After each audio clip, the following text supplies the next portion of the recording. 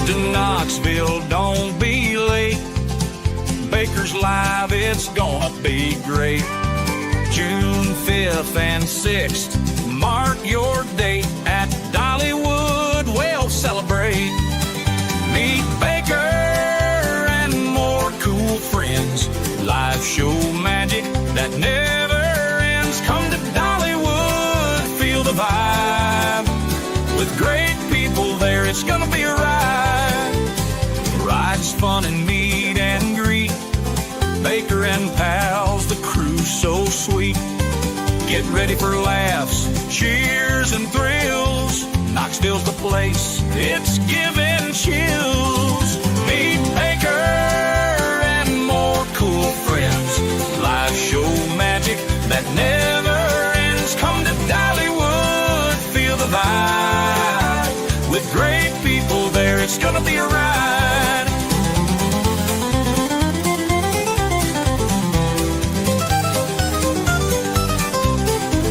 June 5th and 6th, don't miss the fun. Meet Baker and friends, it's second to none.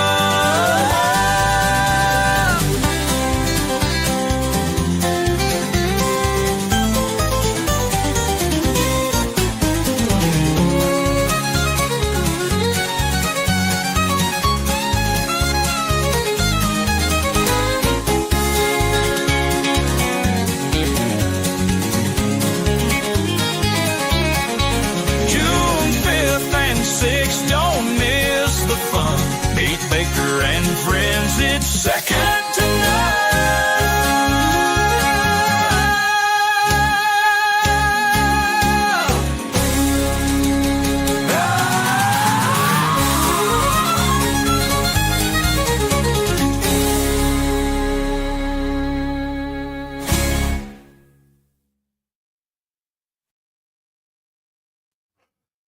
Good morning, good evening, good afternoon, wherever you are, whoever you are, whatever you are. They are doing the final discussions in court. The jury is supposed to be in half an hour-ish, and then we will finish up Dr. Tuerk and go to closings. He asked them, how much do we need for closing arguments? And they said 20 minutes for the state and 15 minutes for the defense. And the judge said 50 minutes. And they said, I don't think I've ever done 50 minutes in closing. So now I like this Mr. Reddington.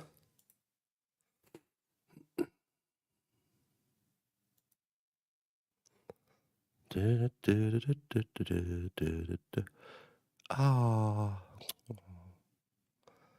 we got something in chat. Hey, alternate juror, how are you doing? The expert in winking, brown eyes, and meat bats. But they're going to finish up the closing, and then they're going to go into the instructions for the jury, so they should have it by 1 o'clock today is kind of what they were talking about. They were talking about doing what should be read to the jurors. Hey, Paula V. Hey, Brian Stockport. Been a second. Hey, how's the grandbaby? He's 5 months older and 10 pounds heavier. So he's doing fine. And Lorelei Annie became a member. Thank you so much.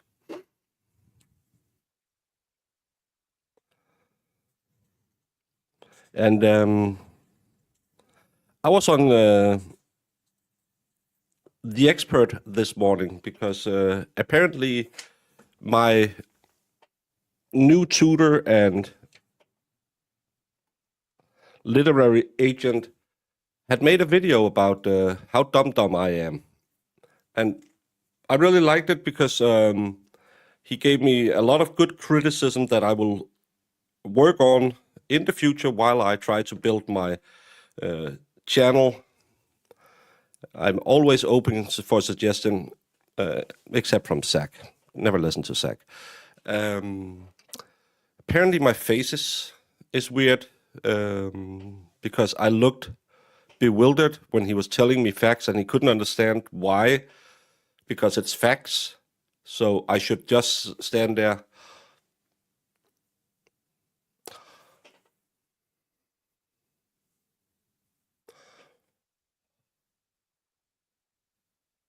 I didn't do that.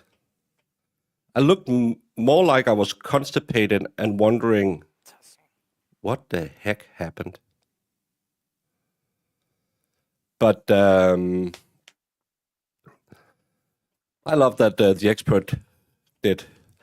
I don't know if you know this concept. It's called e-fabbing. No, it's not that kind of fabbing. But e-fabbing is every frame a pause. It's a British YouTuber called Mauler who does it a lot, where he goes through videos, and because he kind of breaks down everything when he doesn't like a movie, it became he's pausing every frame. And I was thinking, what could EFAP? It could be every frame a plevinism. Nope. Well, he did say we can disagree on facts, so then it's not facts, but that's still, yeah. It's also a podcast, EFAP fam. Oh, I didn't know that. I just know Mauler has it, and he's really good at breaking it down. Advice from morons is not a good thing. Opinions are like booty holes. Everyone has one, but not everyone can be right. Yeah. Aiden said you're one of the most creative YouTubers. Gave you a great compliment. Oh, I should stay up and watch his streams if he talks nice about me. That's no, it's nice that maybe I can make the grift list this time. I don't have to advertise for it. But no, and again, the worst thing, I really did want to give him a chance. And Iris says, it's your fault for knowing too many languages. Actually, someone came in on, I think it was on my Twitch chat, and said, well, I know 3 languages too. And then she wrote in French to me. That's nice. That's my 4th language. I don't read and read and speak it that well, but I can kind of hack me through it. No, my 4th is sarcasm. My 5th language then is je parle pas un peu français. I did have it in school for 3 years, but I don't use it, so I can't remember it. But it's just, yeah, so what? It doesn't change that Plevin's book is the worst book written in history with least facts ever. And I don't know, I have remember, Saturday we will have giveaway of my Canton Triangle t-shirts.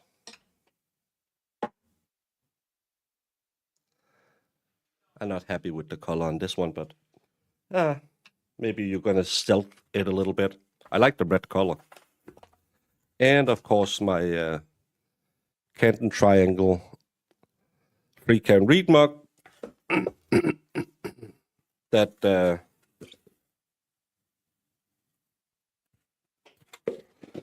I have 2 of. So if you want to have a chance to win any of these things, you have to just show up Saturday when I ever figure out what time I want to do it, and we will do like we normally do. It'll be everyone who is subscribed to the channel, not a member, because I treat my members worst of everyone on YouTube. The only special thing you get on this channel is the Zoobird emoji.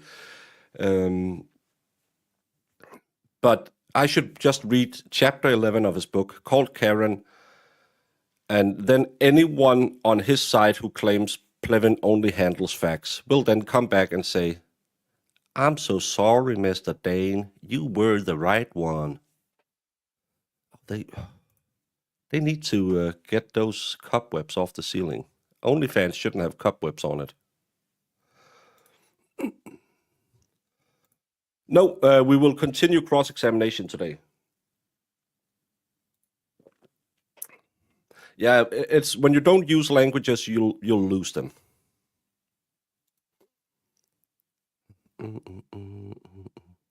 See, today the swayshare is high. The tide is high, but I'm carrying on. I'm gonna be your number one. I'm just a thing like you.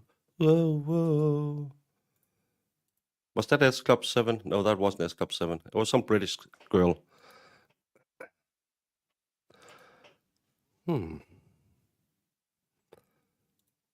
Yeah, keep the grip and frolicking strong. Hope you feel. I'm feeling better. I got some sleep finally. Well, I got up at 2:30 and went on the expert stream till 5 in the morning because I'm stupid. But I don't lie about that. My sinuses is clogged, and I got a massive because someone, Vinosaur, told me to put cream in my nose, so I got a massive sit on it. So that's wonderful. Other than that, I'm peachy.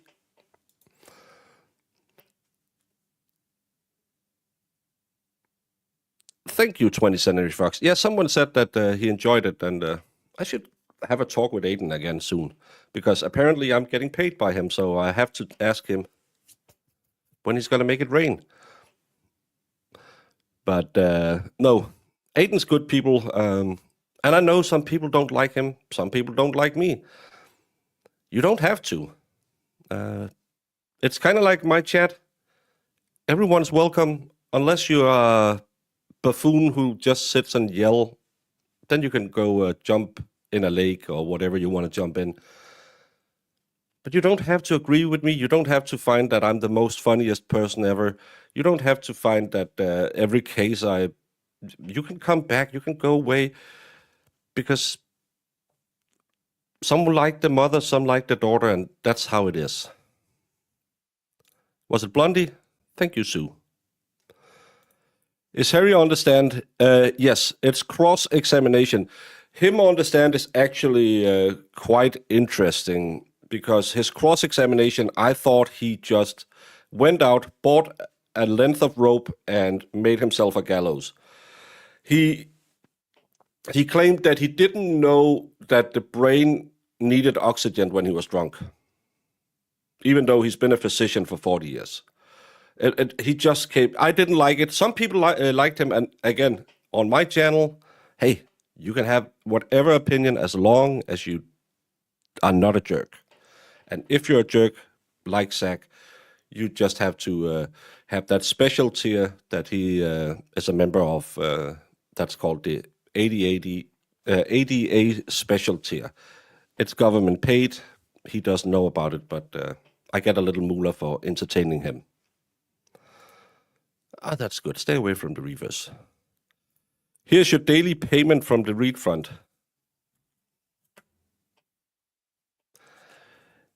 I think it's funny that they think that we are all getting paid. I don't think they know how content creator economy works. Thank you, Dave.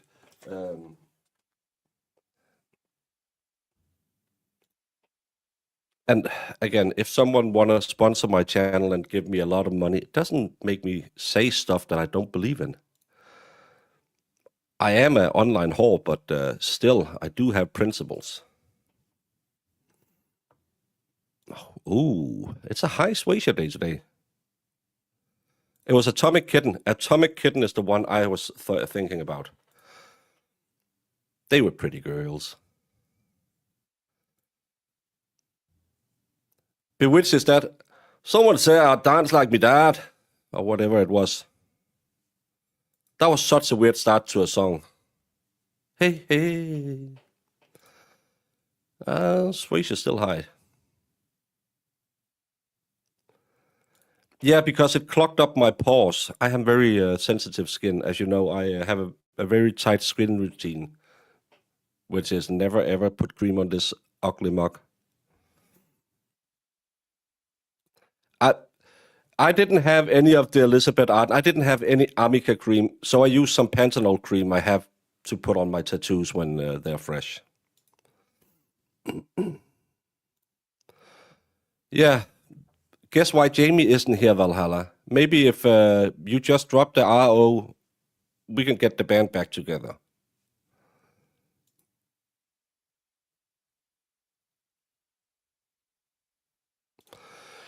Cajun Butterfly. Good morning, new here, but I saw you live with Plevin and thought you handled him so well. I love your sense of humor. Thank you so much. I'm disappointed in myself. I let him anger me, but in the end, what is the old saying? If you're wrestling pigs, you will get dirty and sometimes slightly aroused. But no, Plevin is a disingenuous debater. He doesn't want to debate because he knows he can't debate. So he'll just, and he goes on Twitter and say, yeah, you shouldn't yell over your guest. And then he writes a paragraph that's longer than his shitty book about how smart he is. First of all, if you have to tell people you're smart, you're not that smart. Second of all, if you think you can intimidate people by yelling over them, like you're 5 years old and you don't want to get out of Costco before you get your Kindersnitte, then you probably don't need to be on the YouTubes, or you should go somewhere else where people don't have had a life that's more than 5 minutes long. And I love that all of his mob comes into my comments every day and called me all the names in the book and say I suck. And again, as I said, make better insults. The suck joke I just said, I only did it once and I was drunk, and he said he loved me. Come on, you can make fun of yourself. Words are just hot air. That's the thing they don't get. It's not that bad. Come on now. You can call me every name in the book. Do you know it helps my YouTube algorithm to get seen by more? Because YouTube doesn't care if you hate me or you love me, as long as you just interact with my channel. So, gracias. That's my sixth language I don't speak. I only know the words I've been told by Iris, which is latas de tuna, sí. El pollo loco, Taco Bell, el stupido. Those are the only things I can say in Spanish. Morning, Baker. I hope you're feeling better. Is the secret meeting tonight, and do we have snacks? Oh, they're the secret free can read movement. Remember, never do this handshake in front of anyone, so they'll learn this is the free can read handshake. The secret meeting is not tonight at 8 o'clock behind the dumpster at the local Dairy Queen. Don't do that, and remember, never do this. It's 3 times, remember, 3 times. Free Karen Read. But there's no secret meeting tonight at 8 o'clock behind Dairy Queen. I love they think that I'm a part of a group. My mods yell enough at me. I don't need someone else to yell at me. Imagine if I had to share my life with all of these other creators, and Jamie would have to sit there and yell, you can't talk to that person. You have to talk to this person. Why are you not streaming? It'll be horrendous.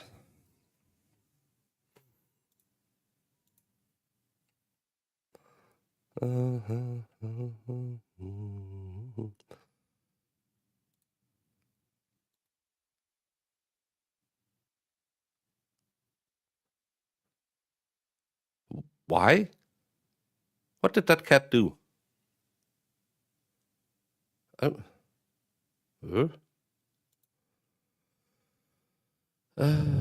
What happened with Sue?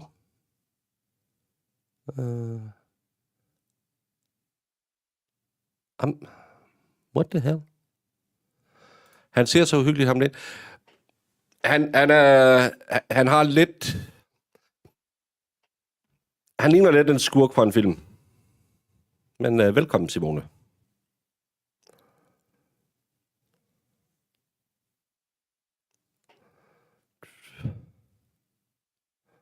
Look at all that suasion today. I'm sorry, I got behind because I tried to figure out what Sue was complaining about today.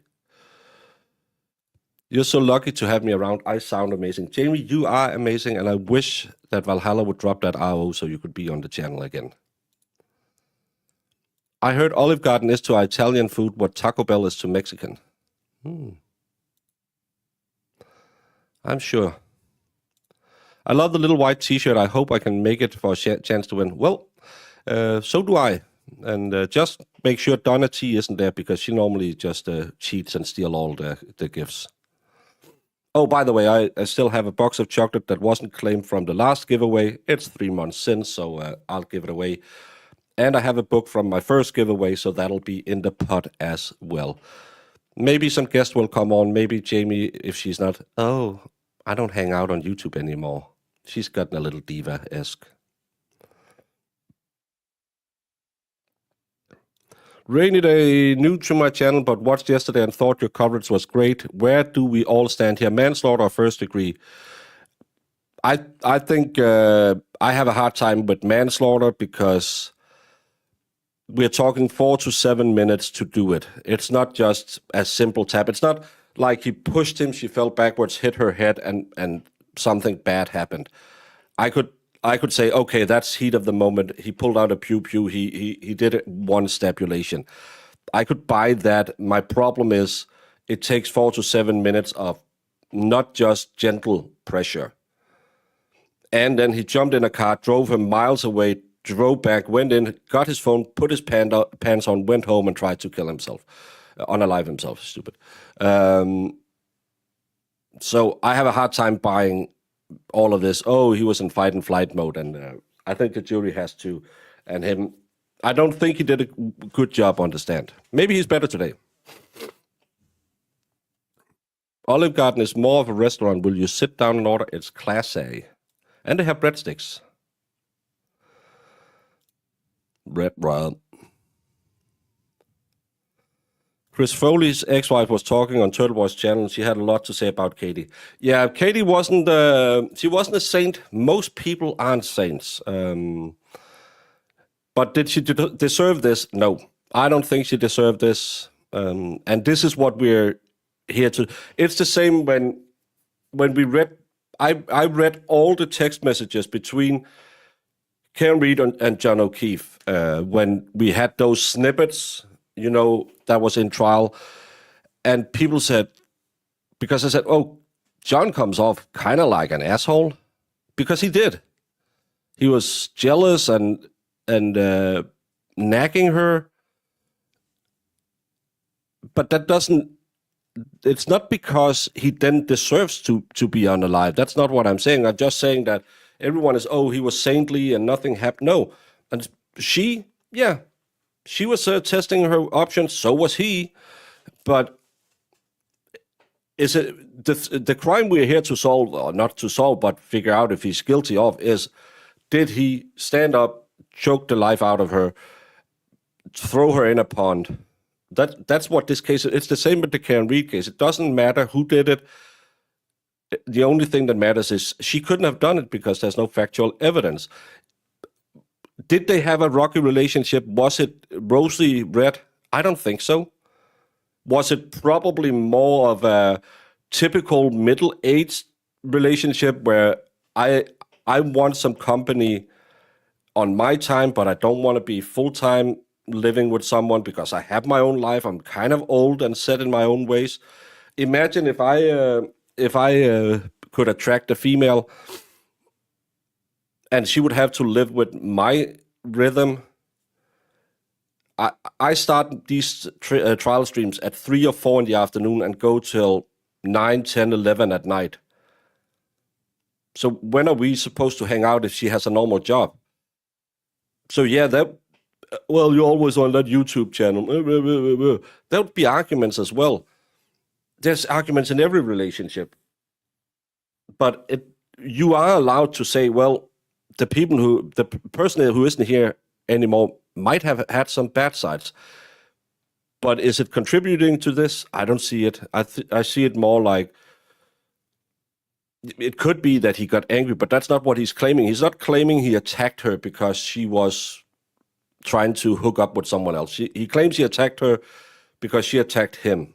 But it's okay to say, well, she wasn't the best person in the world, because I kind of have her down like she had a certain type of men she liked, and she was very, very, very interested in their size.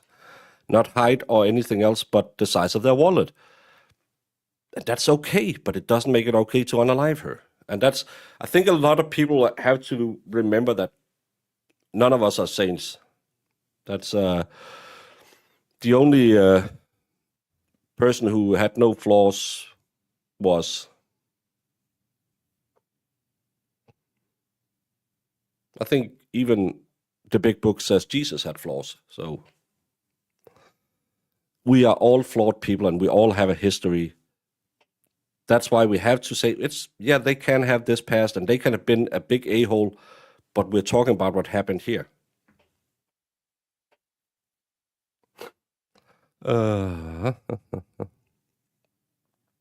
Yes, premeditation only takes seconds. He had enough time to say, this is wrong. I've been married twice, different men, different problems. Yeah, and if you had ended up dead, some of the stuff you had said to each other would come off like, oh, she is a BB. Oh my God. Did she really say that because he didn't empty the trash can? That's how it is. Never write anything you don't want to see in court. But we all do it all the time. And we all say stuff to each other. Look at what goes on in the communication between people that you all of a sudden, oh, I thought they were friends because some little spat happens in between creators and they'll leak the DMs where they're sitting and saying, do you know Valhalla? He's such a poser. Oh my God.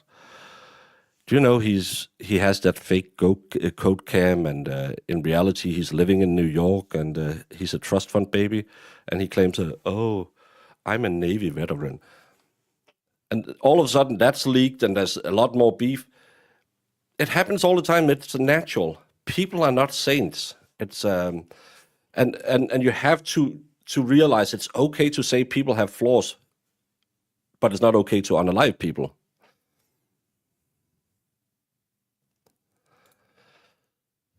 Thank you so much, Palola's mom. 15-5. I hadn't seen that coming. There's no chance of not guilty. They're not going for not guilty. They're going for manslaughter.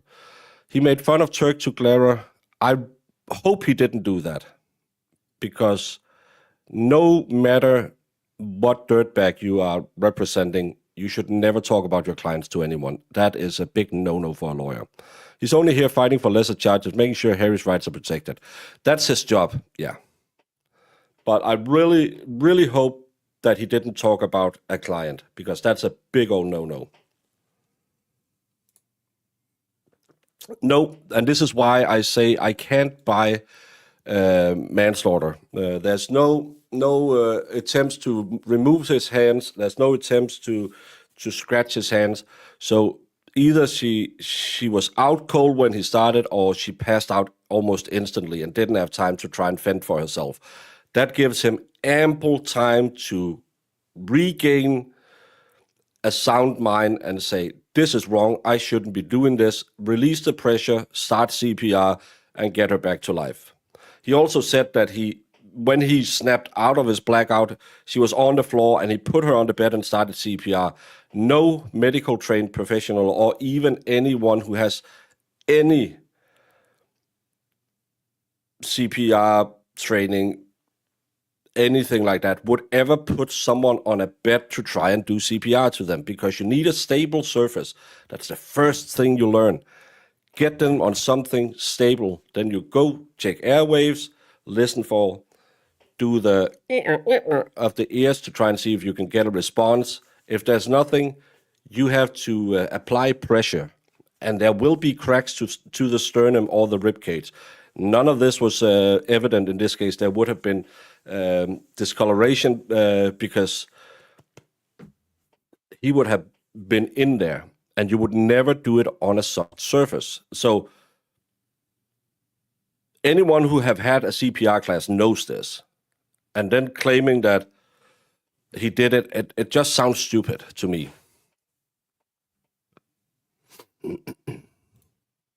Hello.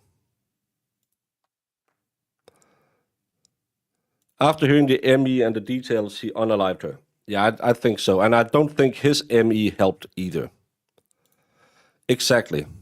That's why you don't do it. Exactly. She was on the floor. You have the stable surface. You have the perfect opportunity. And you're just here. And you, oh my God, what did I do? You give them a few slippity slaps in the face to try and see if they're just passed out. You'll try and pain induce on the ear. You'll listen for ventilation. You'll check the pulse. If there's nothing, you'll give it a, and then you'll start hoopty, hoopty, hoopty, hoopty, hoopty. You're a doctor. You know how it works. No, there's no evidence of it, but that's what he claims, and it'll just make him look more guilty, in my opinion. They would have found tears in the silicone too. I think the fun bags can hold it, but you'll really have to, depending on how they're put on, but you'll have to push them aside because you can't push through them. Can I rub my chest and pat your head?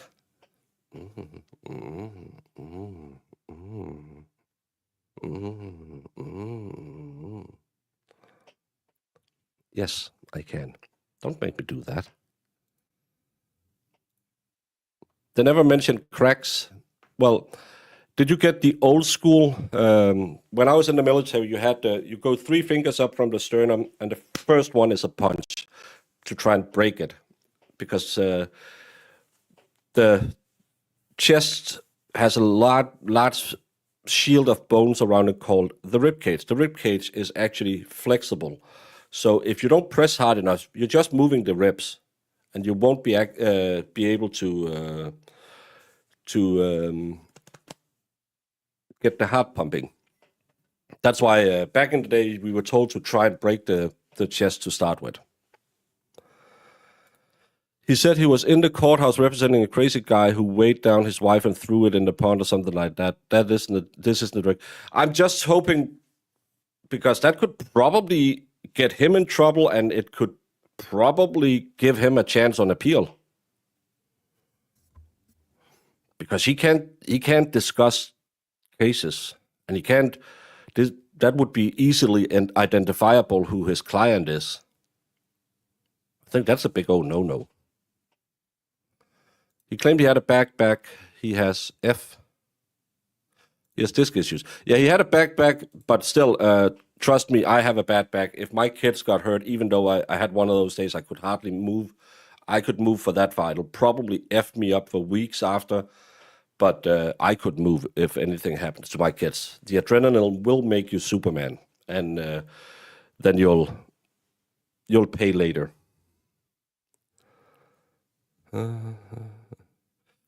First degree is with planning. Second is with malice forethought, right? In this case, I would say second degree, absolute no manslaughter. I could go with second degree. I don't think he went over there planning to do it, but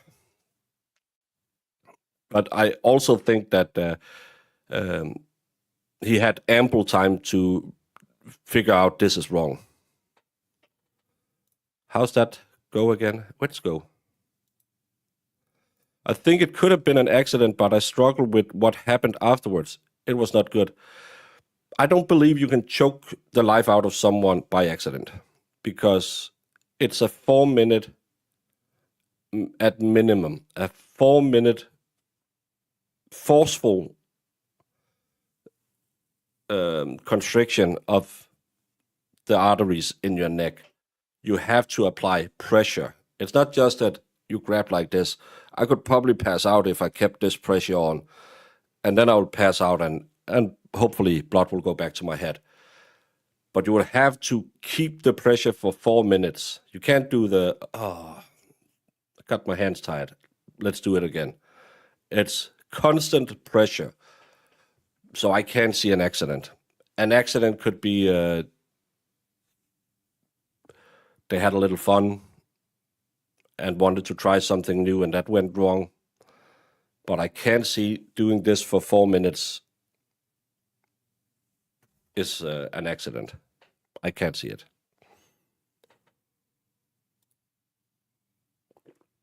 No, East Germany is not a country anymore. You didn't get the punching? That was the best part.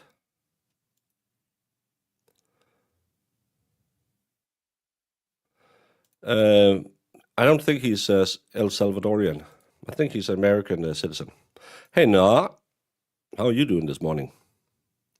No, we don't punch either, but I got my CPR training back when we still punched. That little doll was fun. You figured out how much pressure you had to apply to, I don't know if you had the one where you could see the heart fill up when you applied pressure, and then if you over applied, it changed again. But you have to get in there. It's not just ooh, like you see in the movies. It's very exhausting. Brian Shaw, even though he's the world's strongest man, he came by a traffic accident, and someone was stuck in the car. And even though he's the world's strongest man, he ripped a car door off to get that person out. I know he's a big guy. I know he's a strong guy, but adrenaline is way better than any testosterone you can find on the planet. Did 4 minutes come out in any testimony? Yes, the 2 medical examiners said you need at least 4 to 5 minutes pressure. Wasn't there a hyoid bone fractured? There was a small fracture to one side of her hyoid bone. Yeah, that's what I said when he claimed, well, he just touched her neck. Maybe he was Darth Vader and he just Jedi mind choked her. No, and especially when he claims, I forget my medical exam when I am drunk. Someone woke me up with a sternum rub once. It's quite a thing. Yeah, when there's a lot of new people. Let me talk about my sad life. Doing the vet, my dad was an older gentleman. He during the first set of lockdowns, he started getting heart problems, and they found out his heart was working at 50% capacity, and his lungs weren't too good neither. So he had a little stint at the hospital, and wonderful that we couldn't go and see him. And then he came home, and I think, when older people kind of give up and know, well, I don't want to fight through this because it's not going to be that much long either. So I just want to go. But he had a very hard time breathing, and I was constantly telling him, you have to go to the doctor, get an oxygen mask. He had a CPAP machine that he used sometimes, and that helped him a little bit, and he got confused because there's not enough oxygenation to the head. And we were going to the doctor where I said, you're going to ask for that effing oxygen mask today. And he said, yeah, just put me here, and I'll come pick me up. I'll call you when we're done. And I drove off, and I could see he could hardly walk. So I thought, F it, I parked the car, ran over, and start helping him to get into the doctor's office. And he just, all of a sudden, he couldn't walk. And some young guys came up, and I said, can you help me? Because I'm a big guy, but my dad was also a very big guy. And we kind of tried to drag him into the doctor's office because knew there's a lift in there. I can get them up to the doctor. They can help me. And the legs just stopped working, and he sat down, and I was sitting there and trying to hold him. And then I told the guy, said, go up, get the doctors. Come on, someone run up there. We need a doctor now. And he came down, and my dad looked at one of the kids and said, it's not fun getting old. And then he just started, and I was, whoopsie, I didn't really plan this one today. And I did,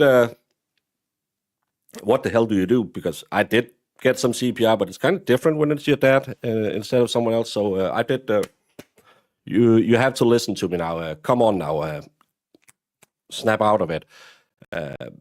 And the doctor came down, and he did the sternum on him, and he was just, he just kept, and he said, put him down now. And then he just started doing CPR on him because he was gone. When there was no reaction, the doctor said, put him down, and just started CPR instantly because he knew it's gone. So that was a fun. I think it was a Wednesday. But luckily enough, I stopped the car and went over to help him because other than that, he would just have passed out alone. So at least I got to hold him while he passed away. Lauren McLean, hello. What a way to bring the crowd down. I've been CPR certified for 40 years. Never heard I should hear cracking for proper compression. Never heard that? I was told that maybe it's because we got it in the military. I believe the expert said, depending on the person, it could take as little as 30 seconds. I'm sorry, I should give you the timestamp if I'm going to say things like that. I think you're thinking about passing out. There's a difference between when she passed out and when she died. You can pass out in as short as, I believe, 6 seconds was what was said. But unaliving, you need to have cut the blood flow off to the brain for I think the defense ME said 4 to 7 minutes, I believe was her, and the other one said 5 to 10 minutes maybe. Well, Danny T, I am a full service. Some people are here to feel miserable, and other people are here to. Yeah. I was told I was break ribs, but not to stop. Yeah, you would rather have a punctured lung than a stopped heart. Well, don't. It's fine. I'm fine. Actually, today is my mom and dad's wedding day. They would have been married for 48 years today. That's because today is the day that Germany occupied Denmark, and my dad said to my mom when she asked him to marry him that if we're going to do it, it's going to be on the 9th of April because I can remember that day because that was when Denmark was occupied. She got a little mad that he needed that to remind him of their wedding day, but my dad was a special person.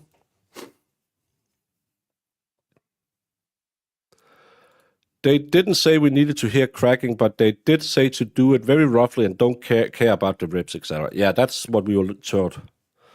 I think it's similar to Sarah Boone. You just forget anything that is sensible when you're too much drunk. There's some things, especially for doctors, that will be ingrained in you. They do it a lot. And no one believes that a doctor forgets that you need oxygen in your brain when you're drunk. Because if he's that drunk, he wasn't pressuring anything. He would be sleeping.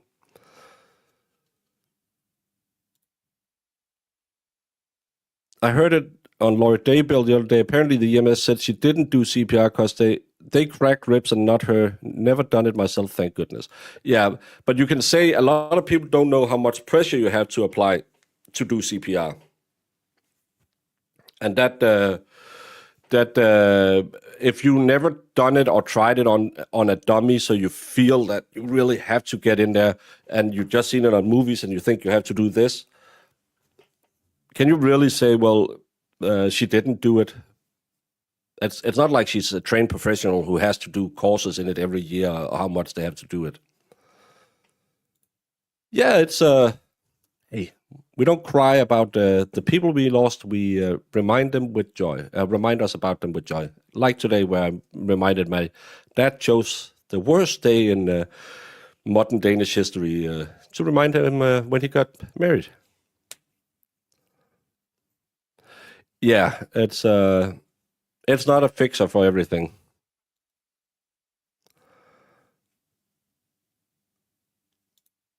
Yeah, if you try to do it with your arms, you can't do it.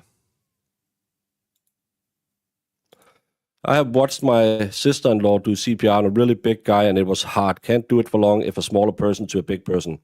Yeah, again, it is very, very strenuous to do CPR. Infants and children are less likely to break ribs. The younger they are, the more flexible are the bones. Yes, that's and you wouldn't apply because we were told that you take your hands and you press with this part right above the sternum, you measure out the 3 fingers, and that's where you put the palm of your hand, and that's how you apply pressure, so you hit the heart. That's how I was told. It was you run your fingers up, and you put your palm there, and that's where you apply pressure. But with a kid, you wouldn't do it the same. Well, then you'll just squish him. No, it's not essential, but there's still a high likelihood that you will see. Remember, John O'Keefe had also cracks to his rib. It also have to do with calcification of the bones and all of that, how old you are, how brittle you are. But we were told the good old first one, and maybe it was more told to us like you have to crack it, but it could also be the sudden pump can, because the CPR is kind of to just get the heart into rhythm again. That's like the pump thing they use. That's not to kickstart the heart. It's because the heart is fluctuating, and they want to get it into a stable rhythm again. So it could be that punch is what pumps the heart and sets them back. My dad actually had a thing. That's why we were going to the doctor. He claimed, because he had a hard time breathing and it was really hot at that summer, that he was standing in the window, leaning on the window sill to get some air, and then he fell. And I, hindsight being 2022, 2025, however we are, I think that he might have had a heart attack there, but fell on the floor and pounded his heart back into rhythm. I'm pretty sure that that's actually what happened to him, because that punch can, if your heart is just fluxing, and it can jump it back in and jumpstart it again. I think that was what happened. So he already had a heart attack 2 days before he then died, which I'm happy that I didn't have to come and find him alone in the house after 2 days, especially in a hot summer. My husband didn't get cracked ribs, but his left eye bulged a lot. It was terrifying. Ugh, yuck. Yeah, and you'll be taught to do it on little people, so that's not the same as big people.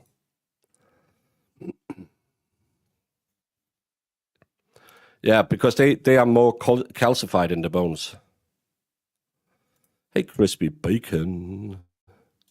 Talk about stressful. This guy was really big and she was short and small. It was so scary. What? I'm lost it sometimes. I talk too much. Hey, Louise Powell. How are Great Britain doing today? Today it's a little bit overcast in Denmark. Most workplaces in Norway learn the worker CPR. There's a governmental team set up to do just that. We have begun having the old gym I went to. They actually have a business where they teach that, and they do the CPR and the shock, because we have those a lot of places. We have insurance companies that sponsor these defibrillator sets that's placed around public buildings. So we have something called the heart runners, where they'll get a text. Actually, when my dad passed away, someone came running with a defibrillator because he got a text that they had a heart attack. So, and it's just someone at work or something, but they know, okay, there's a defibrillator at a bank or at a museum or somewhere, and they can go get them and then help out with heart attacks. And there's a company who just offers that for businesses, training everyone, teaching them how to use those defibrillators and stuff like that. In the Veterans Club I'm a member of, we had a guy pass out where we had to put that on him as well, because we have one there. It's becoming more common that like sports clubs and stuff like that buy those defibrillators and teach people how to use them. Well, it's more like rambling, but thank you.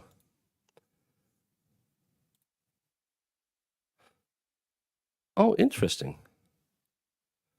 We also get CPR courses in high school, and it is also a part of the obligatory course we have to take our driver's license. Yeah, CPR course is mandatory in Denmark as well if you want to have a driver's license. In the last couple of years, we learned how to use the traveling defibrillators. Yeah, that's becoming more and more of a thing. I don't know if we do it in high school in Denmark, but it is mandatory. If you want a driver's license, you have to do a CPR class.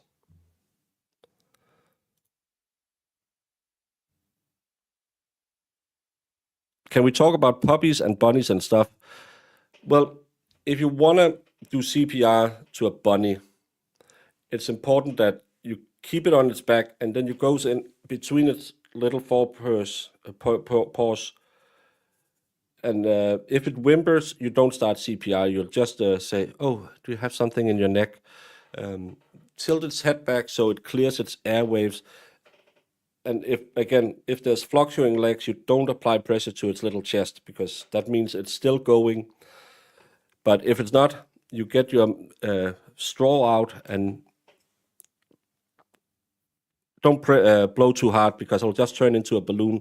And I know Marissa has a kid and she'll just blow up a bunny and give it to him instead of buying one of those balloon bunnies that you can buy at fun fairs and stuff like that. But that's not how you fix bunnies out in the real world.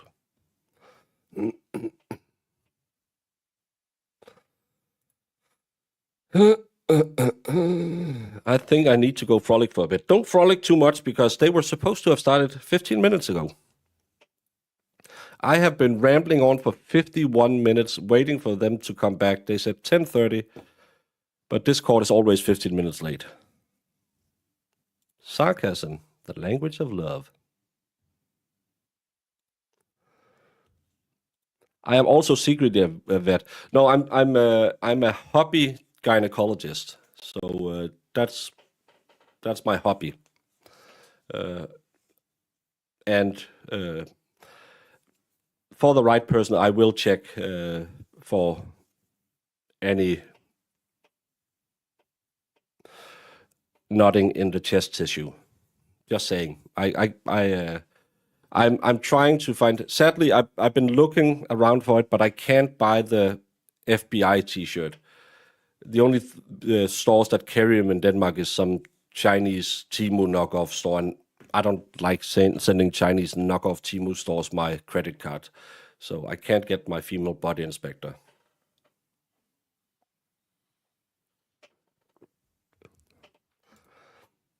Bunny isn't injured, he's just a wabbit. All right. Counsel, ready for the jury? I can do one if you need it.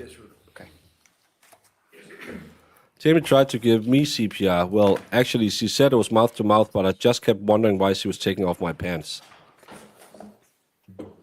Fun fact, because as court comes back, Lefty comes back and give me an option to derail. I don't know if you ever seen the show that's called QI on BBC. Wonderful quiz show back when Stephen Fry was on it. Now it's Sandy Toksvig. Even though she's a Dane, I'm not a big fan of her. She's not as funny. But apparently along the Thames in London back in the day, there were resuscitation kits for people who had drowned. And you think, oh, it must have something to do with get the water out of the lungs and everything will be fine. No.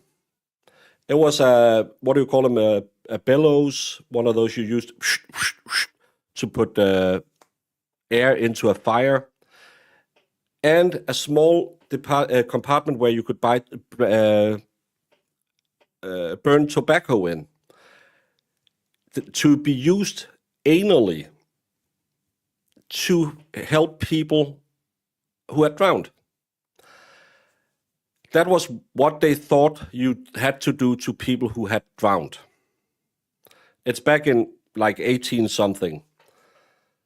I saw it on QI. QI, even though it's a fun show, they had some of the best facts in the world.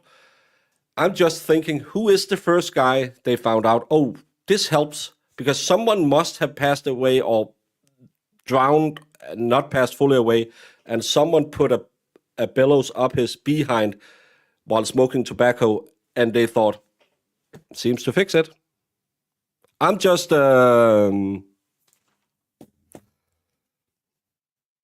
Yeah, it has to have worked at least once. Yeah,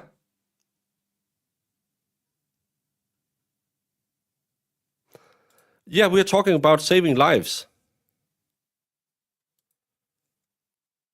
That's a fine hello, how are you? Yeah. That's fun fact that just popped into my mind because Lefty yammered on as always.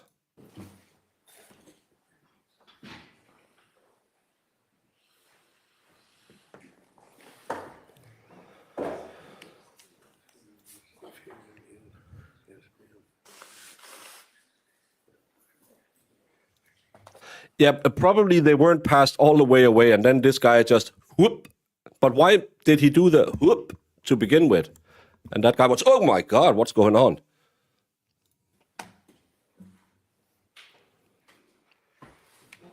Because I watched QI, it's a great show. Yeah, you might as well. Allow, Justice of the Norfolk Superior Court, now sitting in Dedham, within and for the County of Norfolk. For the Maybe that's where that's transaction of from. criminal business. Draw near, give your attendance, and you shall be heard. God save the Commonwealth of Massachusetts and this honorable court. This court is now open. You may be seated.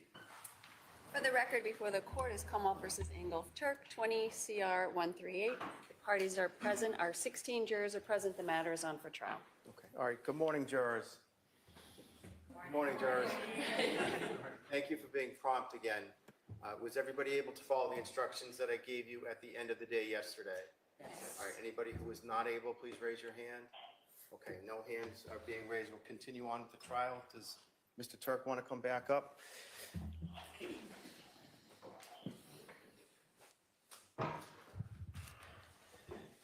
good morning, Mr. Tuerk. Good morning. Your Honor. You could just raise your right hand again. Oh, sorry. Do you solemnly swear that the testimony you shall give to the court and the jury in the matter now pending shall be the truth, the whole truth, and nothing but the truth, so help you God? I do. Thank you.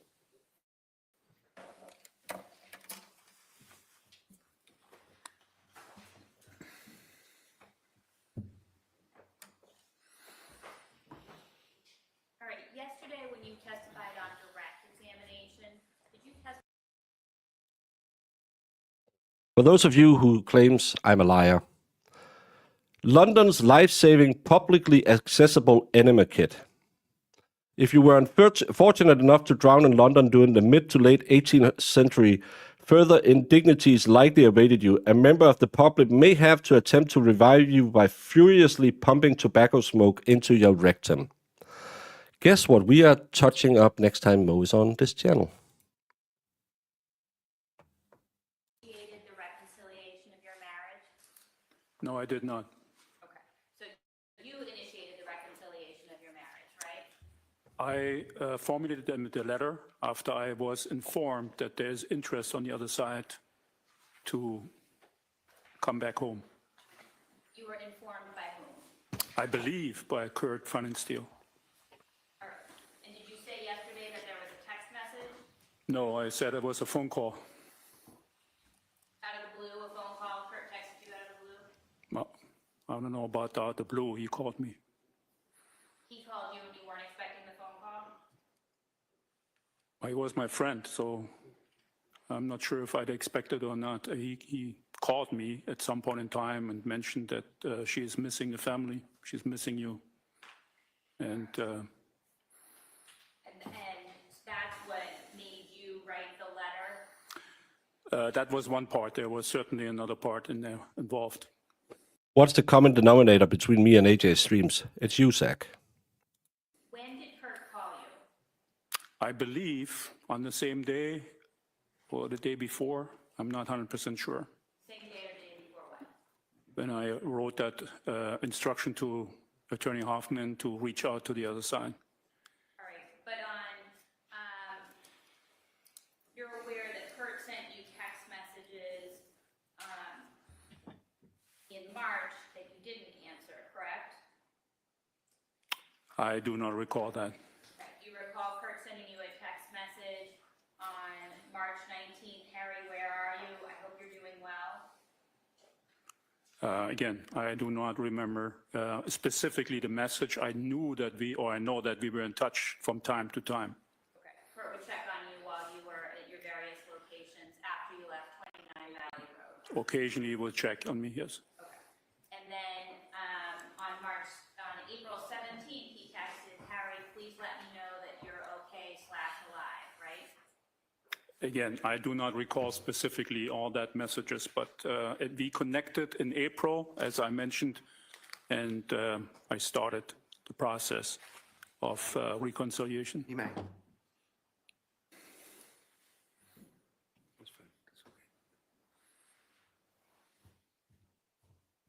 right, so handing you your communications with Kurt, I'd ask you just to look at page 15, or we can look at all the pages if you want.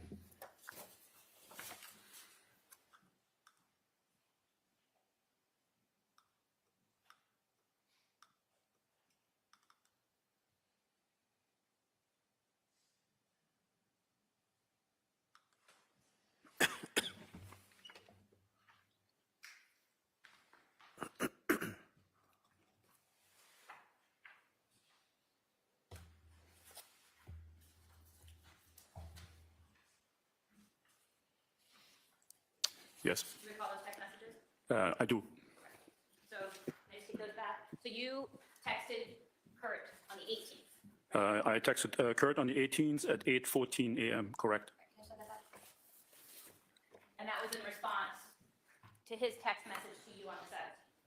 Yes, And on the 18th, you expressed to Kurt that you were having a hard time finding places to stay and the situation was stressful, right? yeah, I said I am barely alive. I'm extremely concerned and worry about a safe place to stay because I had to leave the camper in 2 weeks.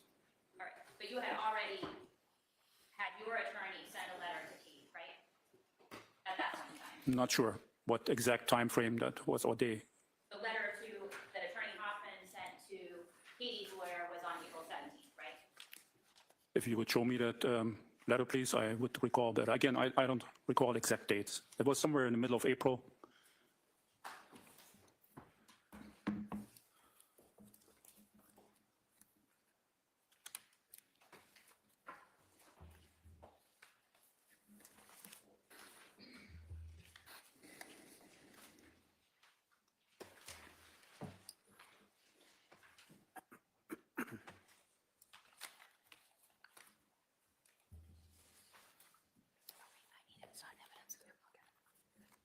Could we have a minute, please? Yes.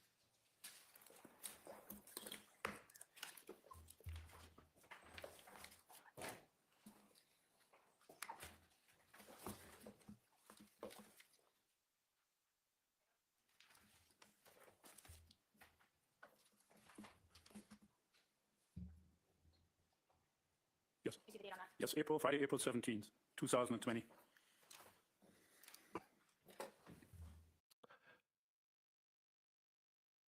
Someone said that he looks kind of like Dolph Lundgren. I think you would call that a Teutonic face. But yeah, it's a very strong jawline face that you will see in a lot of people from the region where he's from, and some Swedes, because the Swedes they went down and vacationed sometimes. And someone said Turtle Boy had Katie's second ex-wife on as a guest. Very eye-opening. She said Reddington wasn't allowed to bring up any of her past relationships. It'll be more discriminatory than anything. That's why you won't see Karen Reed's ex-boyfriends come in and testify in cases either. It has nothing to do with this case. That she might have been a gold digger, that she might have been a little loose on the thread, as we say in Denmark, it doesn't mean he's allowed to do it. The only thing is, were she doing anything that could possibly describe a heat of passion crime? And she could have been the favorite at Annapolis Naval Base when she was 20. Doesn't change the thing. They're not allowed to talk about his Medicaid fraud either. I'm pretty sure, because it's more prejudicial than probative. So there's a lot of these things that will never ever come into a trial that you would sit and say, oh, the jury should know that. But there's actually no reason for the jury to know that she might have been a little bit too fond of frolicking. It's the same in every case. There's a lot of things out there that won't be allowed into a trial. Karen Reed, for example, that it shows state of mind that she was looking for a DUI lawyer. It doesn't prove anything. It's just one of those, oh, let's just taint the jury with knowledge that has no evidence to the case we're going through right now. So I understand why they're not allowed to talk about her previous relationships.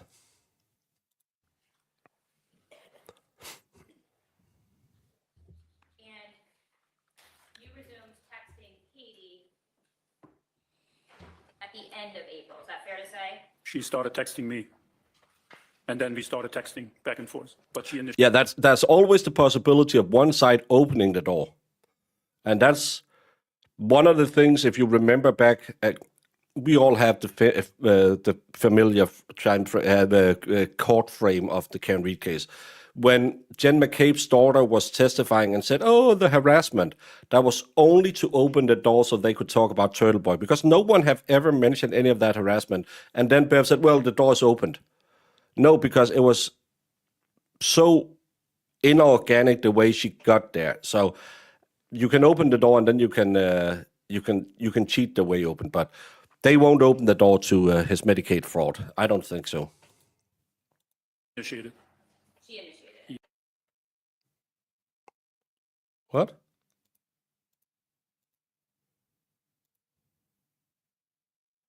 What happened?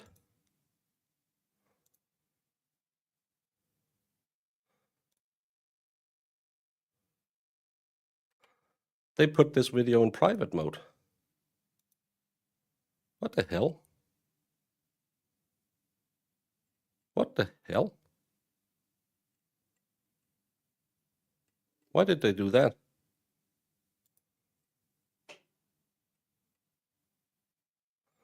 That's weird.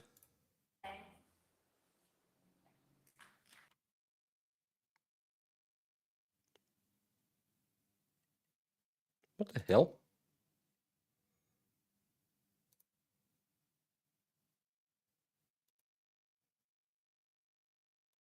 Bleeding, yes. I came up from my kneeling. Were you still in time? Okay, so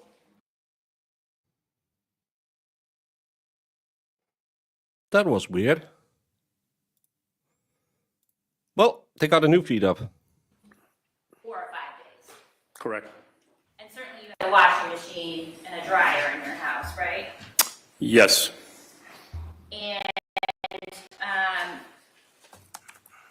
could we have exhibit 238, please?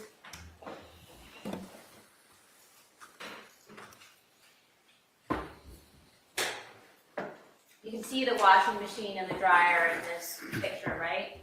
Yes, I bought that 5 years before. All right, and there's a suitcase there, Correct. some folded laundry. Yes, Is that a suitcase that you took to Florida? that's correct.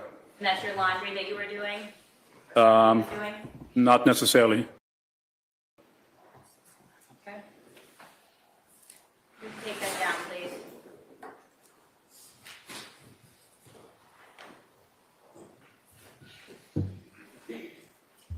That's weird that they put it in private and put a new link up. Jimmy Ick. All right, let's talk for a little while. Yeah, I think they did a cock up on their channel and then they put up a new feed. About what happened in the bedroom.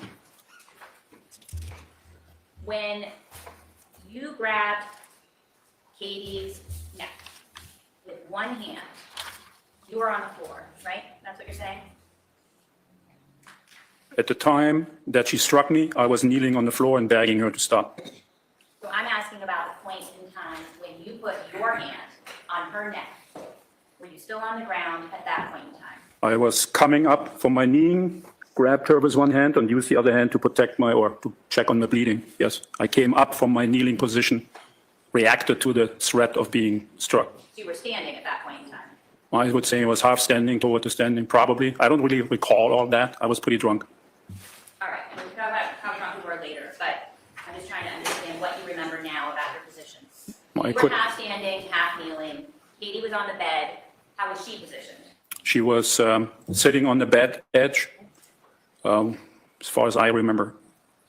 And what was happening with her hands?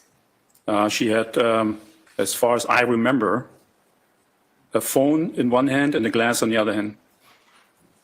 And she continued to hold the phone and the glass?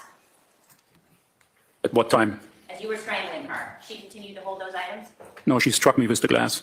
She struck you with the glass first, and then you reacted to that, right? Correct. So that had already happened. Sorry, what? That had already happened. So the glass wasn't in her head, in her hand anymore, right? That's what I was trying to say, but you said she had her glass in her hand. Not if you have the blue pill. Not that I know. I haven't tried it. Jamie won't give me any. And that wasn't the case at that time anymore. So as you were strangling her, what was happening with her hands? I don't know if I strangled her. I said I think I choked her. Are you distinguishing between choking and strangling? All I'm saying is that I really don't know what I exactly did because I was drunk and I was in a fight and flight reflex. So I really don't recall much extra that I really grabbed and tried to protect myself or defend myself. You remember putting your hand, at least one hand, around her neck, right? I said I think I grabbed her. I'm asking what you're saying right now. Not what you said in the past. I'm asking right now. And I blacked out from the struck. I was assaulted at this point in time when I reacted and I believe I grabbed her. When you blacked out, are you saying you passed out? No, blacking out means that I didn't really recall what I was doing. I reacted to a threat. So. I snapped. Okay, so the glass hit your head. You snapped. You had a fight or flight reaction. Correct. And you just reacted. I'm sorry, you said something else that I just forgotten. You blacked out. I snapped. You snapped. What else are you attributing to the glass in your head? Fight and flight reaction. I was afraid. And you said yesterday you were afraid of having to leave 29 Valley, right? I was afraid of Katie too. You didn't say that yesterday. Because you compared that to physical. One at a time. Sorry. Yesterday you said you weren't afraid. You said Because- you were afraid of 29 Valley, of having to leave 29 Valley. I was afraid of Katie too, but not in the physical sense that you try to explain. But it's not about being bigger or stronger sometimes. It's about who has the power. And she had all the power after I signed everything over I had to her. And I was very afraid of her with her intentions and her reactions. I was very afraid of Katie. That was a shift in your relationship, right? There was a massive shift in the relationship that she had massive leverage over me, yes. But yes. All right. So at the point that she hit the glass in your head, she didn't have glass in her hand anymore, right? I don't think so. So she had a phone in one hand. At the time when she struck me, I don't remember or I don't recall what happened with the phone later or the glass because it was all one blurred reaction to being hit. Did you get on top of her? As far as I remember, when I came out of my blackout, she passed out very quickly. There was no fighting, really, as far as I recall. But when I came back out of what the hell happened, we were both on the floor because we kind of slid off the bed and fell on the floor. Were you on top of her? I don't recall that. Where were your hands when you were both on the floor? I don't remember. Were they around her neck? Not sure. Is it possible that you were slamming her head on the ground and that's how she got the injuries to the back of her head and her brain? Well, we heard yesterday that wasn't trauma related. I'm not asking about Dr. Lacasada's opinion. I'm asking about your testimony about what happened. And you have some gaps in your memory. So I'm trying to make sure that we understand exactly what. He's Austrian, so he's East German. So to all of you Americans who never had an accent in your life, everything sounds like a villain. You know happened and what you don't know happened. So is it possible that you were on top of her with your hands around her neck, slamming her head on the ground? I do not recall. Why do you suppose that in some cases everyone is desperate to know anything and everything surrounding some them, and then in others they refuse to listen to outside information? Depends on the case, depends on the defendant, depends on the circumstances. Adam Montgomery, I really wasn't interested in much of what's going on around him. I was more interested in him being put into a catapult and thrown into the sun. The Sarah Boone case, I was kind of interested to hear about their relationship, to see if there could be any rhyme or reason to it. Ashley Benefield, I was really interested in seeing what was going on. It depends on the defendant too.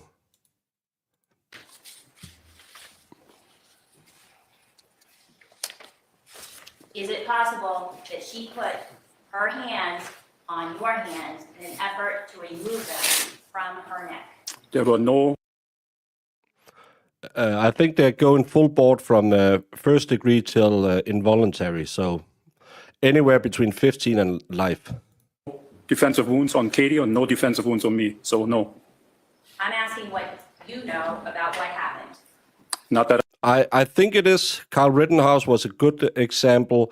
I thought it was very important in the other pew-pewing self-defense we had, even though he got convicted. I think Nicholas Mew didn't do well on stand, but I think it wasn't. If he wanted any chance, he needed to take the stand. So, but in this case, no, especially because he's very he seems angry. I recall, there was no struggle, no fight as far as I remember. I reacted to the hit. I felt threatened. I defended myself. And once I kind of recalled that I kind of came somewhat back, but I was still very intoxicated, we were both on the floor. And she was unresponsive. Ms. Gilman, can we please have exhibit number 57?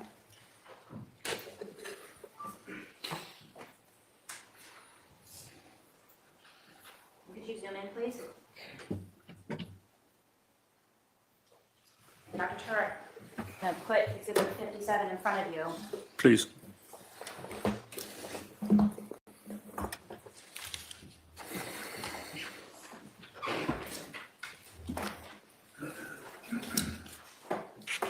Yes.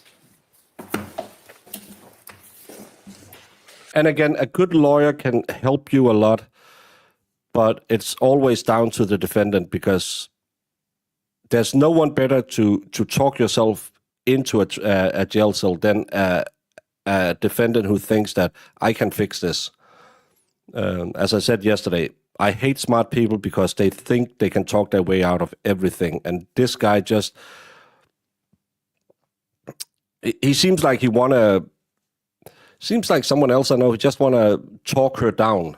And you want to come off as, oh, I'm so sorry. Yeah, it was an accident. When you're talking about unaliving a woman that's quite a bit smaller than you.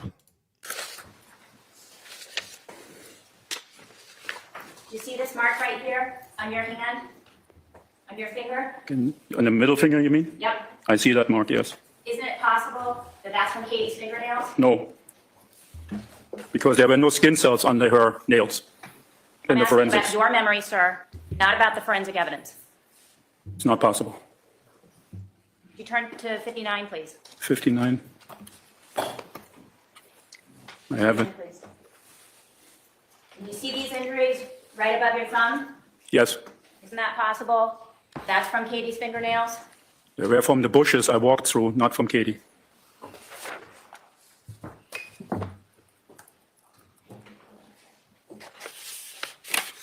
And those were documented by the police, right? I believe so.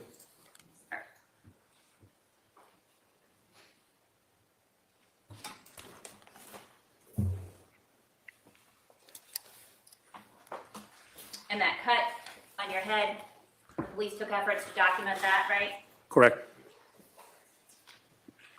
Can I go right back on?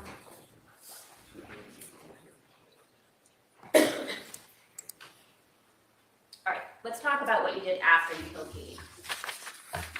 You carried her out of the house, right? More direct after? No.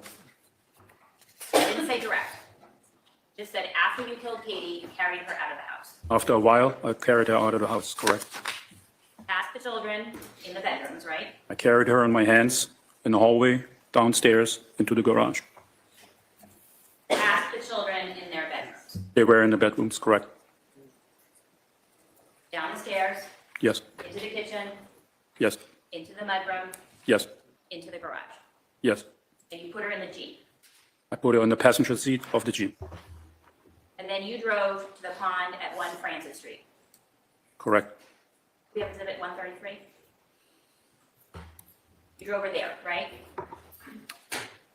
I don't think I drove with the Jeep exactly there. That's right on the water. There were bushes. You couldn't drive there. There's too much brush, but that's the pond that you drove her to, right? in that photograph in 133? I put her in the pond on 1 Francis Street, yes. You had been there previously. Excuse me? You had been there previously. I was there 2 years before, looking at the house because Katie asked me to, because she wanted to possibly buy another house. It's Katie's fault that you know about the pond? Excuse me? It's Katie's house that you know about the pond? It's Katie's fault. It's not her fault. Stop saying that. This is the thing I don't like with these people. You don't have to say stuff like that. It's not helping your case to say, it's Katie's fault you know about the pond. You don't need to say that. Oh, and my sister's calling again. Fault that you know about this pond? Did Katie what? It's Katie's fault that you know about this pond? I didn't say that, no. My question was that you had been to 1 Francis Street previously, Correct. and you knew that it was for sale. Could we have Exhibit 309, please? Yes. So you knew it was unoccupied. Yes. You pulled all the way up. Sorry? You pulled all the way up next to the house. I do not remember exactly how far I drove into that property. I don't know. You told the police in the interview that you pulled all the way up, right? I was struggling with memory when I gave that interview. All right, should we get the transcript?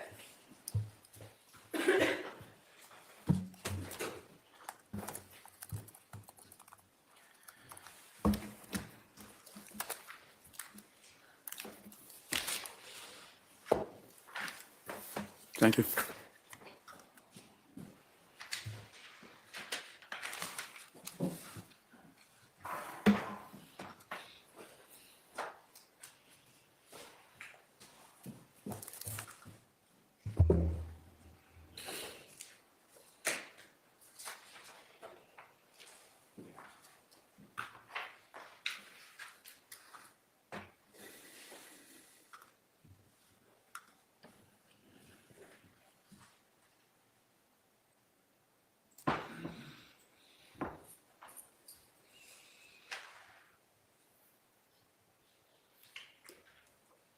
Can I have a minute, please, Your Honor? Me.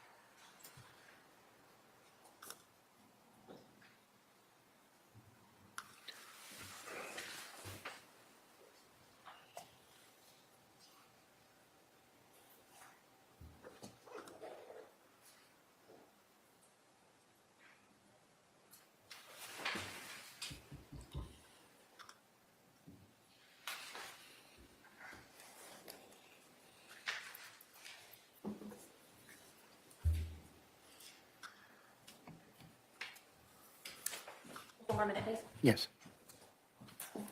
All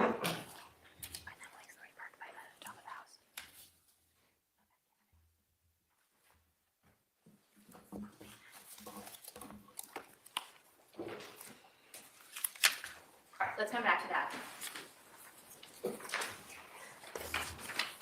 Certainly you'd agree that you didn't want to be seen putting Katie's body into the pond, right? That wasn't a concern of mine, I believe. That wasn't a concern of yours? I didn't think about all that, no. You thought about where to put her, right? I was thinking about not having her being found in the house by her children, yes. And you decided that the pond was the place to put her. It took me a while. I was in panic. I couldn't really remember much of anything that happened, and I tried to figure out, where to go.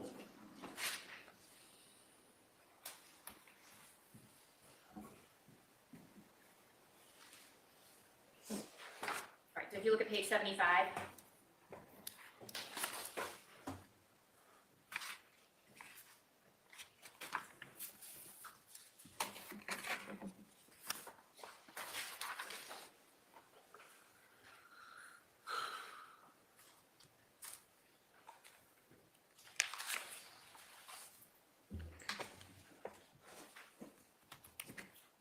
that's where you're talking about the garage, right?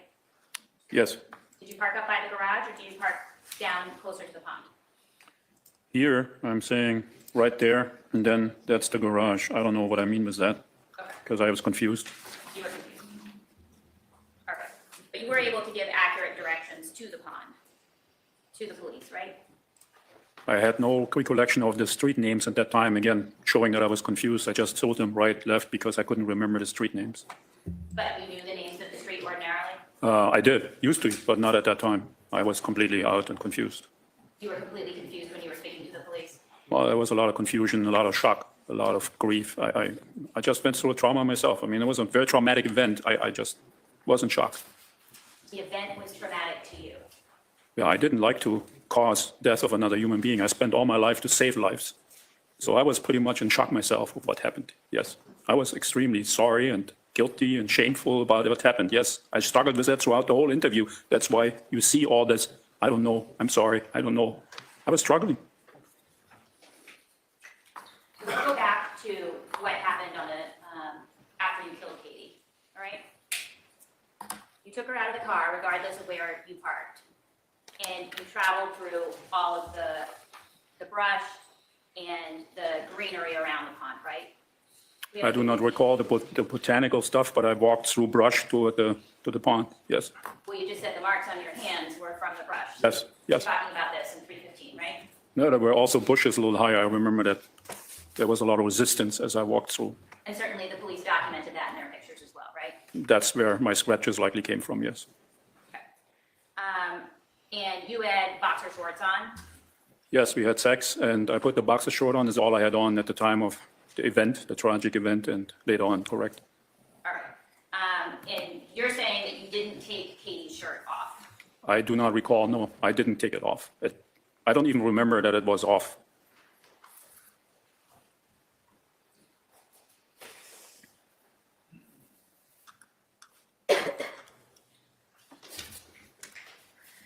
So I mean, showing you what's been marked as Exhibit 308.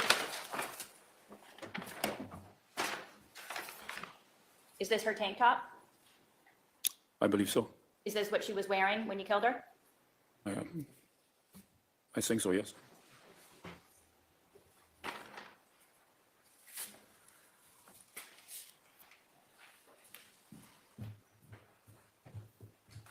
And I understand that you weren't able to look at the picture in Exhibit 146, but you're aware that there's a picture of that shirt on a tree branch, right? I was told that that was on the tree branch, yes. Okay. And certainly you didn't want a shirt ballooning up and helping Katie float, right? I had no intention to think any of that. I just wanted to put her away. Well, you said yesterday that you were concerned about her floating, right? No, I did not say that. So you said yesterday that you put the rocks in her after you noticed that she was floating, right? I put her in the water as far as I recall. Again, remember that I had a lot of intoxication and I was struggling with the whole situation, that I was extremely upset about myself. And as far as I remember, I put her in the water and I was kind of surprised she was floating. Okay, so you were upset about yourself and you were intoxicated, I understand that. But when you put her in the water, did you push her out? No, I was very careful with her. I just walked into the pond. I walked into the pond and put her gently down. You walked into the pond and you put her gently down. And then did you turn around and walk back out to the shore? No, I was looking and seeing she did not go underwater. As far as, again, I remember, and I was kind of, why isn't she going down? All right, and you didn't want her to be discovered, right? It wasn't really a concern of mine. I was going to kill myself. But then why did it matter whether or not she wasn't going down? Again, I was not really capable of rational thinking at that time. Sorry. Well, if you didn't want someone floating, putting rocks in them would be a good idea. You'd agree with me about that, sir, right? About rocks. I stumbled over them by accident looking for something to bear her down. So you were looking for something to weigh them down and you didn't put leaves in there, right? Again, my rational thinking was massively impaired. I didn't think about any leaves or anything that you're suggesting. I just looked for something. Well, I'm Very suggesting dumb. it's rational. If you want to weigh something down, you use rocks. You agree with me about that? Again, you are assuming that I was fully capable of cognitive behavior, which I was not. I'm not making assumptions, sir. I'm asking you a question about whether or not it's rational if you want to weigh somebody down to use something heavy like 2 large rocks. Again, I wouldn't call it, I would use the word rational. I wasn't rationally thinking because I was completely drunk.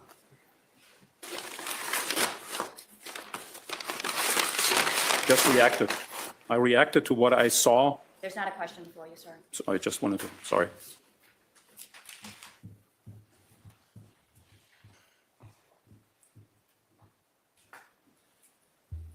You got the rocks. Where was Katie when you got the rocks? She was still in the pond. Did you go get her and bring her back to the shore? Or did you bring the rocks to her and stick the rocks in her pants while she was in the water? I believe I brought the rocks to her. And then she went down a bit, right? Correct. So then you walked back to the Jeep Yes. and you drove back to 29 Valley Road. No, You didn't drive back to 29 Valley Road? not at that time. Where'd you go? I tried to go, I drove to the hotel first, or on the way to the hotel. You drove to the hotel all the way? Nope, Part way. partway. How far'd you get? I have no recollection again. I was completely out. All right, you've never said that before though, have you? I believe I said that I was on my way to the hotel, and I recognized that I didn't have my phone because I wanted to say goodbye to some friends. Okay. So you realized that if you wanted to accomplish the task of saying goodbye, you would need to have your phone, right? Again, you're subjecting, well, you're assuming I had a lot of rational thinking going on. That wasn't the case.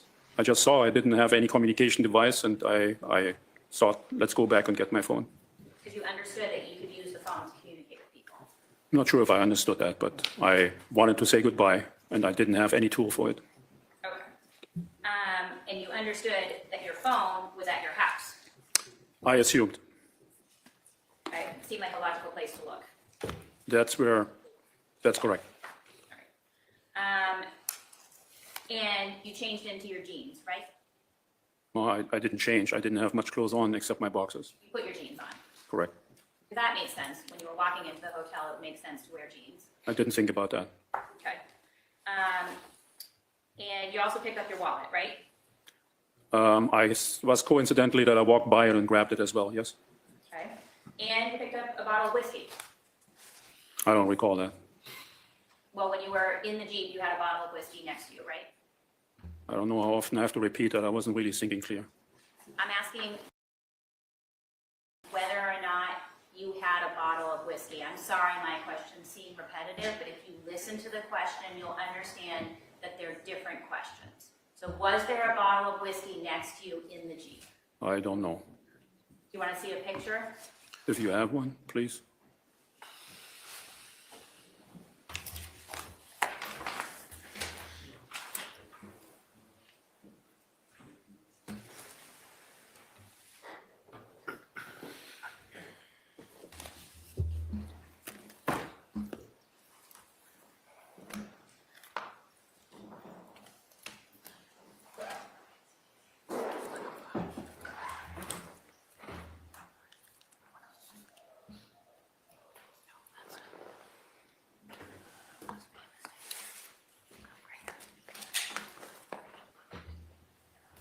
All right, Ms. Gelman, can we have 106, please?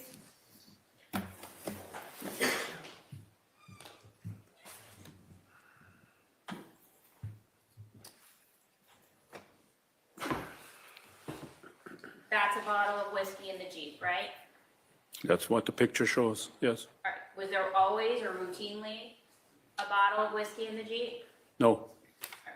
And the knife that's there, you said that was typically in the glove compartment? or let's say, there was typically a knife somewhere in the car, mostly in the box, in the glove box, correct? Did you take the knife out of the glove box? I don't think that I did, or I don't recollect or recall any of that. All right. When you were driving, were you drinking from that bottle of whiskey? I have no idea. I don't know. All right. But you left it in the car. You didn't bring it into the hotel with you. The picture shows it was in the car, so must have left it there. All right, and you drove back to Dedham. I drove to the hotel to take my own life. On some windy roads, right, sir? I do not recall what kind of roads I was driving. I don't remember. You didn't crash though, right? That was a miracle, I think. I'm sorry, I didn't hear that. Can you say it again? That was a miracle, I think, Okay, that I thank you. didn't crash, given the fact that I was completely intoxicated And suicidal, right? and suicidal.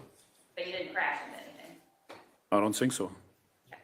You drove to the correct hotel Yes. and you parked the Jeep in front of the hotel I don't know where I parked it. in a parking lot. I do not know. And it was between the lines, albeit close to the curb. We have exhibit 118.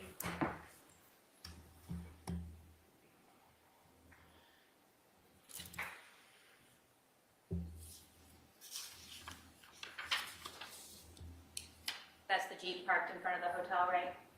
It appears that way, yes. When you say it appears that way, are you uncertain? I don't see the hotel really. I see a couple windows and a wall. I don't know if that's the hotel. Okay. And Sorry, sister was calling, so it took a little bit time. so let's have the video exhibit. Ms. Gilman, we have the second video from residents in, please.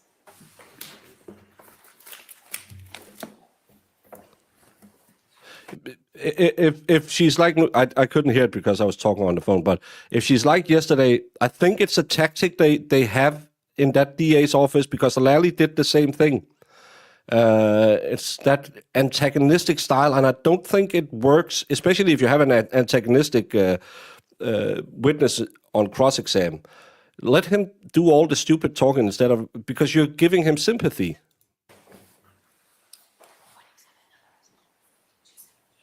Exhibit 278. He had his skivvies on when he was driving.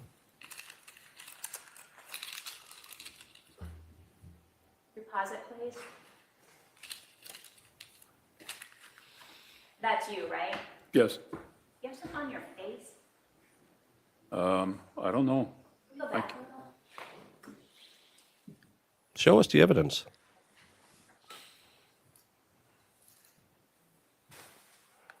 You wearing a mask? I have no recollection of that. Were there rules that you had to wear a mask in the hotel during this time period? In May 2020, I believe there was a rule. And that's you coming in, right? I don't, it looks that way that I walk in, yes. You have your jeans on, your shirt. I don't think they, maybe a lesser included, he will get convicted. Right? Yep, That's the jeans and the shirt that were introduced into evidence, right? yes.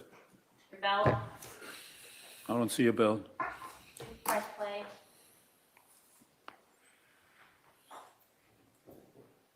Were you able to see a belt in the video? No, Would it make sense you had a belt on? probably. Did it appear like your shirt was tucked in? Stupid. Yes, You went through the front doors of the hotel, and you had to use your key card to get in? I don't remember if that was necessary. I don't know. And you went to the correct room, right? I went to my room, yes. It was at the end of that long hallway? I have no recollection where it exactly was. All right. And you took a knife to one of your wrists? Sorry? You took a knife to one of your wrists? That's what, again, I do not remember that act exactly, but I have a scar on my left wrist. You have a scar? I have a scar here on my left wrist, yes. All right. And the hospital characterized those marks as superficial. You aware of that? No, You didn't have any stitches or anything, right? I do not know. Were there any marks on your wrists that you were trying to cover up? No, I wanted to kill myself. No marks from Katie on your wrist? Katie had no skin cells under her nails, so no. Katie had your DNA under her nails, right? I lived with her for 4 days, 24/7. That's natural to have some DNA on your hand. Sure, sure. Didn't he drive the Jeep? But she did have your DNA under her nails. I was all day with her. There's a difference between DNA and skin cells, because DNA can be everywhere, especially if you just was engaging in the act of coitus, which they didn't disprove they did. Even then, you can also get skin cells under her nails if you're doing it right. Stupid line of argument. I don't know why the DA is this bad at questioning. Very much intimate. Yes. All right. And certainly, Dr. Tuerk, you're aware that there are effective ways of slicing your wrists to initiate self-harm that results in death, right? Yes. That's why we have a Back to Discord. the hotel, into your room, and you started Jamie, that's what coitus is. drinking again, right? I have no recollection of that. I do not remember how I got to the hotel or what I did in the hotel. I was drunk, really drunk, And isn't it possible that you drank more in the hotel room? certainly. There was a bottle of whiskey also in the hotel room, right? I drank basically all day, or not all day, but I started at 4 or 5 the night before and continued because I was really scared about what Katie was trying to do. Well, you weren't scared when you first started drinking, right? No. That was just fun drinking. Sorry, what? That was just fun drinking, right? Yeah, she made martinis on the Cosmo, and we sat on the back deck and had a couple drinks, correct? And then you weren't scared when you were drinking after you killed her, right? I was in panic. I was definitely scared. My anxiety? Katie. No, but I was scared. Okay. And you woke up in the hospital, right? Yes. They had pumped you full of IV fluids. I don't know what they pumped into me. All right. And you woke up in the early morning hours, right? On Saturday? Yesterday, there was a few little hiccups where you could see he would get but he has a good attorney that will object when it happens, and I think that's saving him. All I know is I woke up and I was in the ICU. I don't know what the time exactly or what day. I actually asked the gentleman what day it is. But it wasn't until later in the day that you spoke with the police, right? I think it was somewhere around 5. So it was 30 hours after you had been taken to the hospital by the ambulance that you spoke with the police, right? I do not know when I was taken to the hospital. All right. Does it make sense to you that it was around 11 in the morning? I really don't know. I think I was passed out.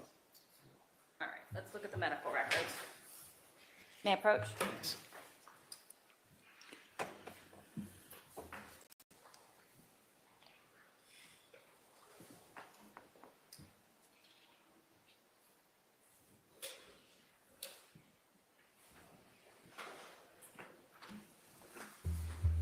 All right. May I approach? Yes. So, if we look at your medical records, you agree that by noon, you're getting results from testing, right?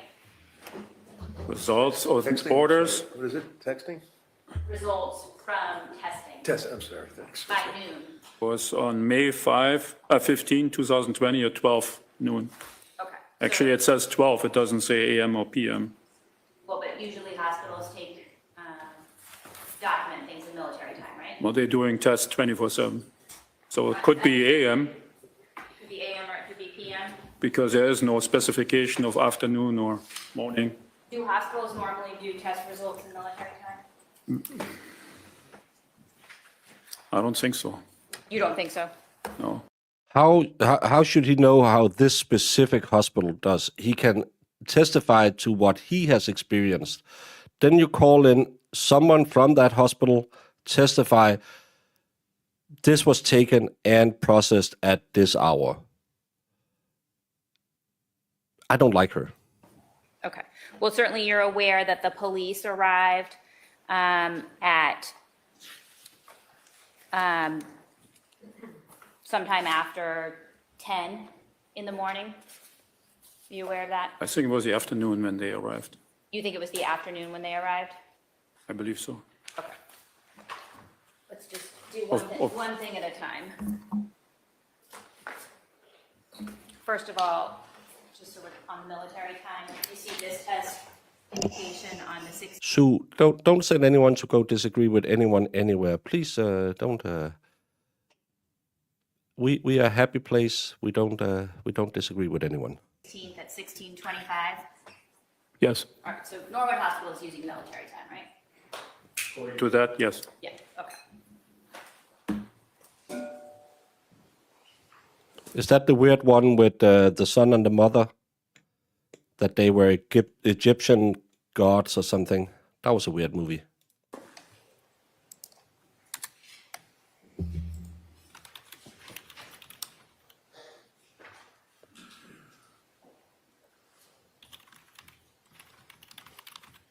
May I approach? You may. Show you data, please. Everyone listens to you. Everyone listens to you, Sue, because we know how much you yell at me if we don't. Gonski. If you could just look and see if that refreshes your memory about what time the Dedham police were called. I don't know if that refreshing my memory is appropriate. I was unconscious. I was, I think, unresponsive, I was described. So that says. He is guilty. He did admit he did it. The thing is, they want to plead it down to crime of passion, involuntary. But I have a hard time seeing it because it is strangulation. Again, it's not a pew-pew. It's not a stab. It's not a, oh, I punched her and she hit her head on the mantle. It takes a little while to chickadee choke someone. And you have ample time to figure out I shouldn't be doing that while you're sitting there. Here. What does it say here? If it's not helpful, I'll take it back. Oh, that's a weird movie. I don't know what was the question? Oh, I'm If it's not helpful, I'll special. take it back.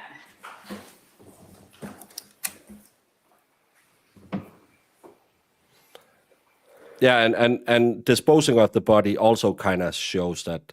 And I love that he had 2 flight or fright reactions.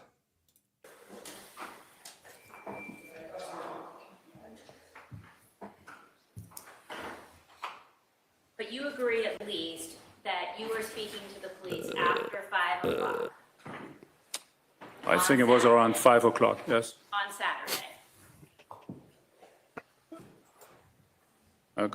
Excuse me, so the tragic events happened on the 15th, I believe. The next day, yeah, 16, Saturday. You killed her in the early morning hours, right?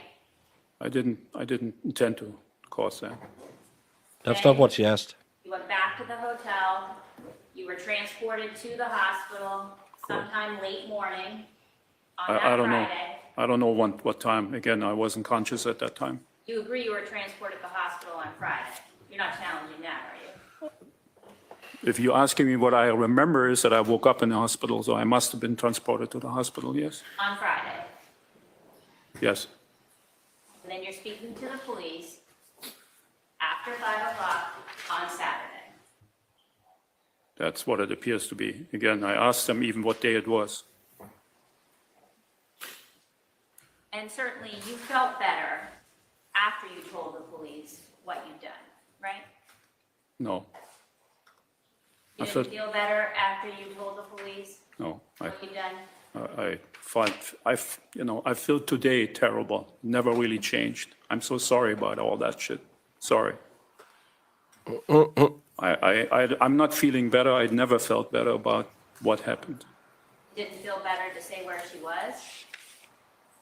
Well, you asked me if I felt better. I did not The defense ME said 4 to 7 minutes, I believe. feel better. I feel guilty and ashamed from day one, and I wish I could make it all go away. I mean, in terms of having a return. That would be better if you could bring her back to life, I would love to bring her back. but you can't. Fortunately not. And certainly, you understood that one of the reasons that the police wanted to find her body was so that she could have a decent burial with her family, right? Yes. And you wanted to provide that as well, right? Yes. And the police were right about that. Well, I think I was right about that. Oh, you were right. No further questions. Just a few. Yes.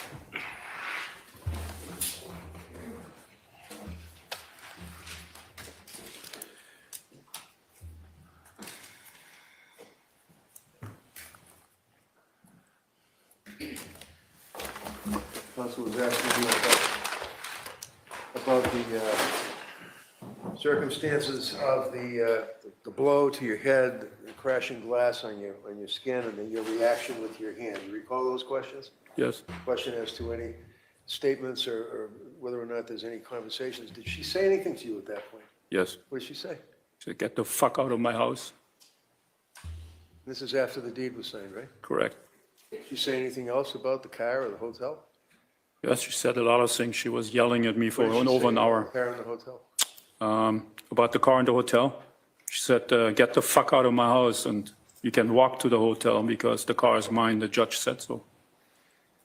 Now, I'm going to approach you with the phone dump that was performed of your phone and Ms. McLean's phone. Now, your phone, if I am correct, was 617-594-8962. I have a hard time remembering after 5 years. I think it sounds right. And you were obviously carrying the phone as Ingolf Tuerk, right? Correct. And Ms. McLean's phone was 339-222-9407, correct? Correct. And the two of you were texting back and forth, right? Correct. Now, have in mind the time frame council was going over would be, obviously, you met and the two of you lived together for 2 years, right? Correct. Then you got married for about 5 weeks, maybe 5.5 weeks, and then the divorce, right? Was implemented? Yeah, I wanted the Yes. divorce because Yes. I wanted to move on. Yes or no, please. Yes. During the period of time you already detailed, and council asked about the trailers and all that, you stayed in a lot of places, right? Yes. And you were concerned about the pandemic and dying bluntly. I was scared to death, yes. During the April month, is that when Kurt reached out to you, your friend Kurt reached out to you on a FaceTime and had you speak to Ms. McLean? That is correct. And was that the time that, tell us what was said at that point? I do not recall the exact conversation. It was a pretty lengthy conversation, but the essence is, Harry, I still love you. Come home. But there are conditions. You have to. So you ultimately adhered to those conditions, correct? I had to. And you signed the deed? I had to. His attorney is doing a good job of trying to hide him, but you can tell that he doesn't like not to be in control. And you signed the post-nup? I had to, yes. And you heard the attorney and you saw the letters. You know the attorney, your own attorney, advised against this, correct? Yes, he said that. He was afraid of the CVIT because of his age. That has been his continuing story through it, that he was so afraid of the CVIT that that's why he couldn't stay in Florida. Florida was one of the few states that was pretty open, I think. So he took a flight 2.5 hours in an iron tube with X amount of people, got into a car with 2 people he didn't know if they had been tested or anything, stayed at a motel with an airborne disease, and then went to that house and stayed with her, having sex with her all the time. But he was deadly afraid of going back to the motel he had stayed at because he could get deceived. I think he thinks it's a good story, but being isolated in a camper down in Florida would probably have been a better option than jumping on a plane and flying back to the north, especially because it's a airway disease, and you're less likely to catch a cold or stuff like that in a hot environment. That's, you shouldn't do that. But you did it anyway. I was so desperate for a safe place to be that I did it, yes. Did you really think during this period of time, April into May, that the two of you were going to be reconciling? Did you feel that things were going to be good? You guys were going to love each other again? I kind of was hoping for it because I didn't see much other choice than going back home. I didn't have a place to stay. I wanted to go back in my home. Counsel had asked you about the sex and the frequency. No, he flew to Newark, right? Did he drive? Why then did he drive to Newark? Why didn't he just drive home? Well, even if he drove, then he would have to have stopped at gas stations on the way home. More potential risk. It doesn't make sense to me that he wanted to stay with her and the kids. Kids are a germ bomb. Because he was afraid of an airborne disease, that you would have less likelihood if you're in a sunny, hot environment to get infected by. And things of that nature, correct? He did row. Sorry. You agree with me, sir, that there were a number of text messages where she would text you Thank you, Sumo. I'm sorry. Objection is to form. for, okay? Just rephrase it, Mr. He Briggs, drove to please. Florida and flew to Newark. I Just remember rephrase there was something about him not driving all the way because he had a bad back, but if he can drive to Newark, again.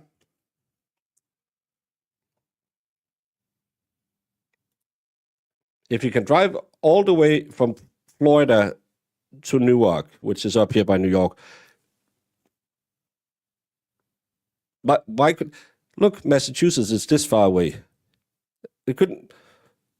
If you could drive alone, this is a how many hours? This much, probably take 2 to 3 seconds to drive that. He could have drove that extra little half a second to get all the way to Massachusetts. And I think Newark is actually there. But I'm not sure. No, it's in New Jersey, so it's there. Home of Codfish and Brandon.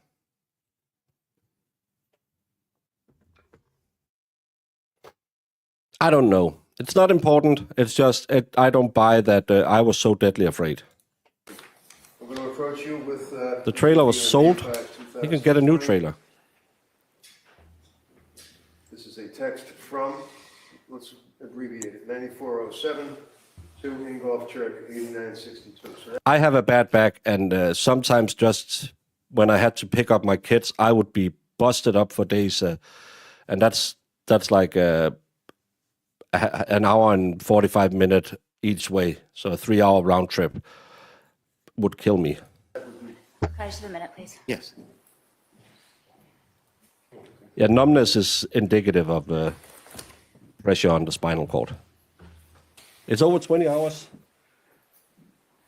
Come on now, you have really small, slow cars then in America because it's not that far. that would be, I could run this distance. 1501.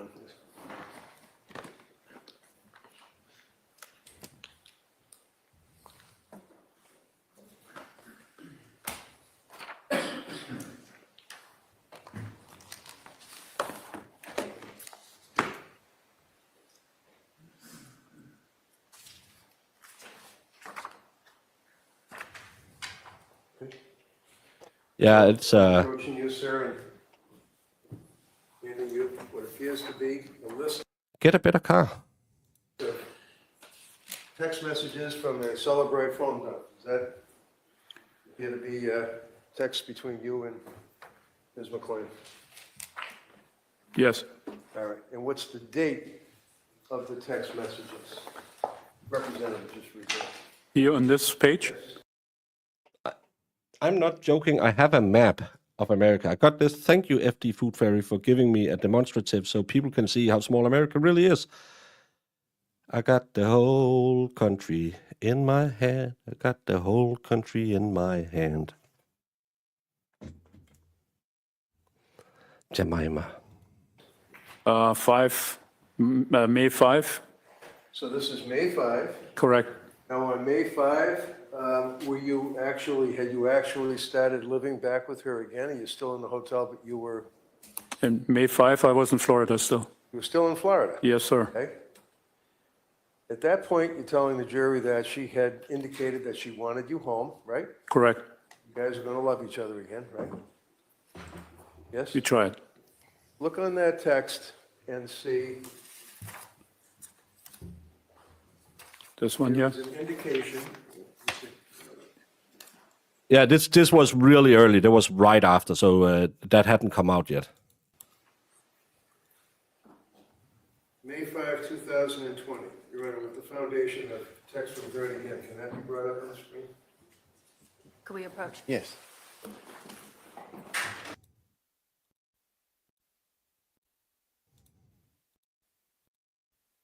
Sex was a very, in reference.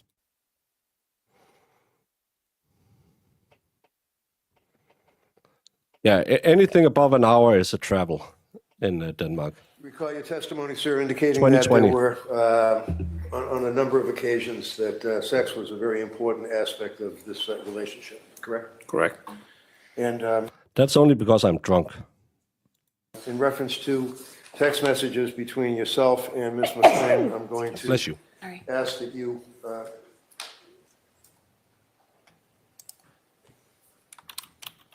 on May 5, 2020, there was a discussion between you and Ms. McLean telling you to come home, and then the next box says, and come home and have sex with you. Bless Is you. that indicative of the type of text that you received from her? Yes. Now, in reference to counsel's questioning about the menstrual period and the blood that was on the bed, you heard the testimony from the DNA person and the crime guy talking about there was a round spot of blood on the bed, right? Yes. You were asked questions on cross-examination from the district attorney as it relates to the nature. No, didn't anybody wash the bedclothes and things of that nature, and showed you photographs of your washer and dryer, right? Correct. On May 6th of 2020, page 1526, it would be No, text number. No indication. The only thing we know is he said that she saw some messages from that friend who was the first witness that he said she shouldn't read because it was at a different time, and apparently that friend was angry at her or something like that. So we haven't heard that he knew Kurt got cake in the garage. 4074 through 4077, please. Do you recall receiving, it's right there, do you recall sending her texts referring to you to her? I will like you for the rest of my life. And the two of you are making arrangements for you to go over there and meet up with her on May 6th. Do you recall those texts? Meeting up with her? Yeah, over at the house, yeah? May 6th, I was still in Florida. Okay. Do you recall her telling you to come home? Didn't they prep this? Why is his lawyer asking him questions that he has to say no to? You don't want to have to say no to a question from your own lawyer.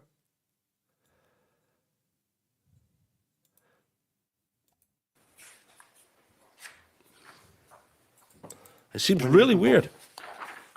I drove back from Florida to When? What was the date? 7, and then 8 I arrived in Massachusetts, and we went to the hotel and had sex. Okay. First thing, twice. She wanted it. Brother man, you don't have to put that light on the rest of us. Twice in a day, in your age,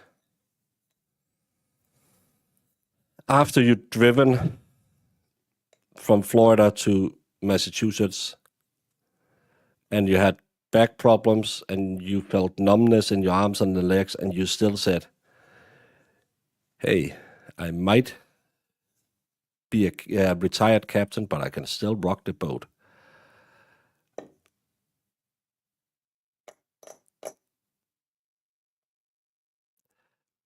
Where are we going with this? I don't know. Yeah. After 8 hours, she said, I need a break now. And he said, but honey, in East Germany, we don't stop till it breaks. And then I went home on May 10th, sorry. May 10th, that's the answer. Do you recall, on May 7th, that'd be page 1529, and she sent you a text, good morning, I am excited to have you come home safe. Do you recall that text? Yes, On May 6th, do you recall discussing between the two of you, you're coming home and being with her? yes, You recall on May 6th would be 1526, discussing coming back together, you asked, what if you don't like me anymore? Strike that, I apologize. That was a text from Katie to you. What if you don't like me anymore? Your response, I love you, Katie, you are my wife. I will like you for the rest of my life. And then she responded, okay, well, I have my period now, and most likely will still Friday, so I'm not sure about sex. That was on May 6th in the afternoon. I recall that. No, he's a urologist. And one of the, So peen and kidneys. Bladder. addressing May 9th, No, yeah, maybe. I don't know. Maybe he said, lawyer, if I am going to prison, make sure they all know I am a hell of a guy. be right after the 6th. Do you recall her sending you text? Yeah, his story just doesn't add up. It was her wanting smacks. If a lady texts you, well, will you still love me? But there's communists in the pavilion, so. But she really, really wanted it. She was just standing there saying, "Hey, sailor." It sounds more like he had some. He's one of those who said, well, if you're going to be with me, you better sleep with me. And she knew, okay, he's coming back. I have to do this. But again, it's Red Dawn all over. Maybe the commies can keep him off. Does it sound like a lady who was really sitting at home with her bad dragon and just preparing to this hunk of a man coming home to her? These text messages, again, paints a totally different picture to me. Page 1541, where she texted you, I love you, Harry Tuerk. Last night was the very best lovemaking I ever felt. I felt so safe and connected to you, with you, thank you. I love you, etc. You blew me away, Harry, both times, but that second time you were all there, all in. I recall that text messages, yes. And in between the text messages and your feeling, state of mind that the two of you were going to be husband and wife, get back together again, did you have any knowledge whatsoever that Kurt, your friend, was having practically daily conversations with her, including so I don't know asking that. to show him her boobs? Objection beyond the scope. Okay, overall, just a yes or a no. I did not know. But nevertheless, one of the issues that was of import was the signing of the deed, correct? That was very important to her. You recall that she berated you about the fact that you sent the deed to your lawyer instead of sending it directly to David. Objection. No, overall. Yes, she was angry with me that I delayed the arrival of the deed. And ultimately, it was recorded, correct? It was recorded actually on the day when the tragic events happened. It was one of her things. She yelled at me. That's all I got, Your Honor, thank you. Nothing further. Okay, you may step down. We haven't heard anything other than a very high alcohol level. Was it 4 point something? Which he was in an alcohol-induced coma. He had some pills on the table, but I think that was stomach acid pills, which wouldn't go well with the alcohol because they'll foam up and probably make you gag. I see counsel, please. Instruction on that the court entertain the instruction on involuntary manslaughter as it dovetails into intoxication, citing, as I did yesterday, the Santa case. I know that Your Honor had responded about the Garabedian case, and I just would like to just point out, maybe Your Honor would reconsider that. I think it's absolutely totally different set of facts on the cases. Garabedian, and this is back in '87, I remember it like it was yesterday. The guy was intoxicated involuntarily because of pesticides that he was applying to this poor woman's lawn, and she caught him urinating. And he was berated by her for urinating on her lawn, and he then, according to the opinion, strangled her, and then went far beyond the needs needed to inflict death. Her body is then on the ground, and he then proceeds to smash her head with rocks and boulders so hard that her head actually made an indentation into the ground, bleeding into the ground. He then picked up like a string from her sweatshirt and strangled her again.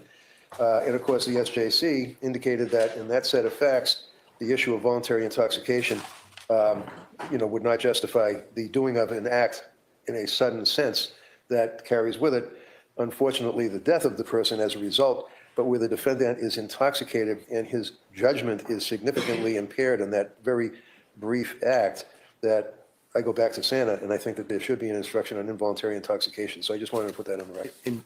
Involuntary manslaughter? I'm sorry, yes, involuntary manslaughter, thank you. All right, the Commonwealth want to respond? The Commonwealth maintains its objection from earlier. Do you want to put anything else on the record with respect to Garabedian or Santa? The Commonwealth would put on the record Commonwealth v. Linton, 456, Mass 534. That's a more recent case on manual strangulation, where the evidence, I would suggest, especially the medical examiner's evidence, was similar to this case. And again, the defendant's testimony and statements made yesterday that he, even in an intoxicated state, would know that cutting off someone's air supply via choking or strangulation would lead to death, Your Honor, would be the points the Commonwealth puts on the record. All right, so Mr. Reddington, your objection is noted. I'm not prepared to give it based on the record and based on the arguments that both you made and the Commonwealth made earlier today and then just now. And I think I have to renew the Rule 25 as well. Okay, do you want to be heard on that again? Waive argument. All right, Commonwealth want to respond? No, thank you. Okay, so I'm going to deny it for the same reasons that I did earlier. There's certainly enough evidence for a reasonable jury to find guilt beyond a reasonable doubt, and that's viewing the evidence in the light most favorable to the Commonwealth. All right, anything else? No. No, thank you. Okay, I'll have copies for you when you come back. I think it was Graysuit who did cross. So, I had a poll saying him taking the stand, talking his way into a cell, 63%, probably helpful, 24%, good idea, helps him, 11%. Interesting. Now the defense have rested, and we have to do another poll.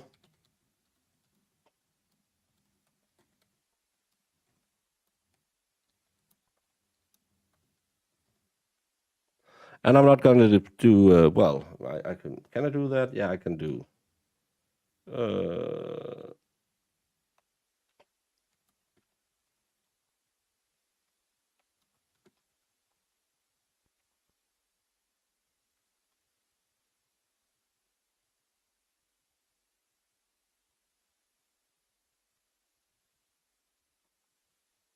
Let's try a new type of poll. This time, I'm asking what would you vote, not what we think it'll end up with. I put in first degree, second degree manslaughter, and not guilty. Where would you put your eggs in that basket? First degree, he had to, as I understand it, had to have planned it. Second degree, he should have been able to stop and not do it. So he could have started out being a reaction, but then he should have retreated from that action. Manslaughter is just a whoopsie, probably a little too layman talk. And not guilty is, even though he said it, even though he testified he did it, I don't think he did it. Holy Mac. I only have 4% suasion. How is that possible? Holy Mac. Nightbot, give us Nightbot, take it away. We started out the day strong with suasiers in the 80s and even 93. We had a 93 suasier today, which is one of the highest suasiers we ever had. But apparently, it's not Canada Day today. So you were 4% suasion. I wouldn't go anywhere. People will throw rocks at you. Or maybe just tomatoes. 4%, it's still tomatoes. So stay indoors, hang out with us, and hopefully nothing bad will happen, because that's a low suasion. Stupid question on my part, perhaps, but what is suasion? Suasion is, I can give you the explanation by showing you the man, the myth, the legend himself. Okay. Do you remember any description as far as the size of these men? Yeah, I remember the size of them. I know, I could tell by the suasion who that one was, by meeting him different times up there at Paula's. I knew the suasion is, get that word right, suasion? Okay. I don't know what that word means, so I'm sorry. Oh, his style, his walk, his talk. Okay. That's suasion.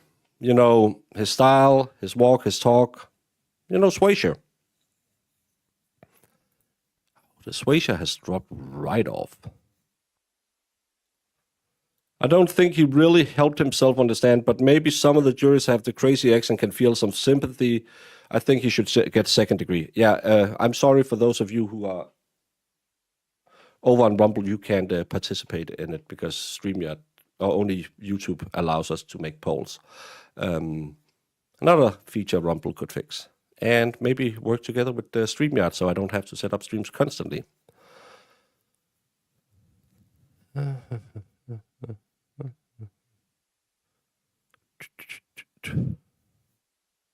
No, it's not swagger. It's suasion. See, the suasion is going back. And the meanness is going down. I like that. Now my internet's crapping up.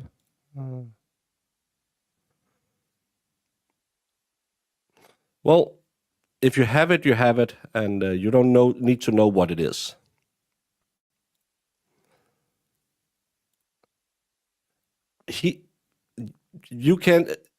Roger was a man with a rich life, a man who had seen more in his life than many people. He know what suasion is, because his life consisted of him going to Florida in the 80s, mowing golf courses, hanging out at the treehouse, smoking rock, and drinking butts. He never touched the devil's letters, because the devil letters would get to you. But Roger could, and they're saying drug addicts can't do anything. He is still mowing golf lawns in Florida. What an inspirational guy.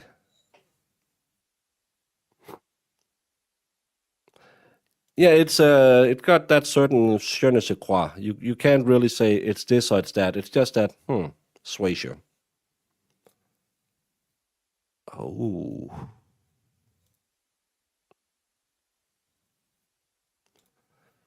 Suasion is a particular kind of swagger exemplified to 110% by Patrick Swayze. It's kind of like Maybelline. Maybe you're born with it. He still is. It was the other witness who passed away.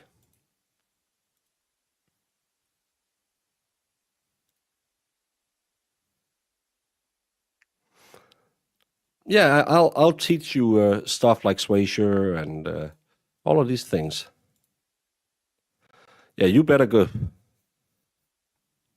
This is one of those days that everything can happen. Let's see. Giggity, giggity, giggity. Still prefer the... Where was it? No. I still prefer the everyone has guy. It's two men I would like to sit at the same bar with, just listening to their war stories.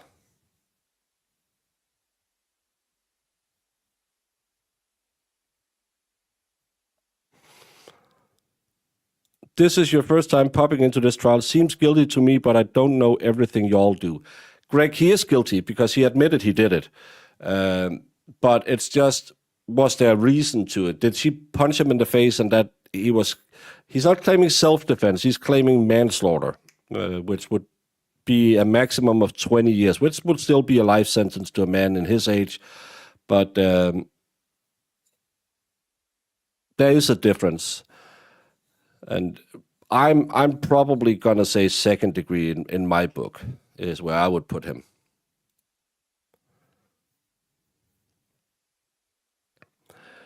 Yeah, this is a learning environment. It's sitting under the learning tree. Judge can only start by bringing both sides to sidebar for a private discussion. Defense attorney Elizabeth Little appears to show her something and then everyone returns to their seats. That's what you missed if you're watching the stream. There are 58 prospective jurors today, according to the clerk. Just says whatever issue was raised doesn't need to be dealt with now. She asked that the jury candidates be brought in. By Ted Daniels. Thank you, Jemima. So another little of these sidebar where apparently there was a juror dismissed, and as I understood it, it was also something shown on a phone by the defense team.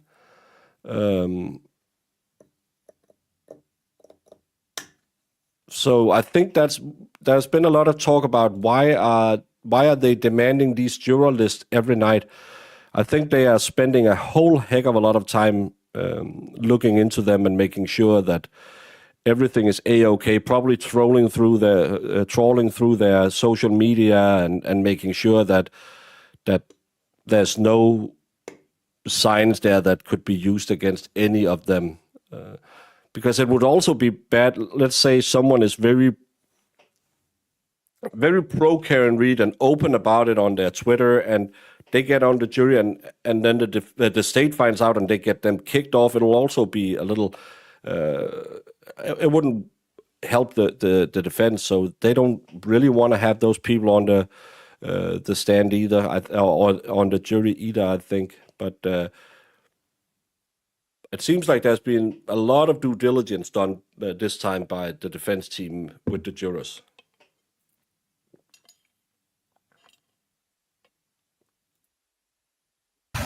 I'm Jimmy. How y'all doing?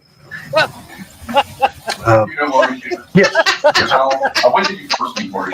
This is in the summer of 14. And where did you meet her? Yeah, someone asked for Jimmy. Do we know if they will do closings today? We do know. We know that closings will be very short. Before we started the stream, they had a pre-trial conference. I was just getting started, and I thought, oh my God, they started. He will come back. I think he'll read some of the jury instructions, then he'll go to closing, and then he'll read the rest of the jury instructions. He believed that it's 12:15 right now. As I understood it, the state would do a 20-minute close and the defense would probably need 15 minutes. And then he said 50 minutes, and the defense said, I don't think I ever did 50 minutes in closing, so 15. So it'd be very, very short. So if he brings them back again and just takes his morning break now, normally he'll go to 1:30. They can do reading the first part of the jury instruction, do the closing arguments, which should be half an hour, 35 minutes, and read the rest of the jury instructions, give them a late lunch, send them in. They could be getting the case by 1:30, 2 o'clock.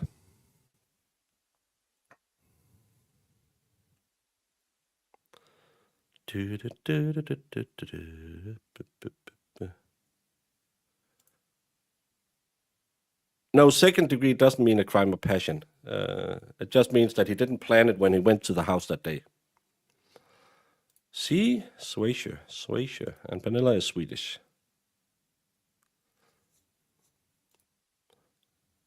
Brandon coming in. Hurt. There's a lot of mean people here. Can you show Mr. MeatTube's pic from the Discord in the Can Read chat? Yeah, you can go into the Can Read. Oh, on screen. Oh. Yeah. I have to sign up for Discord then. Karen Read chat.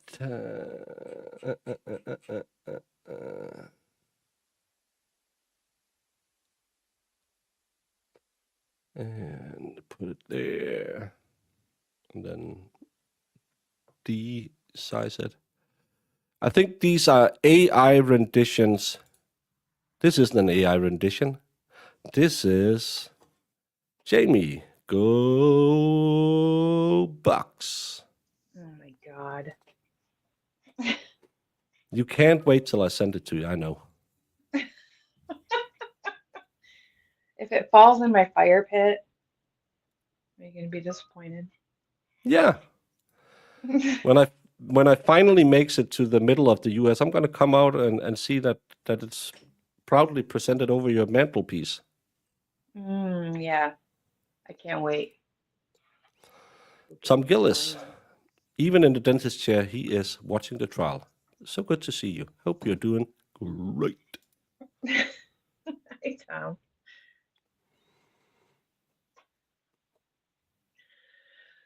Ohio everybody. Buckeyes. Oh my gosh. I still got to get a frame for your corner kiss picture. This is AI rendition. I think it's Jen McCabe. How can you And tell? the Mr. Ed teeth. And I can't figure out who this one is. What flavor is that? It's lemon, dark. It can't. The funny thing about AI, it can't do words, so it says dark, but it's lemon flavored.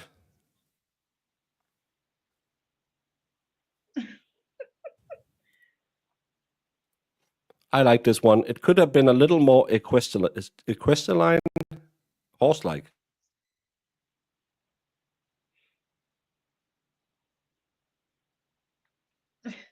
Yeah, we need her buck tooth. That's missing. Yeah, that one tooth of hers.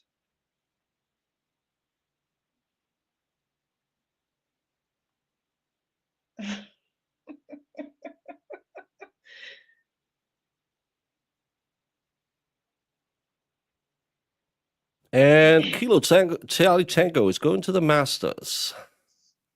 Are you playing? Can you link to your Discord and merge in the description? Oh, that's why I have Nightbot on YouTube, because then I don't have to try to figure out how to do it. I don't even know if I can do mods on Rumble. I don't know. No. But then mods would have to be two places, and it's hard enough to just get them in here. Jamie doesn't come here. She's not forced to do We're it. here all the time. Oh my God. Mm-hmm. Thank you, Susan. But I can do. I can put in the. Yeah, No, you'll I have to can't. venture over to YouTube. I can put it in chat because I can't see if I can.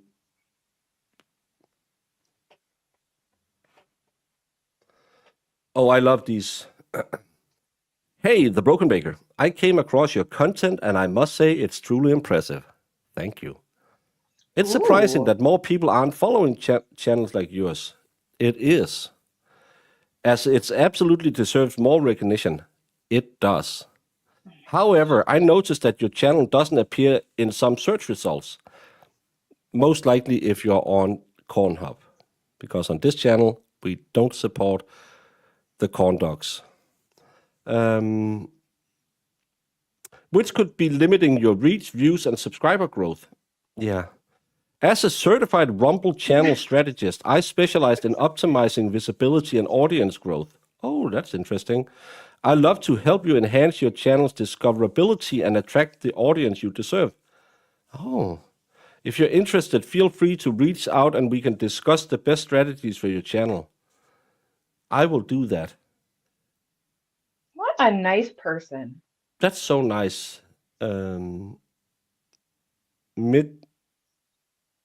Michael M. Mike M.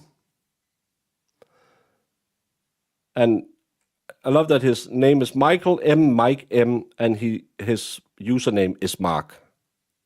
Seems totally legit, and he's probably not somewhere in Nigeria waiting for my information. Should give him your bank account information. Social security number too. Yeah, he'll That's fix real everything. important. Yeah.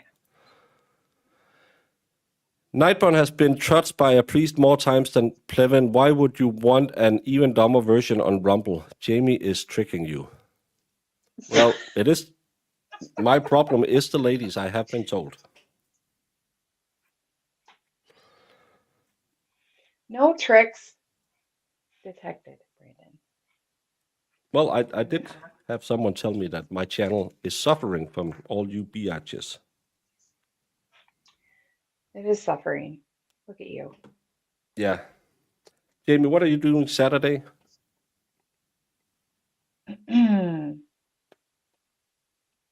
What's the date? Are you at a hoedown? Dancing some line dance? No, I don't think it's this Saturday. I think it's next Saturday. Not much. What are you doing? Well, I am thinking about giving away some of my new merch available in the Spring Store. Because I designed a new cup. I'm sorry I used a Canton triangle on this because I was watching the expert going over Plevin's stream yesterday. This makes no sense, absolutely no sense. It's typical free can read. It makes no sense.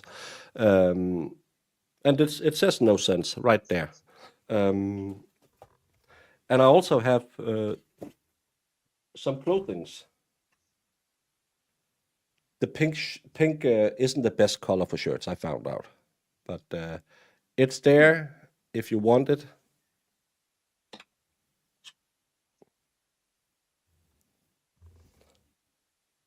And I have a box of chocolates. That's just like life. Mm-hmm. And a book that someone didn't send back for.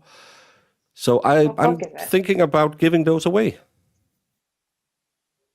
What book did somebody not get? Which one was it? I believe it's the book about hygge. Oh. What was that again? What the hell did I put? Why did it? Sorry. Yeah, I should delete the StreamYard link. Thank you, Anime. Well, you can jump on and tell me that I'm an idiot and I'm a really... And it's really hard to delete. I was in Discord and said, invite people, copy. What the hell? You just pass them out the StreamYard link. I'm copying the Discord link, try to put it into, but it puts in the StreamYard link. That makes it easy.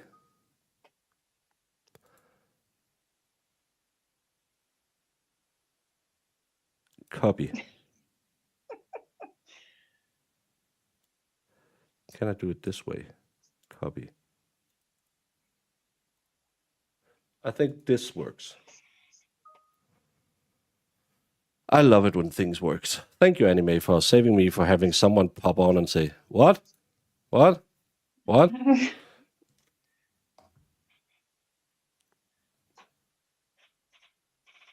Baker is a lot older than he looks. I'm 27 years old. Look at that. How sweet was that? That was a compliment. I almost got 200 thumbs up.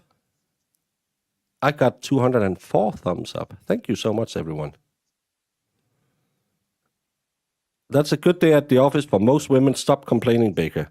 Hey, when I can get 200 thumbs up, well, I'm not like this sort of a man who I drove from Florida all the way to Massachusetts with a hurting back, and I still performed twice.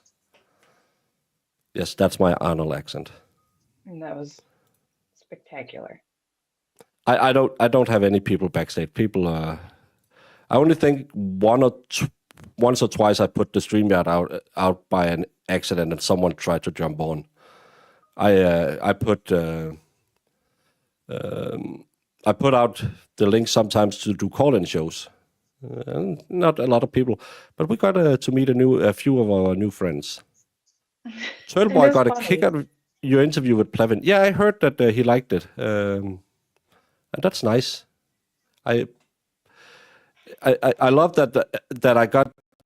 You've seen that meme with for mic drop moments.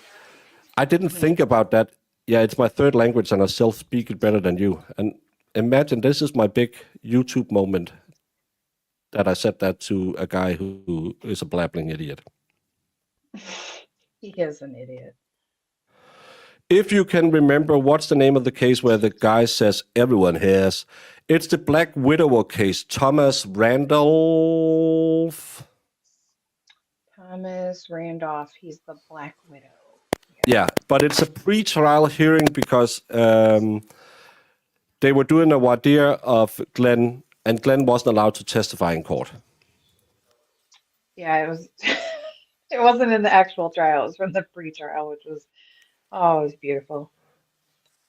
My favorite part is when the lawyer asked a question, but then when he got that answer, they did not expect that answer, and when they walked back, the other guy's like kind of laughing. Yeah. He definitely didn't expect that. You have unpaid toll bills, but haven't driven since 2017. Yeah, I love when your domain name has. Well, that's annoying. I'm gonna mute that. It's someone touching the microphone. Mics have been on and off during this trial, but I love it when they send your domain name has been discontinued. I never owned a domain name. So come on, try and get me on something good. How many people follow Plevin? Plevin has 8,500 subscribers, and he's actually doing better numbers than a lot of us free Karen Read people. He gets 700-800 live viewers. I have 190 people right now. The maximum we had today was I can't see that. It was 250 people at maximum here today. Mm-hmm. It's because Valhalla isn't coming into chat today, so a restraining order allows her to be on chat today. Oh my gosh. No, my job is the culprit, guys.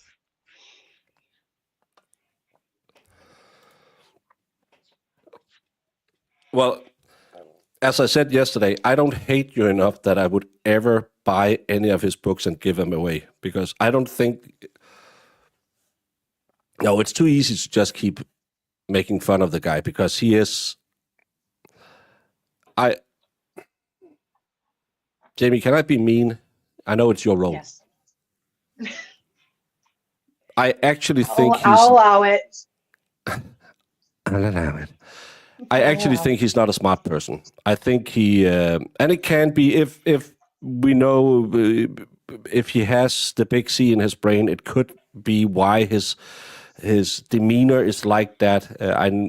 I have a family member who lost their parents, one of their parents to the big C, and they said they became really, really unhinged because of it. So if it's true that it's spread to there, it could be that he might have been a smart cookie earlier, because he does have a history degree, but he's really not smart. I won't say he's stupid, because how do I know? But he's really just not a smart person, and I don't think he's a good person. I think he thought that there was money in this, and he has some inferiority complex. Yep. I think he has some inferiority complex, and that's why he wanted to be a published author. Because if you read the book, you can see he has so much envy of other people. Talk about how manly men are, how other creators has gotten success and built their own studio, which is what every YouTuber wants. No, every YouTuber wants a steady audience. They want a fun chat, and they want to make enough that they can pay for the bills. It's not a dream of mine to go rent a place to stream from, because then I'll just have to be grifting even harder to make enough money to pay for the rent. But for him, I think that's all his dreams. You can read a lot of his. I think it's an inferiority complex he has, and that's why I would never ever recommend anyone to read his book. Not even just to laugh at it, because you will feel you're getting dumber. I had to put in time blocks of 45 minutes where I forced myself to read it, because it was so poorly written. It was so disjointed. And I know Nurse Kim was talking about doing a book club last night. I wish I could be on it, because there's an entire chapter where he says, I tried to see it from Karen's point of view, and it comes through that he knows nothing, no basic facts of the case. He claims Karen Reed was at John O'Keefe's house before they went to C.F. McCarthy's. She had been there all day, apparently, because he left the garage door open so she could drive out and be mindful not to hit the traverse in the driveway. And she was standing outside of the bar when she texted him, "Can I come drink with you?" And he said, "Okay, then come." But we sat through the trial. We read the text messages. We know she was at her own house. He was begging her to come drink and drive her because he was going to get drunk. He has no. That's why I just told him today on Twitter, if you ever want to fix the mistakes in your book and come back and tell me why you did it, edit them out in the first book, you can come back on.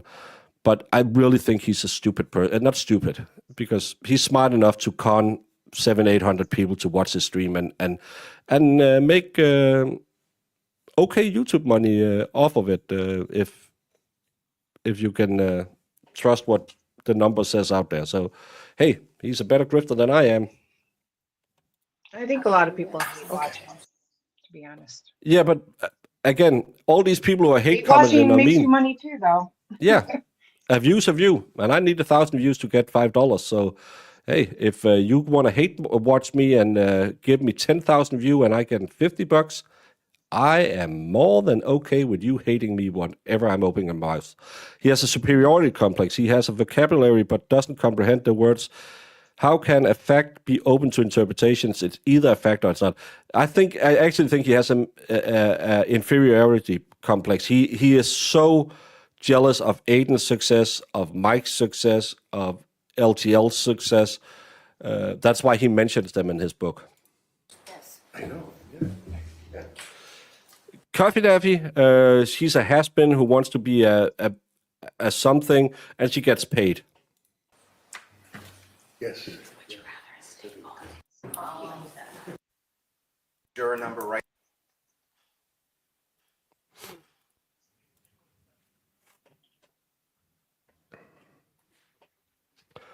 That's a big problem. A lot of people, it's the same with businesses. They'll make too much overhead and you'll have to grind so much harder. And I grind enough as it is. Gotta give Plevin a tiny bit of credit. He saw an opportunity to capitalize on the very few people dumber than him and made money and took it. Hey, follow that grift, boy. And he did it.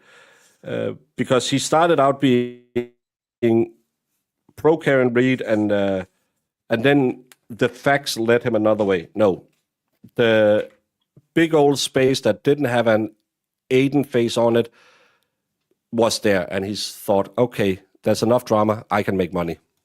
So he's a smart YouTuber. Welcome back. What I'm going to do is I'm going to hand out the legal instructions. You're each going to have a copy. You can put your juror number right on there when you get them. What I would ask you to do is not to read ahead but read along with me. Please don't read ahead. Brandon, I think we need an intervention.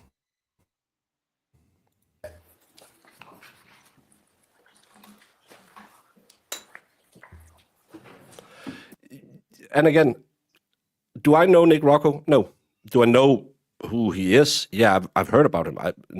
The thing is, he thinks all of us have that secret meeting tonight at behind Denny's, behind the dumpster, where we're absolutely not doing the secret Karen Reed handshake. But I'm not part of any club, and we don't get a memo every day. These are our talking points. He claims that Mike stopped streaming because Aiden went to prison, and Mike wanted to turn informer and jump on the anti-Karen Reed side, and then Aiden attacked him, and then he went back in the fold. And Mike have said, that's totally BS. You had to retract it. It's a lie. But a conspiracy is just beyond him. You know what I mean? Yeah. But he talks all this conspiracy all the time. Yes, Judge, thank you. All right, everybody has a copy? No, there's no secret meeting tonight behind Denny's. Remember that. And there's no secret free Karen Reed handshake. I love a good Denny's. All right. So jurors, thank you for serving on this jury. You are responsible to uphold the law and our principles of justice. That is what you promised to do at the start of this trial when you took your oath as a juror.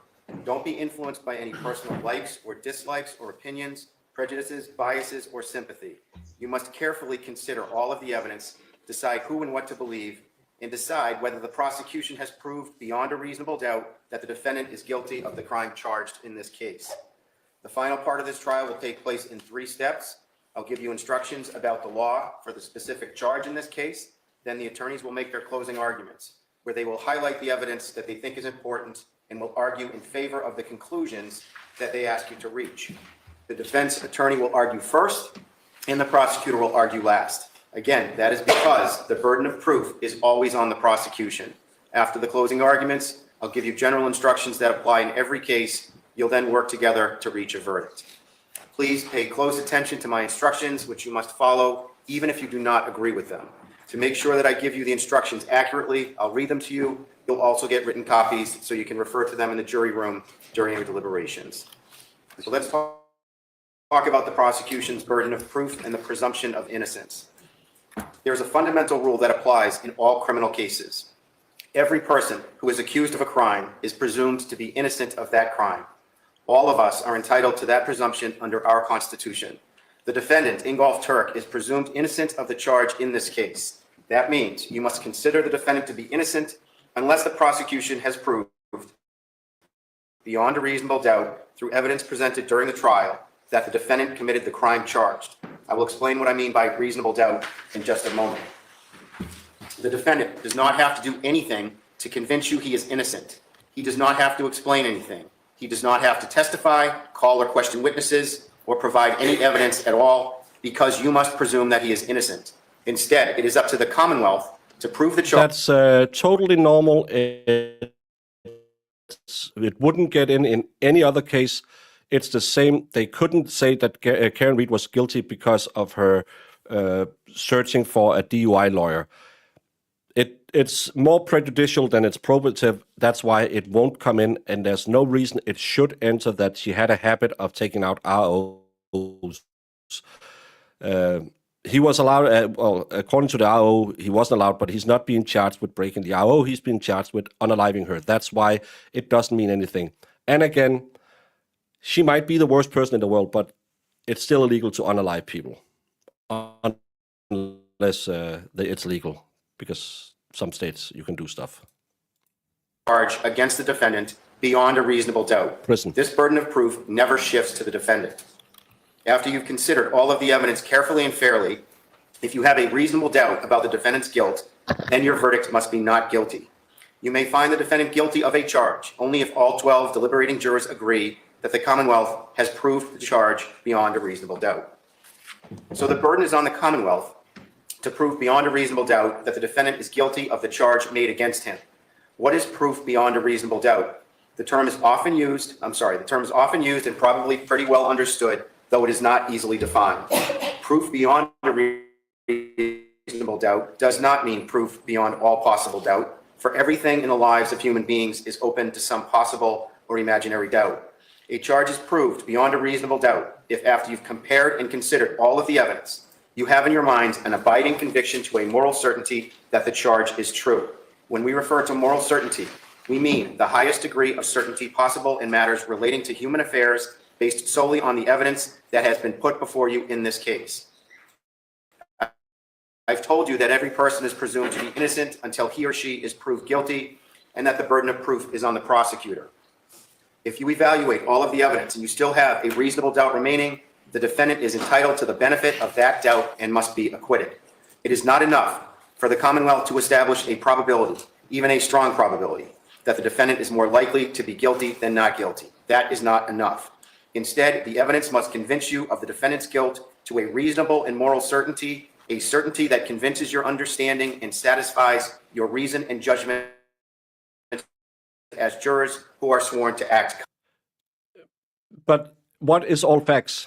Let's turn it around. Now we're not talking about the victim here. Should they know that he stole money from Medicaid?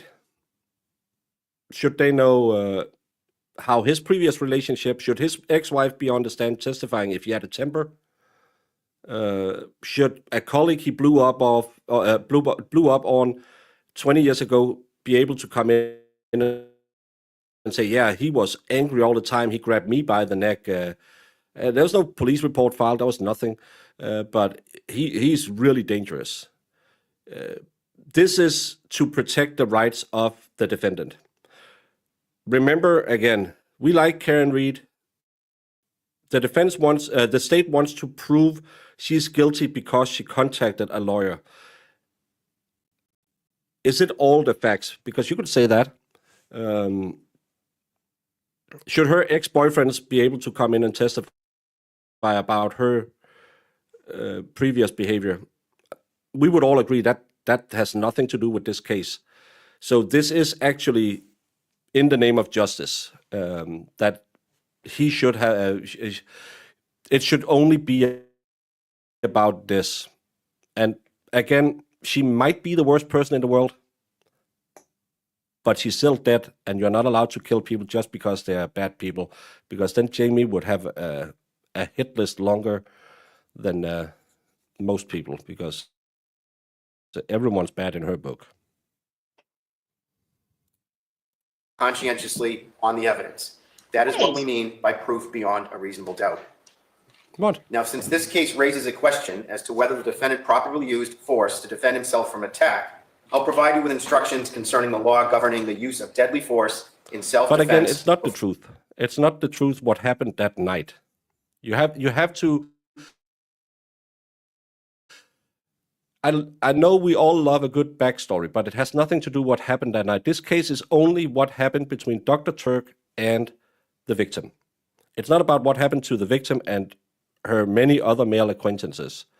It's not what happened between her and another woman, because there's no one raising. The state hasn't raised anything where it could be evidence of anything, and the defense haven't raised anything. Well, she had a shitty personality. Most people do. But it's all about, was he unaliving her in a way that it's manslaughter, second degree, or first degree? It's not about who did what a year ago. It's kind of like the trip to Aruba. It should never have been allowed in Karen Read's case, because you have to do it equally in every case then. And when does it stop? How long can I go back to say, well, the victim stole a pack of gum in 5th grade, so I had to blast his brain out? There are certain boundaries, because it has to have evidentiary value for this case. And there's no one claiming that that she was doing. We know he had a restraining order. We know she was throwing him out of the house. It doesn't matter that she did it with some other people at some other time. That's the thing we have to remember. Just because we know all this backstory, it has nothing to do with the case. We just think it's interesting that she did this to other men or other women. It doesn't mean that it makes it okay to unalive her. And it's not a fact that has anything to do with anything in this case. Just shows you that the victim isn't as pure as the elements of the crime of murder. A person is not guilty of any crime if he acted in proper self-defense. When I use the term proper self-defense, I'm distinguishing self-defense as both justified and proportional, and therefore a complete defense to the crime, from self-defense that is justified, but where excessive force is used. It is the Commonwealth's burden to prove beyond a reasonable doubt that the defendant did not act in proper self-defense. The defendant does not have the burden to prove that he acted in proper self-defense. If the Commonwealth fails to prove beyond a reasonable doubt that the defendant did not act in proper self-defense, then you must find the defendant not guilty. The law does not permit retaliation or revenge. The proper exercise of self-defense arises from necessity of the moment and ends when the necessity ends. An individual may only use sufficient force to prevent occurrence or reoccurrence of the attack. The question of what force is needed in self-defense, however, is to be considered with due regard for human impulses and passions and is not to be judged too strictly. The Commonwealth satisfies its burden of proving that the defendant did not act in proper self-defense if it proves any one of the following four propositions beyond a reasonable doubt. Number one, the defendant did not actually believe that he was in immediate danger of death with deadly force. Deadly force is force that is intended or likely to cause death or serious bodily harm. Number two, a reasonable person in the same circumstances as the defendant would not reasonably have believed that he was in immediate danger of death or serious bodily harm. Why bring up Kurt Pfannenstiel? Because Kurt Pfannenstiel was the man who sent him the text, she really want to connect with you again. And why cross him about the cake in the garage? To show that she was a bad person, to try and show her as a gold digger. You can do the tricks. Why bring up Higgins in Karen Reed's case? Because it's instantly connectable to the night of the crime. We all agree that there's no reasons the Sullivan sisters were mentioned, because it has nothing to do with the night of the crime. Brian Higgins, less than 2 hours before John O'Keefe passes away, texts Karen, well, that gives him a big interest. Plus, he was at the house. And he texts John. He has a suspicious activity. Again, they're not calling in. Yeah, and he texted John. Yeah, and he talked to Karen the day after. Bye, Jamie. And there's no reason to bring in who Karen was dating before John. There's no reason to do that. Has nothing to do with anything. Kurt Pfannenstiel was a part. He knew this relationship. The ex-husband was called in to testify about his relationship with the wife. But it has to be something that has something to do with this case. It's not, well, she was a bitch. Yeah, you can bring that out during cross-examination. You can have the defendant talk about it. But does it make it okay to kill her because she's a bitch? Because why else would you bring in someone to say, well, she's a bitch? It has nothing, it doesn't give him the right to kill her. That's why it's more prejudicial than probative. That's why you don't bring in witnesses like that. They have had pretrial hearings on it and ruling on it. I believe Andy Bev was wrong in her ruling, allowing the Aruba incident in. I think it's correct in this case because it has no direct influence on the case. I hope it's coming back. Number three, the defendant did not use or attempt to use all proper and reasonable means under the circumstances to avoid physical combat before resorting to the use of deadly force. Number four, the defendant used more force than was necessary. The defendant used more force than was reasonably necessary under all of the circumstances. I'll now discuss each of these 4 propositions in more detail and remind you that the Commonwealth may satisfy its burden of proving that the defendant did not act in proper self-defense by proving any one of these propositions beyond a reasonable doubt. The first proposition is that the defendant did not actually believe that he was in immediate danger of death or serious bodily harm from which he could save himself only by using deadly force. The second proposition is that a reasonable person in the same circumstances as the defendant would not reasonably have believed that he was in immediate danger of death or serious bodily harm from which he could save himself only by using deadly force. In considering whether or not the defendant actually believed that he was in immediate danger of death or serious bodily harm and the reasonableness of that belief that he was in such danger, you may consider all the circumstances bearing on the defendant's state of mind at the time. Moreover, in determining whether the defendant was reasonably in fear of death or serious bodily harm, you may consider any or all of the following. Number 1, evidence of the deceased's reputation as a violent or quarrelsome person, but only if that reputation was known to the defendant. Number 2, evidence of other instances of the deceased's violent conduct, but only if the defendant knew of such conduct. And number 3, evidence of threats of violence made by the deceased against the defendant, but again, only if the defendant was aware of such threats. You may consider the defendant's mental condition at the time of the killing, including any credible evidence of the effect on the defendant of his consumption of alcohol, in determining whether the defendant actually believed that he was in immediate danger of serious bodily harm or death, but not in determining whether a reasonable person in those circumstances would have believed he was in immediate danger. A person may use deadly force to defend himself, even if he had a mistaken belief that he was in immediate danger of serious bodily harm or death, provided that the defendant's mistaken belief was reasonable based on all the circumstances presented in the case. The third proposition is that the defendant did not use or attempt to use all proper and reasonable means under the circumstances to avoid physical combat before resorting to the use of deadly force. Whether a defendant used all reasonable means to avoid physical combat before resorting to the use of deadly force depends on all of the circumstances, including the relative physical capabilities of the combatants, the weapons used, the availability of room to maneuver or escape from the area, and the location of the assault. A person must retreat unless he reasonably believes that he cannot safely do so. A person need not place himself in danger or use every means of escape short of death before resorting to self-defense. The fourth proposition is that the defendant used more force than was reasonably necessary under all the circumstances. In considering whether the force used by a person was reasonable under the circumstances, you may consider evidence of the relative physical capabilities of the combatants, the number of persons who were involved on each side, the characteristics of any weapons used, the availability of room to maneuver, the manner in which the deadly force was used, the scope of the threat presented, or any other factor you deem relevant to the reasonableness of the person's conduct under the circumstances. So let me talk about murder. There are 2 different degrees of murder: murder in the first degree and murder in the second degree.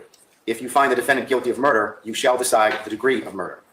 The Commonwealth alleges that the defendant committed murder in the first degree by the following theories: murder with deliberate premeditation and murder with extreme atrocity or cruelty. To find the defendant guilty of murder on either of these theories of murder, you must be unanimous. That is, all the deliberating jurors must agree that the Commonwealth has met its burden of proving every required element of that theory beyond a reasonable doubt. You should check the appropriate box or boxes on the verdict slip as to each theory on which you agree unanimously. If you are unable to agree unanimously that the Commonwealth has met its burden to prove beyond a reasonable doubt either of these theories of first-degree murder, you shall consider whether the Commonwealth has proved the defendant guilty beyond a reasonable doubt of murder in the second degree.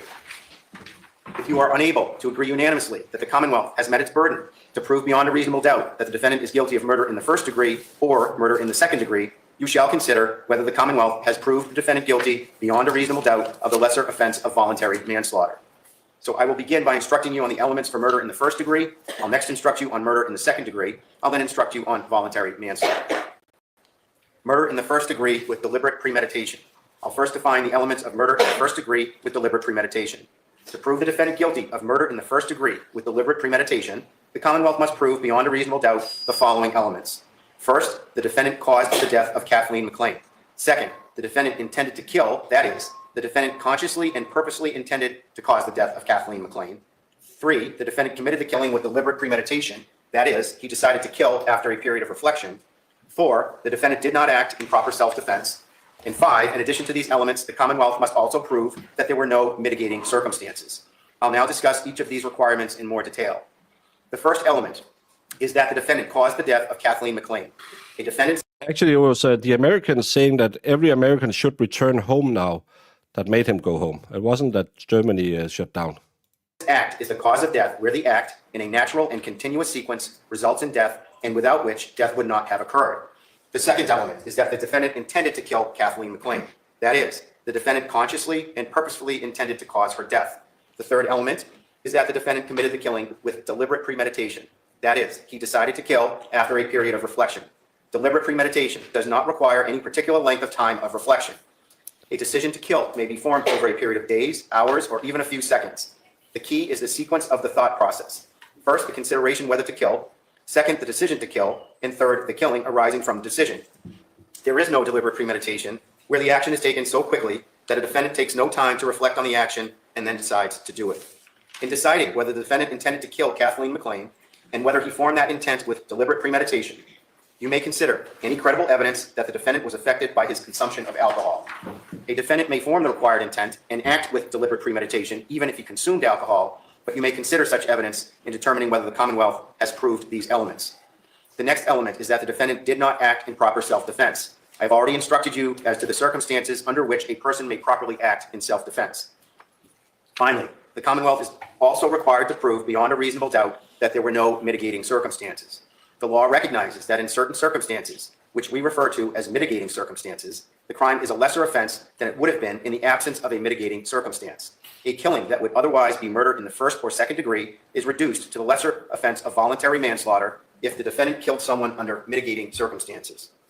Not every circumstance you may think to be mitigating is recognized as mitigating under the law. In this case, the mitigating circumstances that you must consider are 1. Heat of passion on a reasonable provocation, 2. Heat of passion induced by sudden combat, 3. Excessive use of force in self-defense. To prove the defendant guilty of murder in the first degree with deliberate premeditation, the Commonwealth must prove beyond a reasonable doubt that there were no mitigating circumstances. I'll instruct you on each of these mitigating circumstances in more detail later when I discuss voluntary manslaughter. Murder in the first degree with extreme atrocity or cruelty. Next, I'll define the elements of murder in the first degree with extreme atrocity or cruelty. You shall consider this theory of murder in the first degree, regardless of whether or not you find the Commonwealth has proved murder in the first degree with deliberate premeditation. To prove the defendant guilty of murder with extreme atrocity or cruelty, the Commonwealth must prove the following elements beyond a reasonable doubt. 1. The defendant caused the death of Kathleen McLean. 2. The defendant either A. intended to kill Kathleen McLean, or B. intended to cause grievous bodily harm to Kathleen McLean, or C. intended to do an act which, in the circumstances known to the defendant, a reasonable person would have known created a plain and strong likelihood that death would result. 3. The killing was committed with extreme atrocity or cruelty. 4. The defendant did not act in proper self-defense. 5. In addition to these elements, the Commonwealth must also prove that there were no mitigating circumstances. I will now discuss each of these requirements in more detail. The first element is that the defendant caused the death of Kathleen McLean. The defendant's act is the cause of death where the act in a natural and continuous sequence results. I think, as I always do, it's too long, too complicated. I like the way he talked about reasonable doubt. But you have this, and I know it's both sides who agreed on it, but it's just more a smorgasbord of everything from jaywalking till treason. And you just have to find something in between it. I still believe that you can only, if you want to go for first, you have to prove first. You shouldn't get an automatic second manslaughter, clipping the nail roots too close. I really don't like this because the jury will have to sit in there and say, I don't know what, and most likely will then find someone guilty. His defense is, I didn't premeditate it. I didn't, it was a heat of the moment. Fine. Then let that stand up against the state saying he planned it, he wanted to do it. And the jury can battle it out on that one. Or they can downgrade the charge and say, well, maybe we can't prove that. I don't like this smorgasbord of, because that's an easy way to ensure a conviction.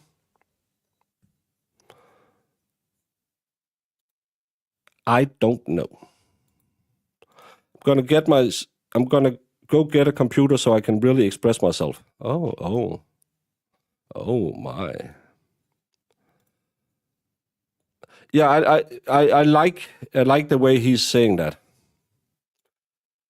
Well, it's from the Danish smørrebrød.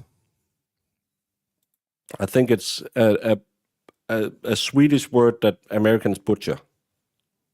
Results in death, and without which death would not have occurred. The second element is that the defendant, A, intended to kill Kathleen McLean, or B, intended to cause grievous bodily harm to Kathleen McLean, or C, intended to do an act which in the circumstances known to the defendant, a reasonable person would have known created a plain and strong likelihood that death would result. As you can see, this second element has three sub-elements, which I shall call prongs, and the Commonwealth satisfies its burden of proof if it proves any one of the three prongs beyond a reasonable doubt. The first prong, the defendant intended to kill, is the same as the second element of murder in the first degree with deliberate premeditation. The second and third prongs are different from any element of murder in the first degree with deliberate premeditation. The second prong is that the defendant intended to cause grievous bodily harm to Kathleen McLean. Grievous bodily harm means severe injury to the body.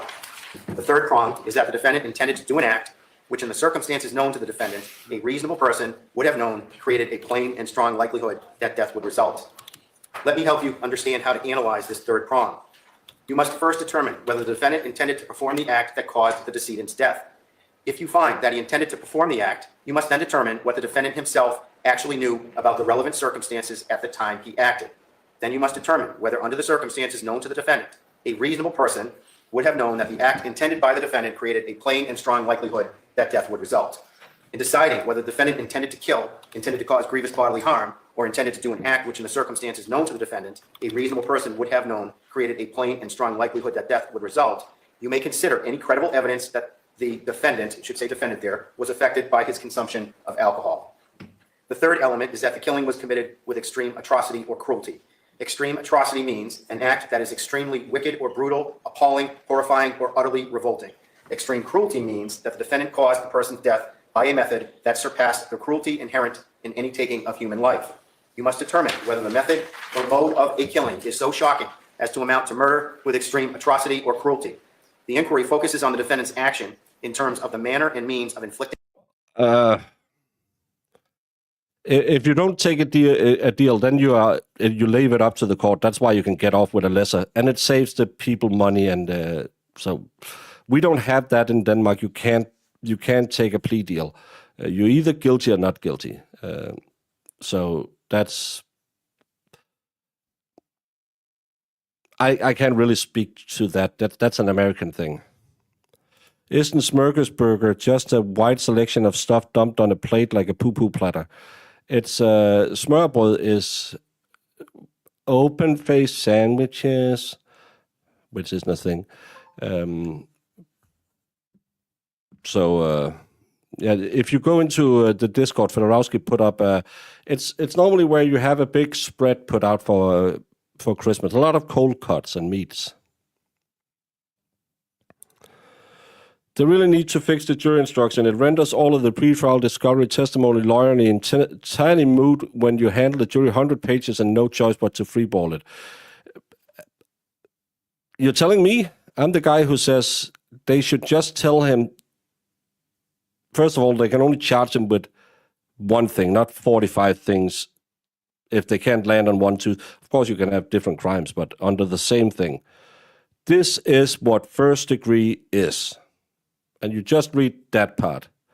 Then you say, if you beyond a reasonable doubt find him guilty, come back with a verdict. Hasta la taco, opening statements.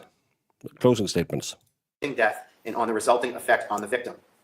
In deciding whether the Commonwealth has proved beyond a reasonable doubt that the defendant caused the death of the deceased with extreme atrocity or cruelty, you must consider the following factors. 1, whether the defendant was indifferent to or took pleasure in the suffering of the deceased. 2, whether the defendant's method or means of killing the deceased was reasonably likely to substantially increase or prolong the conscious suffering of the victim. Or 3, whether the means used by the defendant were excessive and out of proportion to what would be needed to kill a person. In considering whether the means used by the defendant were excessive and out of proportion to what would be needed to kill a person, you may consider A, the extent of the injuries to the deceased, B, the number of blows delivered, C, the manner, degree, and severity of the force used, and D, the nature of the weapon, instrument, or method used. You cannot make a finding of extreme atrocity or cruelty unless it is based on one or more of the 3 factors I have just listed. Murder committed by a single blow may be extremely cruel or atrocious where there's evidence of one or more of these three factors. You may consider the defendant's mental condition at the time of the killing, including any credible evidence of the effect on the defendant of his consumption of alcohol, in determining whether the Commonwealth has proved, beyond a reasonable doubt, that the defendant committed the killing with extreme atrocity or cruelty. The fourth element is that the defendant did not act in proper self-defense. I've already instructed you about when a person properly may act in self-defense. In addition to these elements, the Commonwealth must also prove that there were no mitigating circumstances. I've already mentioned that I will instruct you on mitigating circumstances later when I discuss voluntary manslaughter. Murder in the second degree. In order to prove murder in the second degree, the Commonwealth must prove the following elements. 1, the defendant caused the death of Kathleen McLean. 2, the defendant A, intended to kill Kathleen McLean, or B, intended to cause grievous bodily harm to Kathleen McLean, or C, intended to do an act which in the circumstances known to the defendant, a reasonable person would have known created a plain and strong likelihood that death would result. 3, the defendant did not act in proper self-defense. And 4, in addition to these elements, the Commonwealth must also prove that there were no mitigating circumstances. If the Commonwealth proves all the required elements, but fails to prove beyond a reasonable doubt that there were no mitigating circumstances, you must find the defendant not guilty of murder, but you shall return a verdict of voluntary manslaughter. The requirements of proof for murder in the second degree are the same as for murder in the first degree with extreme atrocity or cruelty, but without the element that the killing was committed with extreme atrocity or cruelty. Voluntary manslaughter. To prove the defendant guilty of murder in the first or second degree, the Commonwealth is required to prove, beyond a reasonable doubt, that there were no mitigating circumstances that reduce the defendant's culpability. A mitigating circumstance is a circumstance that reduces the seriousness of the offense in the eyes of the law. A killing that would otherwise be murder in the first or second degree is reduced to the lesser offense of voluntary manslaughter, where the Commonwealth has failed to prove that there were no mitigating circumstances. Therefore, if the Commonwealth proves all the required elements of murder, but fails to prove beyond a reasonable doubt that there were no mitigating circumstances, you must not find the defendant guilty of murder, but you shall find the defendant guilty of voluntary manslaughter. I'll now instruct you each of these mitigating circumstances. 1, heat of passion on reasonable provocation. Heat of passion includes the state of mind of passion, anger, fear, fright, and nervous excitement. Reasonable provocation is provocation by the person killed that would be likely to produce such a state of passion, anger, fear, fright, or nervous excitement in a reasonable person as would overwhelm his capacity for reflection or restraint and did actually produce such a state of mind in the defendant. The provocation must be such that a reasonable person would have become incapable of reflection or restraint and would not have cooled off by the time of the killing, and that the defendant himself was so provoked and did not cool off at the time of the killing. In addition, there must be a causal connection between the provocation, the heat of passion, and the killing. The killing must occur after the provocation and before there is sufficient time for the emotion to cool, and must be the result of the state of mind induced by provocation rather than by a pre-existing intent to kill or grievously injure, or an intent to kill formed after the capacity for reflection or restraint has returned. Mere words, no matter how insulting or abusive, do not ordinarily by themselves constitute reasonable provocation. Reasonable provocation does not require physical contact, but physical contact, even a single blow, may amount to reasonable provocation. Whether the contact is sufficient will depend on whether a reasonable person under similar circumstances would have been provoked to act out of emotion rather than reasoned reflection, and on whether the defendant was in fact so provoked. The heat of passion must also be sudden. That is, the killing must have occurred before a reasonable person would have regained control of his emotions, and the defendant must have acted in the heat of passion before he regained control of his emotions. If the Commonwealth has not proved, beyond a reasonable doubt, the absence of heat of passion on reasonable provocation, the Commonwealth has not proved that the defendant committed the crime of murder. 2, heat of passion induced by sudden combat. Sudden combat involves a sudden assault by the person killed and the defendant upon each other. In sudden combat, physical contact, even a single blow, may amount to reasonable provocation. Whether the contact is sufficient will depend on whether a reasonable person under similar circumstances would have been provoked to act out of emotion rather than reasoned reflection, and on whether the defendant was in fact so provoked. The heat of passion induced by sudden combat must also be sudden. That is, the killing must have occurred before a reasonable person would have regained control of his emotions, and the defendant must have acted in the heat of passion without cooling off at the time of the killing. If the Commonwealth has not proved beyond a reasonable doubt the absence of heat of passion induced by sudden combat, the Commonwealth has not proved that the defendant committed the crime of murder. In summary, a killing that would otherwise be murder is reduced to the lesser offense of voluntary manslaughter if the defendant killed someone because of heat of passion on reasonable provocation or heat of passion induced by sudden combat. The Commonwealth has the burden of proving beyond a reasonable doubt that the defendant did not kill as a result of heat of passion on reasonable provocation or heat of passion induced by sudden combat. If the Commonwealth fails to meet this burden, the defendant is not guilty of murder, but you shall find the defendant guilty of voluntary manslaughter if the Commonwealth has proved the other requirements. 3, excessive use of force in self-defense. As I have explained to you earlier, a person is not guilty of any crime if he acted in proper self-defense. The Commonwealth must prove beyond a reasonable doubt that the defendant did not act in the proper exercise of self-defense. If the Commonwealth fails to do so, then you must find the defendant not guilty, because an element of the crime that the Commonwealth must prove beyond a reasonable doubt is that the defendant did not act in the proper exercise of self-defense. In this case, you must consider whether the defendant used excessive force in defending himself. The term excessive force in self-defense means that, considering all the circumstances, the defendant used more force than was reasonably necessary to defend himself. In considering the reasonableness of any force used by the defendant, you may consider any factors you deem relevant to the reasonableness of the defendant's conduct under the circumstances, including evidence of the relative physical capabilities of the combatants, the number of persons who were involved on each side, the characteristics of any weapon used, the availability of room to maneuver, the manner in which the deadly force was used, the scope of the threat presented, or any other factor you deem relevant to the reasonableness of the defendant's conduct under the circumstances. I've already told you that to prove the defendant guilty of murder, the Commonwealth is required to prove, beyond a reasonable doubt, that the defendant did not act in the proper exercise. Him reading jury instructions will take more time than the closing arguments. This is a big problem. And we're not even done. I can see the stack of paper. It's ridiculous how much time they're wasting and how much information they believe the jury can handle. And all of it just because a lot of lawyers are sitting there trying to make money on each other. Bad Dog gifted 1 Broken Baker membership. Thank you so much. And Trish818 was the lucky person who got it. Thank you so much, Bad Dog. Exercise of self-defense. If the Commonwealth proves the defendant did not act in proper self-defense solely because the defendant used more force than was reasonably necessary, then the Commonwealth has not proved that the defendant committed the crime of murder. But if the Commonwealth has proved the other required elements, you shall find the defendant guilty of voluntary manslaughter.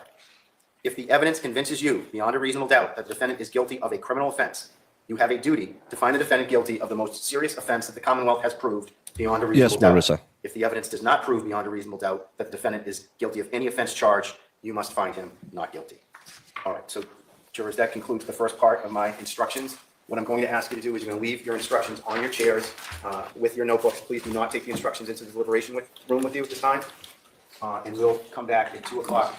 We'll hear the closing arguments, and then I'll give you the remainder of the instructions, and then I will send you out to begin your deliberations. Again, you are not yet deliberating, so please don't talk about the case at all. All right. Well, that's not what I expected, so I didn't set up a stream for this afternoon. Let's make Sue happy. See if work crack works today, because I wasn't expecting a break now. He said pre-trial that they would go on. By the way, I'm getting harassed today on Twitter by all the smart people who follow Plevin. Someone is sharing this and thinking it's real. Commonwealth of Massachusetts plaintiff v. Karen Reed defendant. Defendant's notice of guilty plea and request for sentencing consideration. Now comes the defendant Karen Reed, Ms. Reed, by and through her counsel of record, Worksman, Jackson and Quinn LLP, and firmly assessed before this honorable court that she pleads guilty to the charges arising from the death of an individual on January 29th, pursuant to a careful negotiated plea agreement with the Commonwealth. This steadfast plea, entered with resolute determination and full comprehension of its terms, reflects her unwavering commitment to resolve this matter through mutual accord, as definitively confirmed in the submission filed on April 8th. These idiots are now, I know, I'm a mortally obese, worst-looking 29-year-old person in the world, as someone said. Again, maybe you should learn the language of sarcasm. I know it's hard if you're not that smart. But sharing that, I know they have been, oh, she's going to take a plea deal. She's going to take a plea deal. No, she's not. It'd be a pretty stupid thing to do when she's gone on for this long. But then I'll put it up and say, this must be a joke. No, it's real. I wonder how they can remember to breathe sometimes.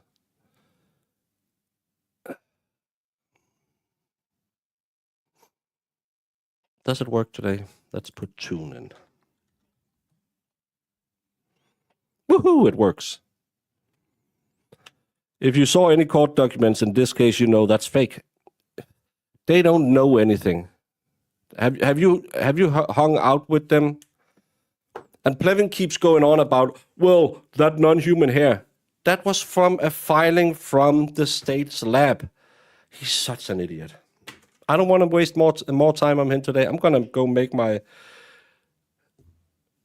microwave dinner. We're going to be back in 40 minutes. And Sue, well, he was on my channel the other day. Sue, let some of the other people win. Don't take all the glory. Be nice with to the other kids.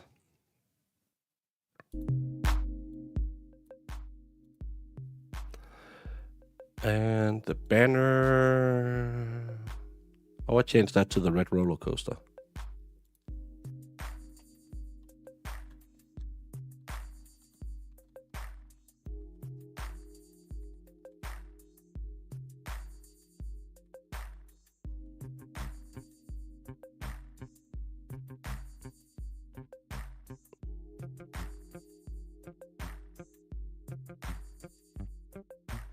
Nutmeg.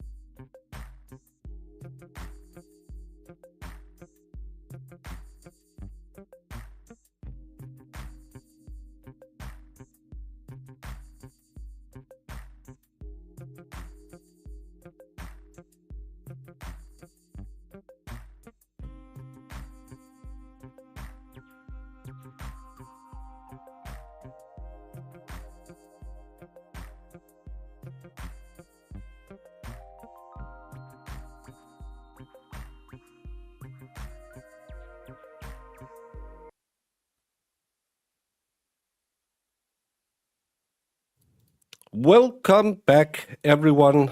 I just wanted to let you finish the game. That's why we went a little long, because nothing happened.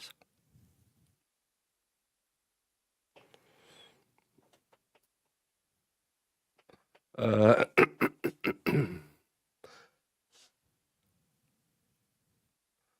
answer comes from a wise pitmaster. The afternoon stream will be ready when it's ready. There is no set time. Well, it's here now. It's time again. Sue, I could have done that, but now you will have to wait for the next word on stream so you can get the bragging rights and say, hey, everyone, I am a wordsmith.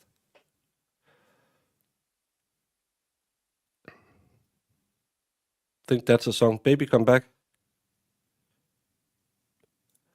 Well, I don't know any words because I'm stupid and fat. I just went to my Twitter profile to get my daily doses of you're fat. I love that they call me fat, but the guy who lost the debate to me have bigger bitch tits than I do. Who won? Everyone's a winner.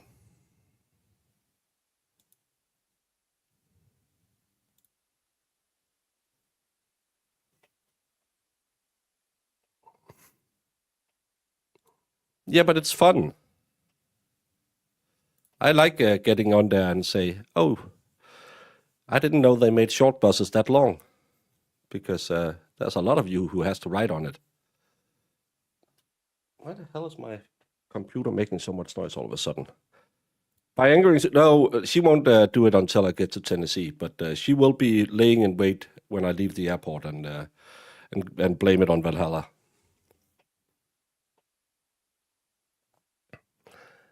It's just stupid people. That's yeah, that's what X is for. It's telling politicians that they probably should open a book and calling other people stupid. Where can you find Karen's plea deal? What's the session, please? I found it on Twitter. Ready for the jurors? Okay. Well set. It's probably gone from my feed now. Who the hell did I... Can I find it again?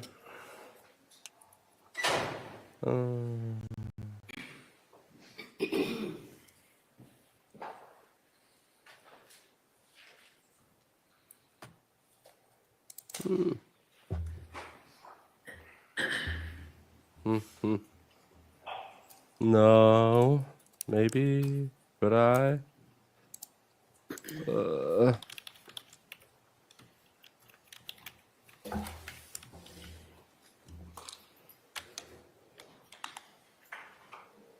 No.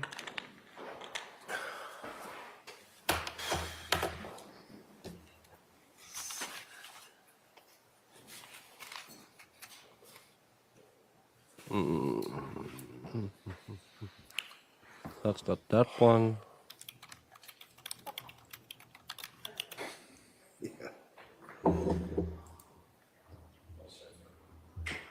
I can't.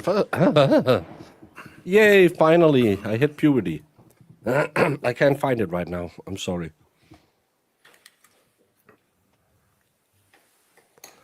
Yeah, always dancing just around the defamatory statement.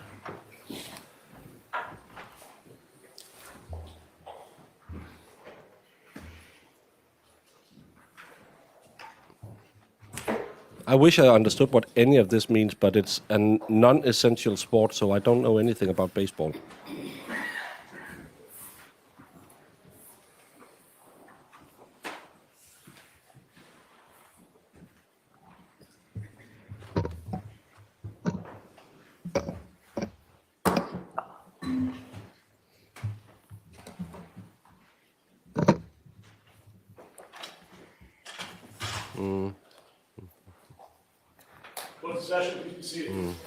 Can't find it. All right, so jurors, we're going to closing. Yeah, we talked about it this when I got on this morning, and she had made an order saying no one can show it to anyone before showing it to the judge. So again, it's Judge Bev being Bev. Arguments, I would ask that you put the instructions that I gave you, just put it under your seat and put your notebooks under your seat. Closing arguments are not evidence. And then when I resume the instructions, obviously, you can take the instructions back out. Ms. Reddington? Thank you. That was the jury. We're starting with the defense. Do we always do that in Massachusetts? I forgot. But thank you, Paul Amos, for becoming a YouTube member. Again, for your attention, time you took away from your family, your work, to sit here in a courtroom for a long time and listen to evidence. And when you think about the beauty of the jury system, is that a citizen, when they're charged with a crime, has... Did he lower the price for it, or since you believe that? Jamie, did you hear that? Marissa tried to get the lawn guy to work for free, so she showed him the buttocks. She flashed him her booty? Yeah. Jeez. What rumors are you starting now? I'm not. She said it in chat. Yeah, there's no rebuttal then. Yeah, then all of it is kind of rebuttal. Yeah, I think it's better this way. Don't give them the second bite at the apple. Right to have a jury of their peers sit in judgment on the case. And you're all people come from all walks of life, different jobs, different backgrounds, upbringings, and you have your common sense. You have your life experience that you bring to that jury room when you sit down and you deliberate the case and you determine whether or not, consistent with your oath as jurors, that the government has proven the charge beyond a reasonable doubt. And you heard His Honor explain to you what beyond a reasonable doubt is. Often used, hard to explain. He did a pretty good job on it as far as explaining to you that close is not enough. More probable than not is not enough. They have to have proof beyond a reasonable doubt to the highest degree of certainty in lives of human beings. You heard His Honor indicate that the government, anytime the government charges somebody with a crime, the government has the burden to prove that person's guilt beyond a reasonable doubt, and that is up to the government. They determine what charges are going to be leveled against someone. They determine. Sorry, just to break in. Someone was asking where they found whether they could find the false plea deal. It's the Twitter user called Karen's Angry Tampon. So you know it's Oh, that solid sounds people. legit. Well, it That is sounds like a very prestigious account. Well, it sounds like a very open-minded account who is absolutely not jumping to conclusions when they see a fake plea deal. What the person is going to be charged with, and then you have, the judge will give the jury the elements, the building blocks of the case, what the jury considers as far as whether or not they've proven a particular charge beyond a reasonable doubt. And the burden of proof in this case lies squarely on the government, on the Norfolk County District Attorney's Office to prove to you, beyond a reasonable doubt, the allegations. Murder in the first degree, premeditated malice aforethought, cruelty and atrocity, the worst thing we ever reserve on cases. First degree murder, second degree murder, the intentional killing, taking of a life, knowing what someone is doing, having the ability to think, deliberate, plan. Whether or not they react, the government has to prove that this killing was not as a result of self-defense. They have to prove that it was not as a flow from a reaction to an assault. that is the culmination of the plan. There's a plan here for sure. And the plan was on the part of Miss McLean to get that house, to get his money, and get him out.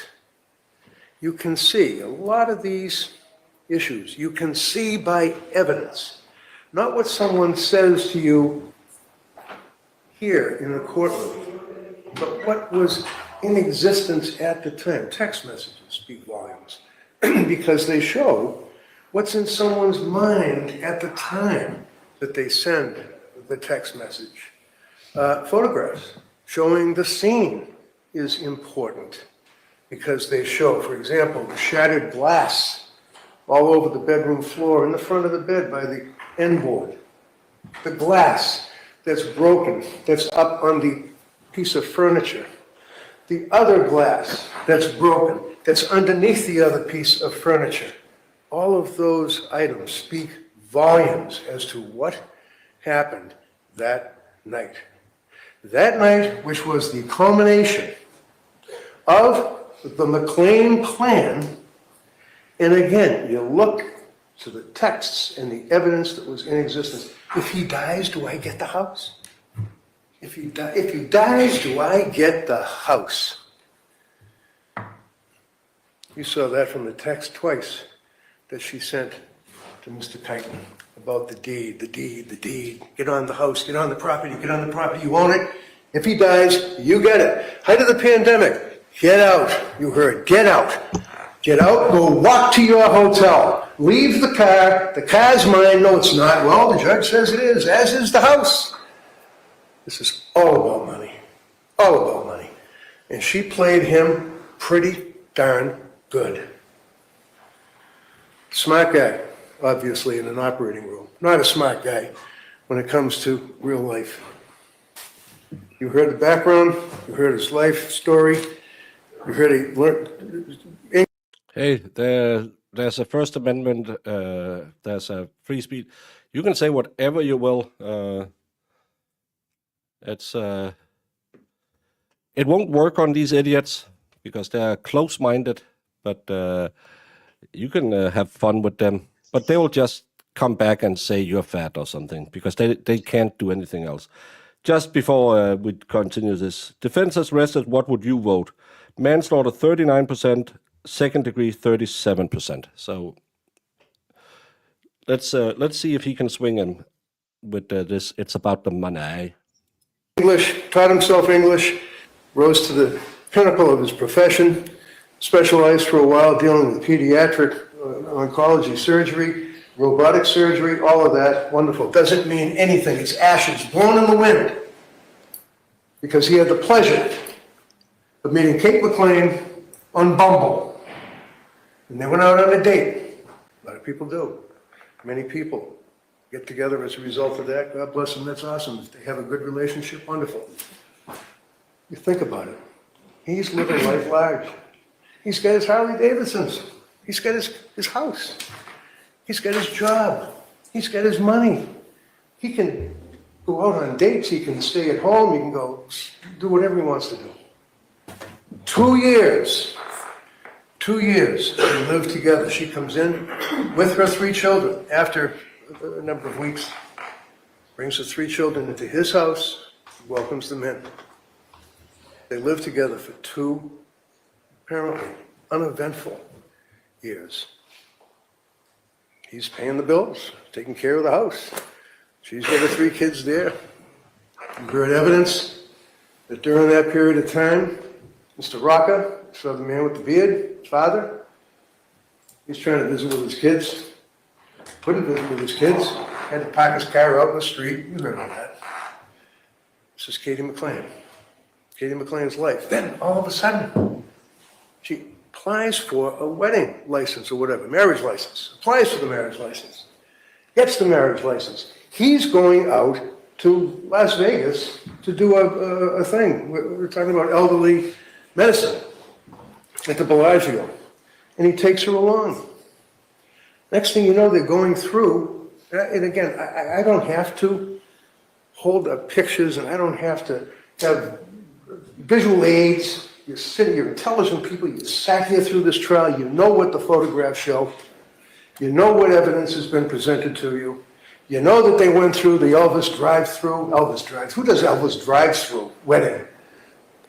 A shit ton of people. I mean, it's not, it would be fun. It would be fun. It happens, I don't know how many times a day. That's a dumb Yeah. argument. Yeah, it's... I mean, if you're going to You- do it, why not do it that way? That'd be fun. Again, some people just pop down to the local courthouse and say, "Hey, can you marry us?" Yes, sure. Some people go to Vegas, get hammered, and say, "I'm love you forever," and go to a drive-through wedding. There's a reason there's a drive-through wedding, because so many people do it. That's how businesses start. Hallelujah, we're married now. 5 weeks. 5 weeks. And then he reaches out to an attorney and says to the attorney, look, I want a divorce or an annulment. One or the other, I don't care. I want out of this. 5 weeks. She goes on his phone, you get evidence, she goes on his phone, she checks his phone, she's looking for girlfriends, texting, what are you doing? Who are you doing it with? Let me see it, give it to me. And she sees that deadly email from the attorney, Mary LaCivita. And do the math, it's a day or so later that she gets her bogus restraining order. Throws him out of his own house. He's now out.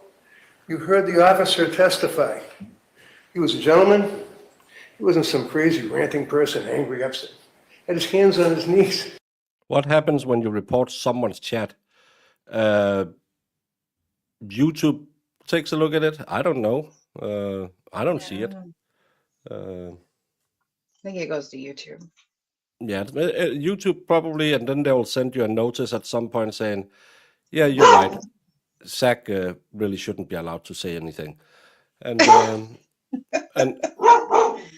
but instead of reporting people's chat, if it's not anything bad, just hit the 3 little dots and say, "I don't want to see what Baker says anymore," and then just hide the user. It's way easier. He's like hyperventilating. Please, do we have to do this? What do you mean? I'm out of my... You gotta go. Okay, Katie McLean says, you gotta go. Now, she stays in that house. She has a place in Belmont, her mother's condo in Belmont. She could have gone there. No, she likes Dover. She loved Dover. The kids loved Dover. Because Harry went, because they wanted. At entertainment, Harry builds the theater.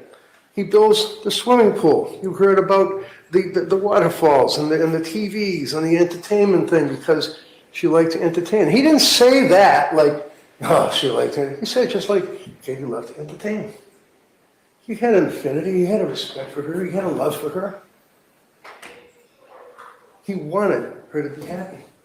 He built all these things in the house to make everybody happy.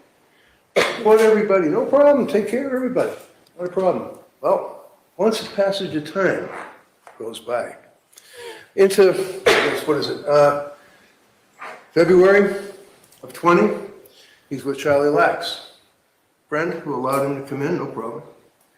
After that, he ends up for a period of time with Richie Kovitz. You saw Richie Kovitz, nice guy, testified, had to go to Florida, he lives in Florida.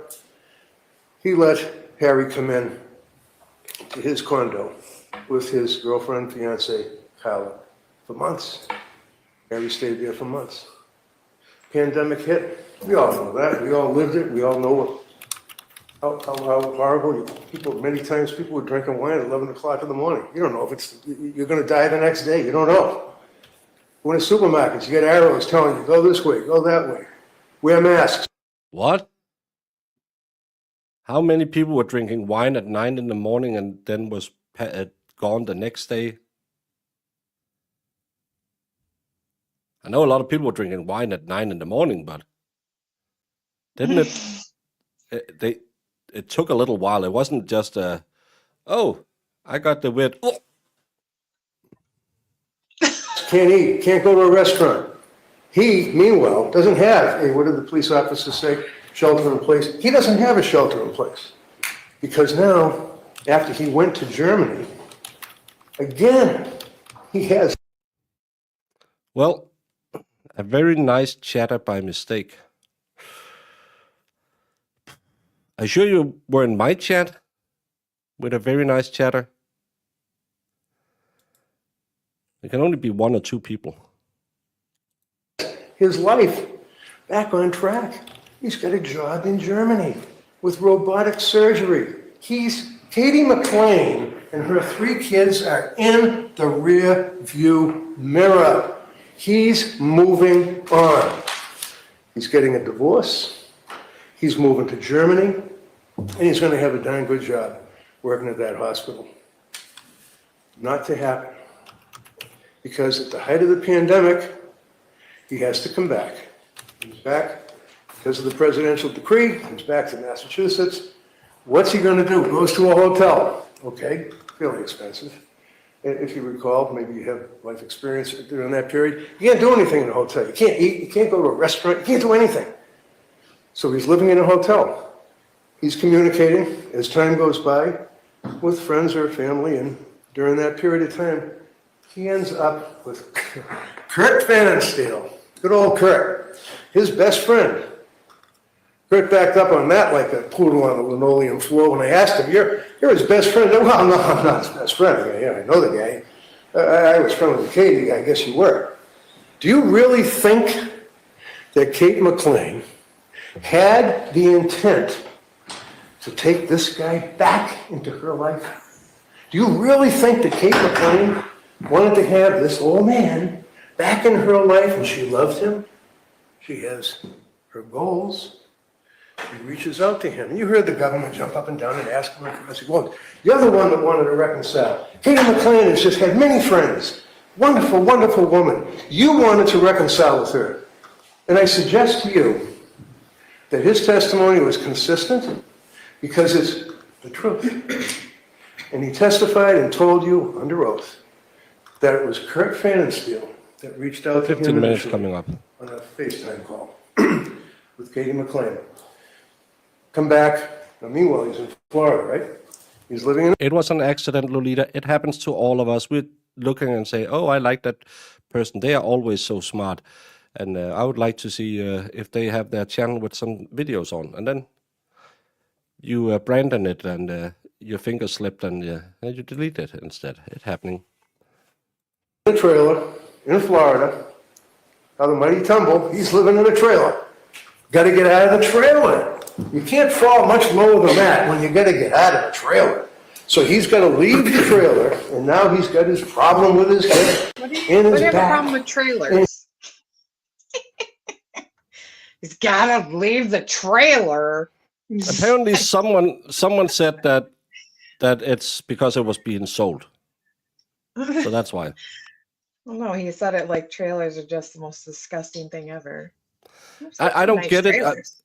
it. I think I could live well in a trailer if it's pretty decent. I don't need much. They're fancy He's nowadays. got to come back. Yeah, Valhalla lives in a trailer.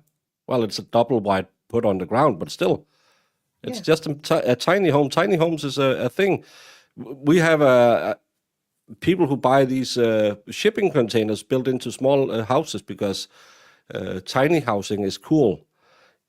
I'm not gonna take a dump in a chemical toilet, so I have to change it. I do need indoor plumbing. Now it's 16 minutes so far. Yeah. Back up to Massachusetts. Well, Kurt comes to the rescue with that call. I love you. I want you back. He now sees a light at the end of the dismal tunnel. And during that period of time, he is able to make arrangements to meet Ms. McLean in New York, drive back. She's got Mr. Roca with her. He told you he was shocked, surprised, because that was the last guy in the world that he expected to see her with. You heard evidence that during this period of time that she had people in the house, and she's certainly not entertaining her friends. During this period of time, he's thinking that they're going to reconcile, but right up to the very end of that period of time, she's not in a mindset that she wants to reconcile. She's more interested in talking to guys and doing whatever she's doing with Kurt, and you heard the evidence. What do you think was in her mind? You think she really wanted to reconcile? No, she wanted the deed. She wanted the house. She wanted the security. We can say security. She wanted the security. This fool signs a deed. Apparently, the trailer was getting sold, and she was begging him to come home. Against his lawyer's advice. He says to him, don't sign the deed. Don't sign the post-nup. What are you, nuts? There is no basis for alimony of a 5-week marriage. You've been played. But he signs the deed. He signs the post-nup. Makes arrangements to meet with her. Now, he then is living in that hotel that we saw, that little room.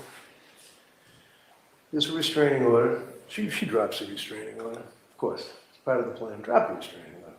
She didn't care if he was in the house. Come on, come in the house. Let's go, in the house. You're able to go in the house. Brings his little bitty bag, goes in the bedroom. Beautiful, everything's great. We're going to live together. Things are going to be great. We're going to reconcile. Didn't know about Kurt. Didn't know about the text. Didn't know about that state of mind. During that period of time, they end up, and it's not easy to talk about people. I mean, the woman is dead. As an attorney, I'm not stupid. I know you don't, as we say, trash the victim. I know that. But it's the facts of the case. And if I was arrogant or obnoxious, or I was hard on a witness, don't hold it against him, because that was my cross-examination.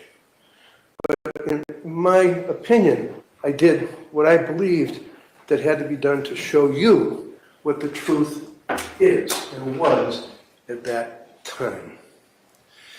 So he's now in the house with her. He said that it was sex, sex, sex. Said that at his age, it was a little overbearing, but nevertheless rose, so to speak, to the occasion. During that period of time, I had texts that showed. It's 11:45. Let's fuck. Come home. And whatever she said, with your wife. Do this with your wife. And interestingly enough, the round spot of blood on the bed that is hers. Yes, you have a text where she indicated on May 6th that in fact she's telling him I'm on my period, so you can't have sex. We're talking a week later. They had sex. You heard the DNA the person talk? Yeah, that was her DNA. And 3 other contributors. My God, 3 other contributors. YSTR profile, male profile, in that spot, in his bed, in his bedroom. In any event, they have sex.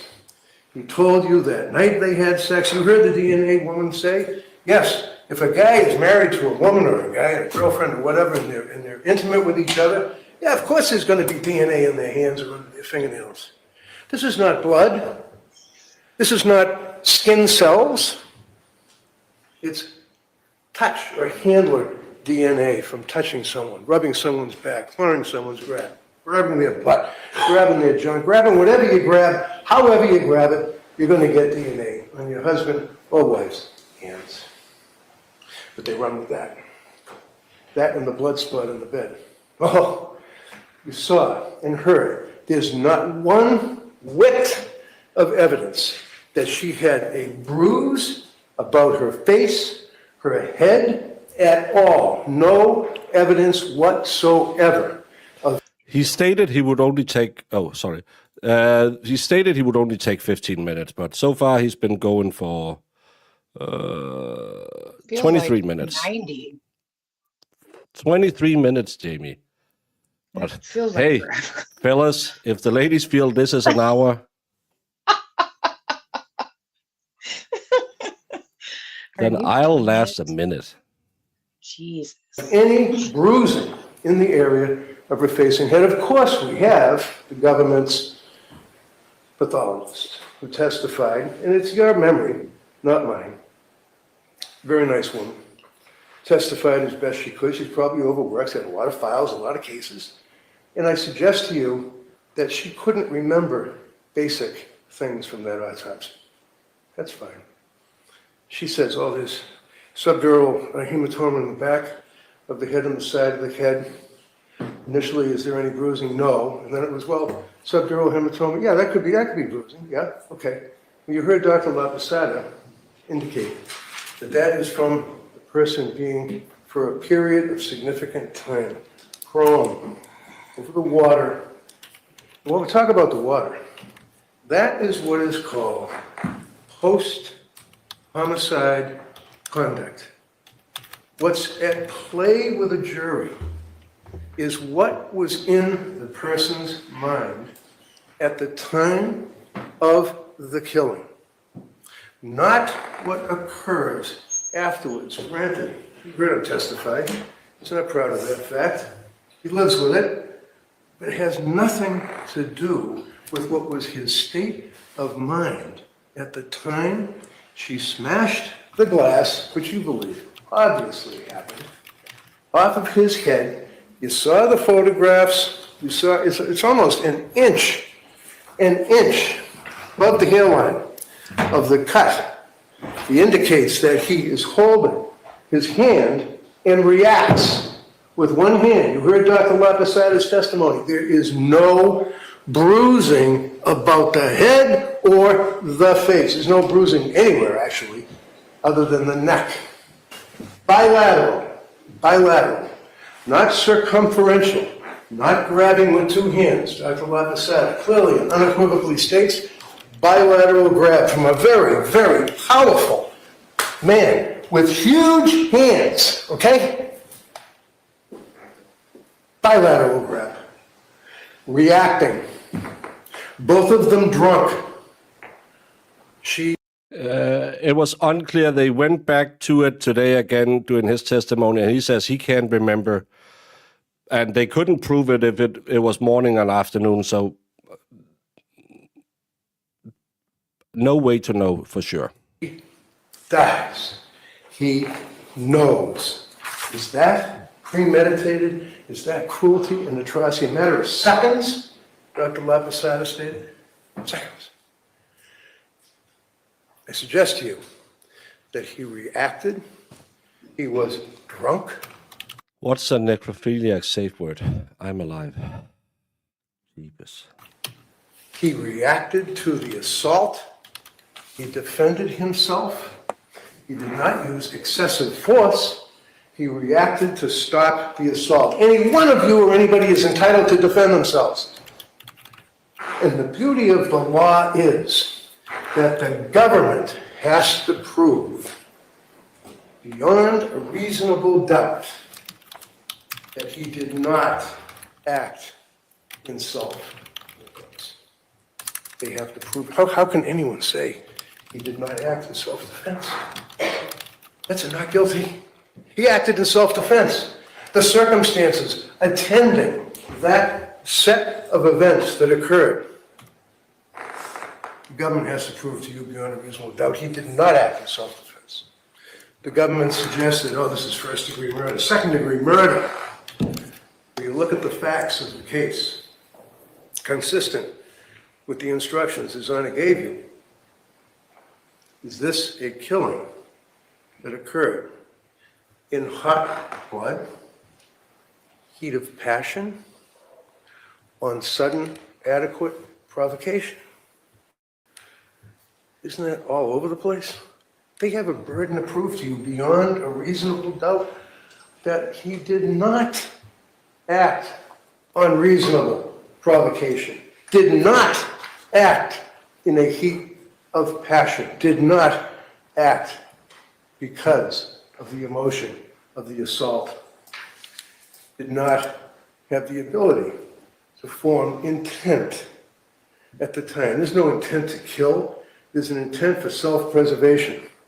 You heard Dr. Zeisel talk about fight or flight. You heard Dr. Zeisel talk as a psychologist about pretty fairly standard psychological principles that all of us have. That little hypothalamus or whatever it is, that thing in your brain, tunnel vision. You do stupid things afterwards. You try. It's because you're nervous. It's the overwhelming fear, the overwhelming fright that eclipses your ability to think straight.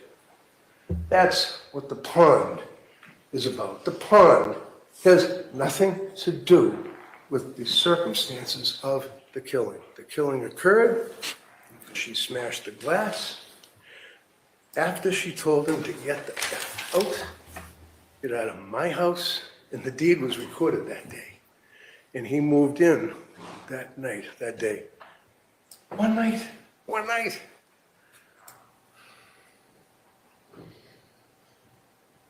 The evidence shows shattered glass. Do we have it? No. Where is it? Who knows? Probably a dump somewhere. Is that important to have a full fair investigation? You heard, and you know the cops. You can wind them up, and they'll walk up to the witness stand, and you can press the button, and they'll testify, and they'll give the right answers. But does anyone really think Kwiatkowski knew what the hell he was doing here, testifying? He didn't even know where the argument took place. He stood up there and told you, I don't know. It's possible. It's possible it took place in the bedroom. Come on. Was there glass on the floor? I think I recall. What do you mean you think you recall? You're a chief homicide investigator on a murder case. Man's life is at stake, and you think you recall because you get your check on a Friday? That is a lousy police investigation. And you know what? The other young man that came in and said, well, if it had red marks on it, I would have examined it. And I said to him, you have to know it's there before you can examine it, right? He didn't even know that there was a second glass. When the police investigate, as citizens, we expect they're going to have an open mind, they're going to do a good job, they're going to seize evidence, they're going to secure things, and they're going to do the best they can to be able to prove a case to a jury beyond a reasonable doubt. Didn't happen in this case. It was a foregone conclusion, but they knew nothing about text messages, did they? They knew nothing about the goings-on between the two of them. They knew nothing about the deed. They knew nothing about the post-nuptial agreement and the money that's paid. They knew nothing about the destruction that she rained down on this man's life.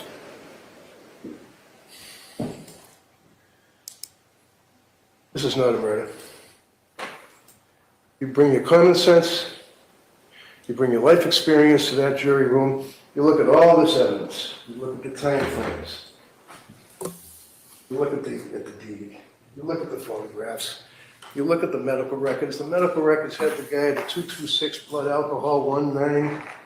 You see the comment in there, suicide by alcohol. And you can make fun of the fact, oh, well, it's superficial scratch. Anytime there's marks and cuts on somebody trying to kill themselves by not going sideways, linear lines, they're superficial. Post-convict, you can say that's superficial. He wanted to kill himself. He wanted to say goodbye to his friends. He wanted to say, I love you to some people. He did that with Kurt and some of the other people that he sent messages to. She played us. She was the devil. I love you, Harry. This is the end of a tragic human story. But I suggest to you, members of the jury, that when you consider Judge Hallel's instructions, ever mindful of the burden of proof, this man is not guilty of murder. Thank you. Don't be a robanan. I love you, Baker. Well, thank you. That's a Danish expression that means don't be a butt banana.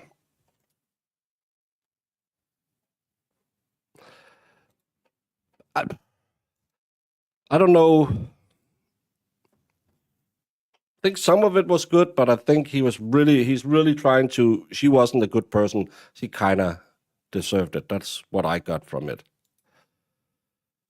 Defense attorney is pounding the table harder than a Ricky client's meat bed. Yeah, Oh my kind of. God. Brandon. Well, it's kind of true because it's all emotional. It's not really. It was a shitty investigation, and she was a gold digger, so she kind of deserved it. That's what I got from it. Again, with all the praise I've heard said about this man, I had expected more. I have to be honest and say that. I think he's been pretty good, especially with the cops and stuff. But yeah, I mean, I saw his point of like, you know, that this isn't murder per se, but you know, I don't think anybody's gonna fall for it. Well, he did kill someone. It doesn't matter if he's played or not. He still killed someone. I love that because Aiden had the sister, the ex's ex on, and she's a shitty person. Everyone's just turned heel on her, but she still got killed. It's not allowed to kill people. Like, I know that she's a shitty person, but again, you're not allowed to kill them. That's No, that's not what it is. It's just, is it a, you know, Is it a justified killing? Yes, he smacked him in the head, but he overpowered her. That's when he has to stop. Because then the deadly weapon is gone and he's not in fear of her life. He can restrict her. That's what the judge said in the beginning. So I can't see how you can get past second degree in a downward spiral. I mean, I could go with manslaughter. Yeah, but you can go with manslaughter in every case. The judge said that to be for him to have been in fear of himself, there needs to be a deadly weapon, but he can only use deadly force until it's eliminated. The second he overpowers her, throws her on the floor, there's no more threat to him. The glass is gone. He said so. The phone's gone. He has her by the neck, and she doesn't even fight back. At that point, he should have released his hold and could have restrained her. It doesn't matter that she was a gold digger. It has nothing to do with this.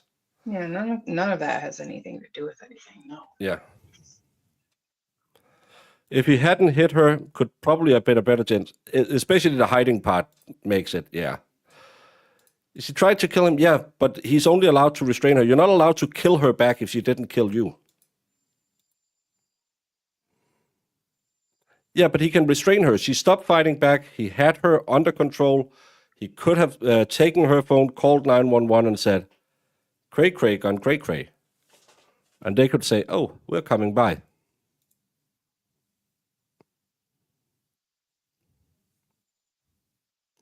And again, I saw some people got really mad on Twitter the other day because a lady swung at a man and he just pushed her back and she fell, hit her head on the floor and passed out. And, oh, he assaulted her. No, she assaulted him. Yeah, but there is physical differences between men and women. There is, but they should And he not just be. did this. He didn't even throw a punch at her or anything. So again, I have a hard time to get past second degree because there's malice. There's he had time to stop. It takes 4 minutes. 4 minutes. You just said how long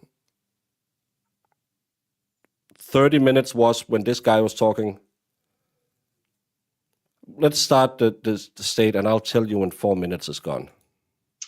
Jury, that when you But the relationship to our children, both he are treating the life out. and you can make fun of the fact. So On May 15th, 2020, Katie McLean Sit time, it's a few minutes. took her last breath with the defendant's hands wrapped around her neck, squeezing the life out of her. He took her. It does. And then I might punch back, I might grab, I might throw. But if I then sit for 4 minutes and choke them,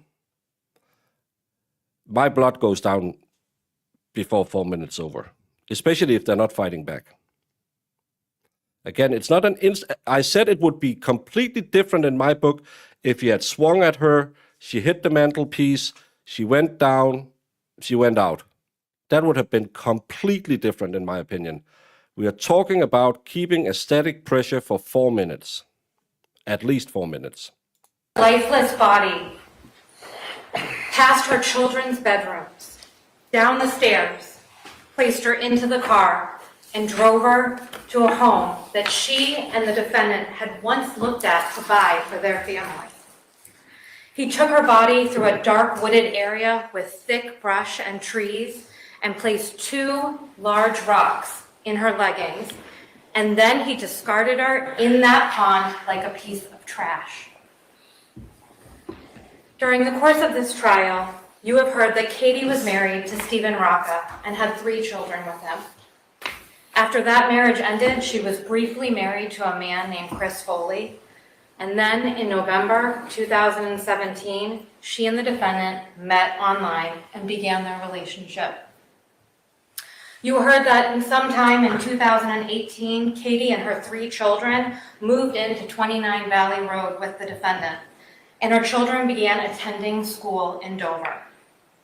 In December of 2019, Katie and the defendant were married in Las Vegas, but the relationship deteriorated, and by early February 2020, Katie had obtained a restraining order against the defendant, who was no longer living at 29 Valley Road. The pandemic hit about a month and a half later, and the world shut down. The defendant made his way to Florida and planned to sell the house at 29 Valley Road. Both he and Katie were moving forward with the divorce. However, on April 17th of 2020, that all changed when the defendant reached out through his lawyer, John Hoffman, and requested Katie consider a reconciliation. You heard testimony from Vanessa Pettigrew and Stephen Rocca that show Katie wasn't sure about the reconciliation, but she wanted to try to make her marriage work because she loved the defendant and she wanted stability for her children. So Katie and the defendant worked out an agreement to try to help Katie feel secure in the relationship, which included signing the deed on April 29th of 2020. To give Katie half ownership in the house, and the 2 also established a post-nup agreement. You heard on May 8th of 2020, Stephen Rocca drove Katie to New York to meet the defendant, and she and the defendant drove back to Massachusetts together. You saw surveillance video and the reservation receipt from the Marriott showing the defendant check in on May 8th with the intention of staying at the hotel until May 17th. But on May 15th, 2020, that hope of reconciliation came to an end when the defendant killed Katie in their bedroom at 29 Valley Road. And for that, the defendant is charged with first-degree murder. The defense suggests that the defendant... Now she's dead. That's the minimum time. That was 4 minutes. Just to put it in perspective. The defendant killed Katie in the heat of passion, or in self-defense. He was under extreme stress from the pandemic, had just placed her name on the deed of the house, and snapped that night when she threatened to make him leave again. He also suggests that because Katie had texted with friends about her relationship with her husband, and because she wanted stability for her children, that she just wanted his house and his money, and never really wanted to reconcile. And that, coupled with the fear of being kicked out of his own home during the pandemic, is what led him to snap. Ladies and gentlemen, I suggest that is not heat of passion. It is not self-defense. It is motive to kill. And the defendant's text to Kurt Vandensteel after the murder is further evidence that the defendant did not snap and kill Katie and then instantly regret it like he wants you to believe. That text shows his constant and enduring belief that Katie was a vindictive devil, and it shows his motive to kill her, to get rid of her so that he would not have to go through another divorce and he would not lose his house again. I want to remind you about the defendant's statement on May 16th of 2020.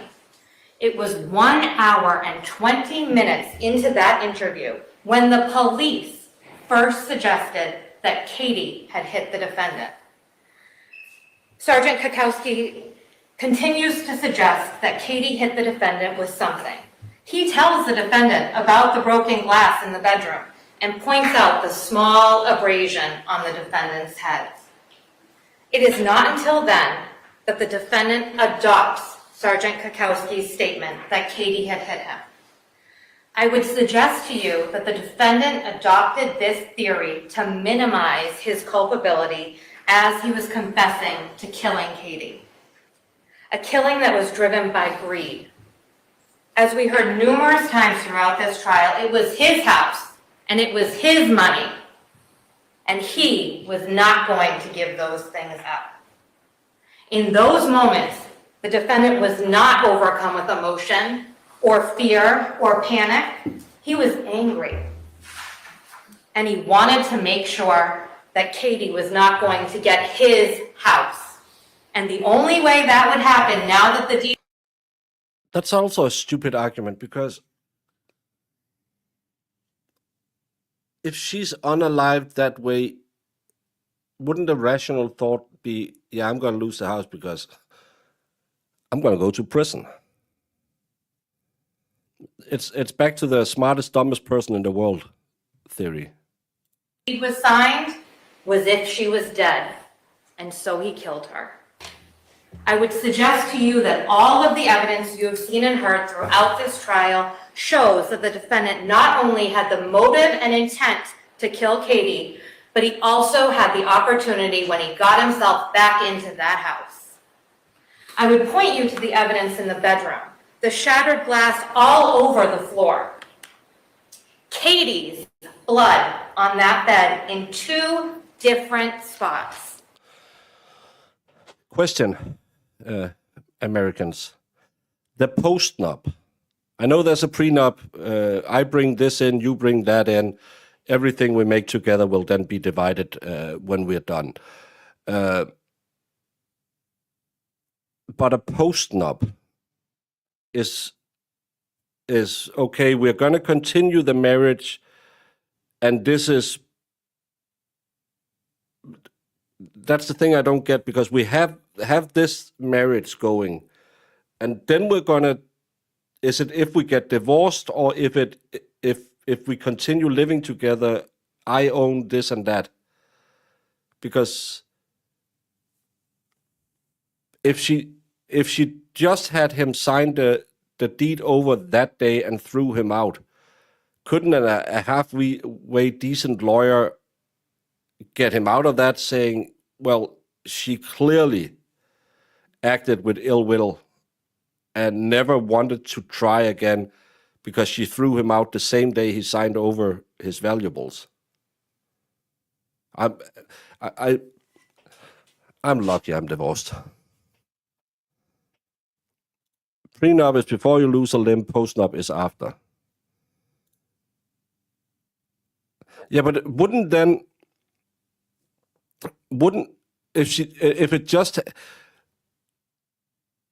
you be able to sue and say, clearly this has no standing because she enticed me, she used her female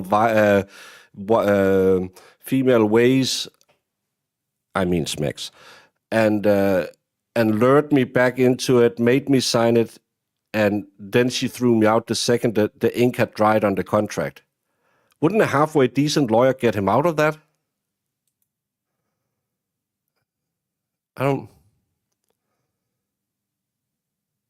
It was just for the house to split it. Yeah, the house was 50-50, but there was some cars and stuff like that, and she wanted an alimony. Yeah, again, but he wanted back in. I'm just saying, if he wanted back in and then signs an agreement, and she said, no, I don't want you back in. I just used you to get a prenup, a postnup. I can't see it needs that much suing to get a judge to say, well, you clearly. We saw it in that case with that woman in Tennessee who was banging the felon who moved into the house, and it lasted, 2 months, and then she wanted half of everything, and he said, nope, ain't gonna happen in Tennessee. So, yeah, signed under duress, it can't have legal standing. So, no kids testified. The photographs of the scrape on the defendant's head, coupled with his medical records. And again, suing can take years. Yeah, that's fine, but she only owns 50% of the house. And as I understood it, she had agreed that she would move from the house. That documented it simply as an abrasion. The lack of red-brown Yes, the ex-husband pays alimony. stains on any piece of glass that was photographed in that bedroom, and the small cuts on the defendant's hands by his thumb and index fingers, with the evidence of the defendant's DNA under Katie's fingernails. This evidence is not consistent with a single blow from a glass and a quick grab to the neck that caused death. I would suggest to you what this evidence is consistent with is a violent struggle. There's no signs of a violent struggle. Your own ME testified to that. Violent struggle as Katie fought for her life in that bedroom. And the extensive injuries to Katie's head and neck described by Dr. Matthews are just further evidence of that. No, but he was asked on the stand if he paid alimony. So before they met. Violent struggle for Katie's life that occurred inside that bedroom on May 15th. Now I want to talk to you about what some of the defense witnesses said. I believe the discussion was the alimony. He didn't agree to alimony. Think about Attorney Hoffman's testimony and the series of emails sent by the defendant on April 10th, on April 13th, and April 15th. He was still committed. But he's been in America for, at that time, 18 years. He's a highly educated man. A highly educated man knows he's stupid in the ways of the law, so he would have called his lawyer. Anyone who's been in a divorce where the other part calls and said, you have to do this, said, yeah, I'm just going to check with my lawyer. So, again, it's the smartest, dumbest person in the room problem again. To that divorce, and he wanted back in that house. And he wanted Katie and her 3 children to move to Belmont. And then 2 days later, he suddenly had a change of heart and wanted to reconcile. He wanted to make Katie and the kids feel secure. So he put her name on the deed, which meant that she was entitled to half the house if they were to get divorced. But also remember that becoming tenants in common on a deed means if one of them dies, the other one gets the house. Dr. Laposadas testified that Katie's death was a result of a one-handed application. He bought it, but then he signed over, as you just heard, 50% if the other person died, so they could own it. And that's the stupid thing about getting married. All of a sudden, it's not yours, it's ours. Force. I would ask that you remember this is a doctor who has not examined a body in over 20 years. Her demeanor appeared aggressive and argumentative as she was testifying. Wrong statement. She hadn't worked she had done private autopsies in the last 20 years. And I would suggest, as a paid defense expert, she had an agenda. And Stop saying she's a paid. I started thinking, yeah, this is, and then this, and now I just want to, out of spite because I don't like this lady, say, yeah, he's not guilty. Why must they always, she wouldn't even answer the simplest question on cross-examination without pushing that agenda. Dr. Laposada also made sure to emphasize all the things that she did do as she considered the cause of death and the circumstances surrounding Katie's death. But there are two things that she did not do. She did not examine Katie's body, and she did not listen to the defendant's statement to police from May 16th of 2020. The statements in which he said, "I choked her. I grabbed her around the neck, and she was fighting, and I continued, and then she passed out." The defense suggests that this was an impulsive, knee-jerk reaction. Dr. Zeisel testified that people in highly... Yeah, and that's the thing I've been thinking every time she gets on a roll and she's okay. I think, what is it, Norwood or whatever DA's office they have, they must have some internal courses where they say you must be an antagonizing idiot and just make up stuff. I really dislike the way they always, because she doesn't have a bad case. She has a winnable, easy case. She's not here anymore. He's here. He admitted he did it. Most juries signed him off as guilty before the first witness hit the stand. But why is she so antagonistic all the time? I think it's a way they are taught in Norfolk to treat people. I really dislike it. I think she should have been way more gentle and say, well, it's sad. And yes, she had her flaws, but she's the victim here. And he is a mean old German. dangerous situation. Not all can have a Germans fight are or mean. flight response and can act without thinking. He gave examples of hurricanes, mass shootings, and being attacked. But he also agreed in those situations, you do not lose your free will, and you do not lose the ability to make a choice. The defendant, who I suggest appeared methodical and detail-oriented, testified that he was down on his knees, begging Katie to stop as she was yelling at him and then hit him with a glass. He testified that he snapped and blacked out. But he did remember that he grabbed her by one hand on the neck. He described her flailing, and then they both fell to the ground. And Yeah, but she's dramatic on the wrong pieces. She should be dramatic now, talking about, oh, he was on his knee, but that's why you can bring a little bit of drama into it. But it's, and the way, the victims are paid liars. It sounds like someone else I talked to last week.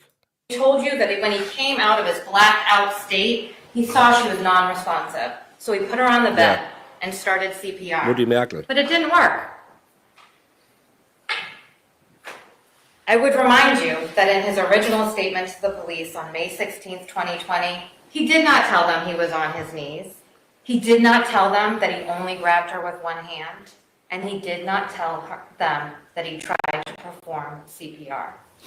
In his testimony yesterday, he also told you that he panicked and wanted to move Katie's body so that her children would not find her. I would suggest that the defendant took the methodical and detail-oriented steps to dispose of Katie's body in an effort to save himself, not her children.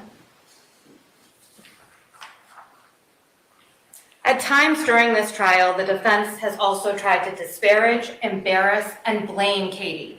But I would suggest that is not what this case is about. And it was meant to distract you from the focus of this trial, which is the death of Katie McLean. Earlier, Judge Halal instructed you on the elements that the Commonwealth must prove beyond a reasonable doubt in order for you to find the defendant guilty of first-degree murder. He explained that there are two different theories by which the Commonwealth can prove first-degree murder. The first is deliberate premeditation, and the second is extreme atrocity and cruelty.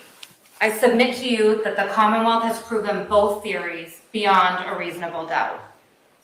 When considering the first theory, deliberate premeditation, the first element under this theory, it's not contested. The defendant admitted in his interview that he killed Katie McLean by strangling her. He told you in this courtroom that he killed Katie. And Dr. Matthews, the medical examiner, testified that Katie's cause of death was strangulation. The second element is that the defendant intended to kill Katie. The defense suggests that the defendant did not form the necessary intent to kill Katie, and they point to his intoxication and also argue that he killed her in the heat of passion or in self-defense. When thinking about this, I want you to think about the defendant's own words in his interview to the police. You always have a choice. And I would suggest to you that the defendant made a choice in the early morning hours of May 15th to kill Katie. Think about his other statements during that interview. She was fighting and Yeah, he was in a coma. And I don't know how they had to transfer him to another hospital to handle his intoxication. I continued. Then she passed out. He had a choice to stop as she was fighting, and he did not. In those moments, he made the choice to keep going and to kill Katie. And I suggest to you that is intent. Attorney Reddington suggests that the defendant was intoxicated and snapped. I severely doubt Turtle Boy is. Oh, I read it as is Turtle Boy here. I thought, no, he's most likely at the courthouse. I haven't seen. That's wishful thinking took over. I haven't seen him today. And could not control his conduct. When considering whether the defendant's drinking that night played a role in his behavior, think about the meticulous steps that he took after she was dead. He carried Katie's body. But you also have to remember he drank after, because there's a almost empty bottle of scotch in the car, and there was a half-drunk bottle. He wasn't found till late, I think 1 day after she went missing. Down the long staircase at 29 Valley Road. He placed her into her vehicle and drove her to a pond that he had been to before. He walked in the dark through thick brush and trees, causing the scratches and abrasions to his head, to his legs, and his arms. Then he placed 2 large rocks in her pants to weigh her down, to hold her body down. Then he started driving to Denham, but realized that he had forgotten his phone, so he went back to the house. He got his wallet, he got his phone, he changed his clothes, he locked the bedroom door. He drove those windy, dark, country roads from Dover to Dedham, without crashing, without getting pulled over, and then he parked within his parking spot. He put on his mask. He removed his wallet from his pants. He swiped his card around 5:30 a.m. to enter that building. He walked past the reservation desk, through the lobby, and up to his second floor room. Not stumbling, not falling down, not incapacitated. I would suggest he is If they're allowed to, they should have played that clip right there. quite the opposite. He is cool, he is calm, and he is collected. His clothes and his hair are neat and orderly. And again, look at that coherent text he sent to Kurt about his hatred for Katie. This text does not show. But intent can be almost instantaneous, right? So when he has her hands and says, "I just want her to stop," no, and he keeps going, doesn't that constitute intent? It does not show remorse. It shows motive, and it shows intent. I would suggest to you that the defendant's behavior directly after the crime does not indicate that he was in a fit of rage or so intoxicated at the time he killed Katie. I would suggest to you it's the behavior of someone who is in complete control of himself. He is aware of his actions and the potential consequences, and he took well thought out, methodical steps to dispose of her body and cover his tracks. Also remember the defendant was alone in that hotel room for 5 hours with a large bottle of alcohol that was half empty when the police entered at 10:50 a.m. Remember that time when Brandon started drinking before noon and started blocking people 3 hours later? That was a fun stream. During that time when he was alone in the room, he had time to think, he had time to reflect, and he had time to plan. Likewise, the defense wants you to believe that the defendant wants you to believe that he was either intoxicated at the time of his interview or was feeling the effects of his prior intoxication. He wants you to believe he was confused, he had memory lapses, and he didn't understand what he was saying because of his blood alcohol level when he was admitted to the hospital. I would ask that you use your common sense and your life experience when evaluating these statements. The Dedham police arrived at the hotel around 10:50 a.m. on May 15th and found the defendant, who was immediately transported to the hospital. His lab results from noon on May 15th show his blood alcohol level to be elevated. But remember, the interview with the police did not begin until 5:19 p.m. on That's because Plevin is an idiot who thinks I'm 27 years old. May 16th, almost 30 hours later. Remember the testimony of Ailish Wilkie, who told you it was her job to protect the defendant, and she would not have let him talk to the police if he was unable to or if he was unwilling to. Think about the defendant's behavior in that interview, how clear his voice was while even wearing a mask, how he was able to spell everyone's last name correctly without being asked. Think about the testimony of Detective Gonski and Sergeant Kakowski that the defendant walked in and out of that room unassisted. He sat up in a chair throughout the entire interview, and he was calm and coherent throughout that entire interview. All of these details, coupled with the police being calm and patient and allowing the defendant the time he needed, point to the defendant's statement being knowing, voluntary, and intelligent. The third element, whether the defendant decided to kill Katie after a period of reflection, Judge Halal instructed you that that period of reflection can be just a few seconds or minutes. I would suggest to you that the defendant's words to the police on May 16th, that Katie fought and he continued, paired with the small cuts around his thumb and his index finger and his DNA found under Katie's fingernails, indicate she was fighting him.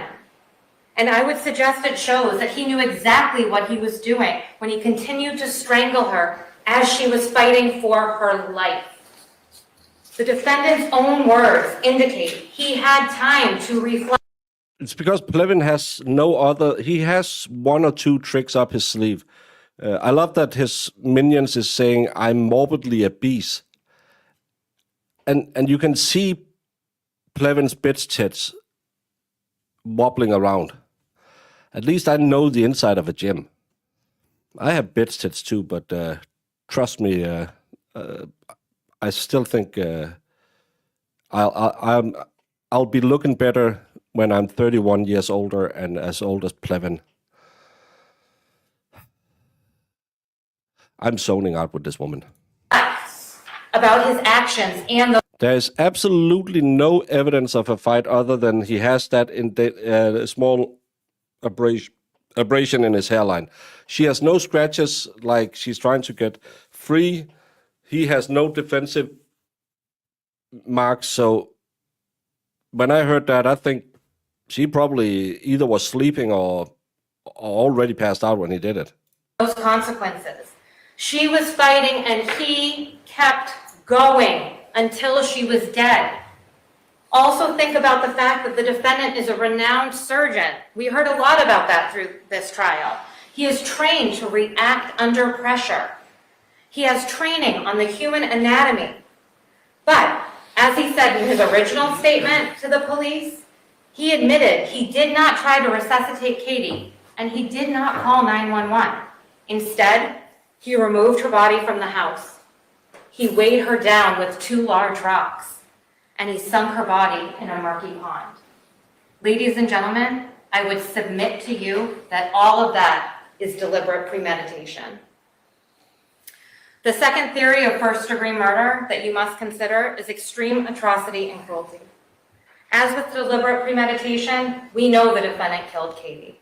And when considering the second element, his intent, again, remember the defendant has substantial medical training as a doctor.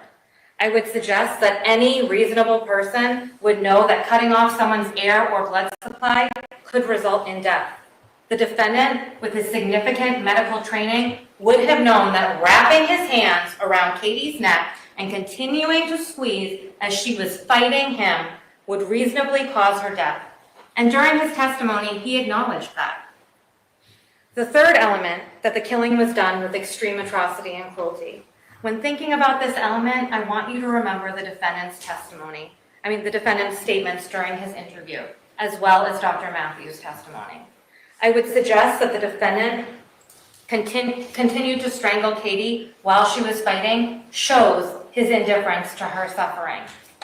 Think about the testimony of Dr. Matthews and the extensive injuries that she detailed, the petechia in Katie's eyes, the external injuries to her neck, the internal injuries to her. No, that's her ex-husband. Plevin doesn't have a beard. Head and her neck. And her He has a little goatee. And this guy, no. broken hyoid bone. Remember where Dr. Matthews said the hyoid bone was, placed within the neck muscles, and the fact that Katie's hyoid bone was fractured. And the hemorrhages in her neck were 4 layers deep. Dr. Matthews agreed that it would take significant force for those injuries to occur, and that all of Katie's injuries occurred before her death.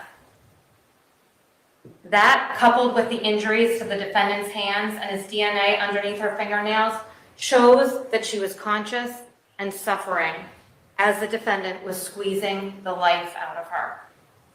I would suggest to you that all of this evidence shows beyond a reasonable doubt that Katie's death was completed with extreme atrocity and cruelty. Ladies and gentlemen, you were instructed at the beginning of this trial and again at the end of this trial on the meaning of reasonable doubt. You have heard that the evidence must convince you of the defendant's guilt to a reasonable and moral certainty, a certainty that convinces your understanding and satisfies your reason and judgment.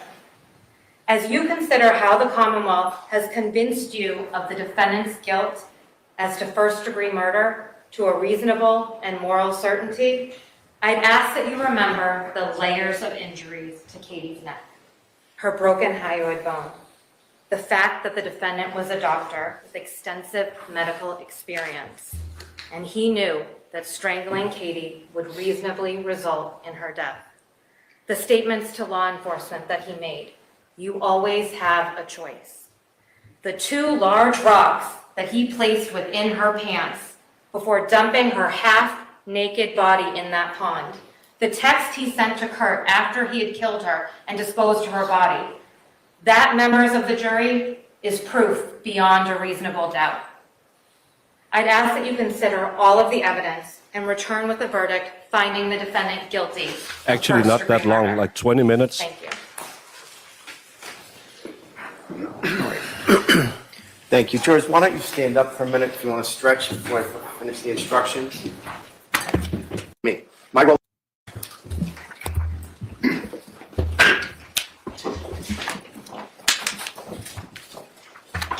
Yeah, it felt way longer than 20 minutes. Well, final poll. All right, and the heading is no transcripts. So although our court reporter recorded everything in court during the course of the trial, we do not have written transcripts of any portions of the trial testimony that we can give you for use in your deliberations. You must therefore use and rely on your own collective memories of the evidence, assisted perhaps by your notes. Now, since determining the facts in this case is your duty and not mine, you are to draw no inferences, favorable or unfavorable, to any party because of anything that I, as the judge, may have said or done during the trial of this case. If somehow you think that during the course of the trial I made certain rulings that suggested how I felt the case was going in or how any issue of fact should be resolved, or how you should find the facts, then you are to ignore it, because this decision that you must make on what the facts are in this case must be made free from interference from anyone, including me. My role as the judge is to see that there is a fair, orderly, and efficient trial of this case. My role is also to rule on questions of evidence and matters of law, and to instruct you on the law as I am doing now. Your role in this case is the most important role in this trial, because you and you alone will determine what the facts are. In a sense, you are judges when you do that. You are the sole judges of the facts. Now, in deciding what the facts are, you all have certain tools available to you. The primary ones are your own common sense, good judgment, and general life experiences. Now, if in the course of opening statements, or closing arguments, or during the trial itself, the attorneys or even Yes, he went first. I, as the judge, call to your attention matters of evidence that you do not remember collectively as a jury, then you are free to ignore it, because it is your memory of what the testimony was and what the evidence is that controls your deliberations in this case. You alone will determine the weight and the effect and the value of the evidence and the believability of the witnesses. Once you make those determinations of fact, it is then your duty to apply them to the law as I now give it to you. In deciding whether the defendant is guilty or not guilty of the charges that have been brought against him, you must act without prejudice, without fear or favor, and make your judgment solely from a fair consideration of all of the evidence. Emotion or sympathy for one side or the other has no place in your deliberations, and you are not to decide this case on the basis of what you may have learned or heard outside of this courtroom. You may not speculate as to what might be or might not have been the facts, and you must not be influenced by the popularity or lack of popularity of the crimes that have been charged. Rather, you must confine your consideration to the evidence and nothing but the evidence, and your decision must be based on common sense, good reasoning, and good judgment. Your decision must be made without partiality and without concern for the effects or the consequences of that decision. Now, our system of justice depends on judges like me and jurors like you being able and willing to make careful and fair decisions. All people deserve fair and equal treatment in our system of justice, regardless of their race, national origin, immigration status, language, religion, age, ability, gender, sexual orientation, or any other personal characteristic. Nope. The only charges is the ones I think I put up there. I don't believe there's any tampering with evidence or abuse of corpse or anything else. You have agreed to be fair, and I'm sure that you want to be fair, but that is not always easy. One difficulty comes from our own built-in expectations and assumptions. They exist even if we are not aware of them, and even if we believe we do not have them. Some of you may have heard this called implicit bias, and that is what I'm talking about. We judges have the same problem, so let me share a few strategies that we have found useful. First, slow down. Do not rush to a decision. Hasty decisions are the most likely to reflect stereotypes or hidden biases. Take time to consider all of the evidence. Second, as you start to draw conclusions, consider what evidence, if any, supports the conclusions you are drawing and whether any evidence casts doubt on those conclusions. Double check whether you're actually using unsupported assumptions instead of the evidence. Third, as you think about the people involved in this case, consider them as individuals rather than as members of a particular group. Fourth, I might ask myself, would I view the evidence differently if the people were from different groups, such as different racial, ethnic, or gender identity groups? Fifth, listen to your fellow jurors. They may have different points of view. If so, they may help you determine whether you're focusing on the facts or making assumptions, perhaps based on stereotypes. Of course, your fellow jurors could be influenced by their own unstated assumptions. So don't be shy or hesitate to speak up. You should participate actively, particularly if you think the other jurors are overlooking or undervaluing evidence you find important. In fact, when you explain your thoughts out loud to other jurors, you are also helping yourself to focus on the evidence instead of assumptions. If you use these strategies, then you'll do your part to reach a decision that is as fair as humanly possible. That is your responsibility as jurors. Let me talk about the respective roles of the assistant district attorneys and defense counsel. It is their role to present evidence in this case that is most helpful to their respective positions. It is also their duty to object when evidence is offered that they believe. What time is it? It's 3:28. If they're sent back to deliberate, I think he expects a quick verdict. I have a meeting tomorrow at 10 a.m. So if they are not deliberating, I will be starting late. I have the yearly meeting at the HOA. May be inadmissible under our rules of evidence. And the way those matters have been handled, as you've observed, is that I've either ruled on the objection from the bench and the case has proceeded, or we've had a discussion at the side of the bench outside of your hearing where I have addressed the matter of law at issue, made a decision, and the case has proceeded. Any such activity on the part of the assistant district attorneys or the defense attorney in this case in making an objection or requesting a sidebar conference is not to be held against either the Commonwealth or the defendant in your consideration of the evidence or in your deliberation of your verdict. Now, let me tell you what is evidence and what is not evidence in this case. Evidence is what you've heard from the witnesses who have testified here in court before you under oath and given answers to questions put to them by the assistant district attorneys and defense counsel.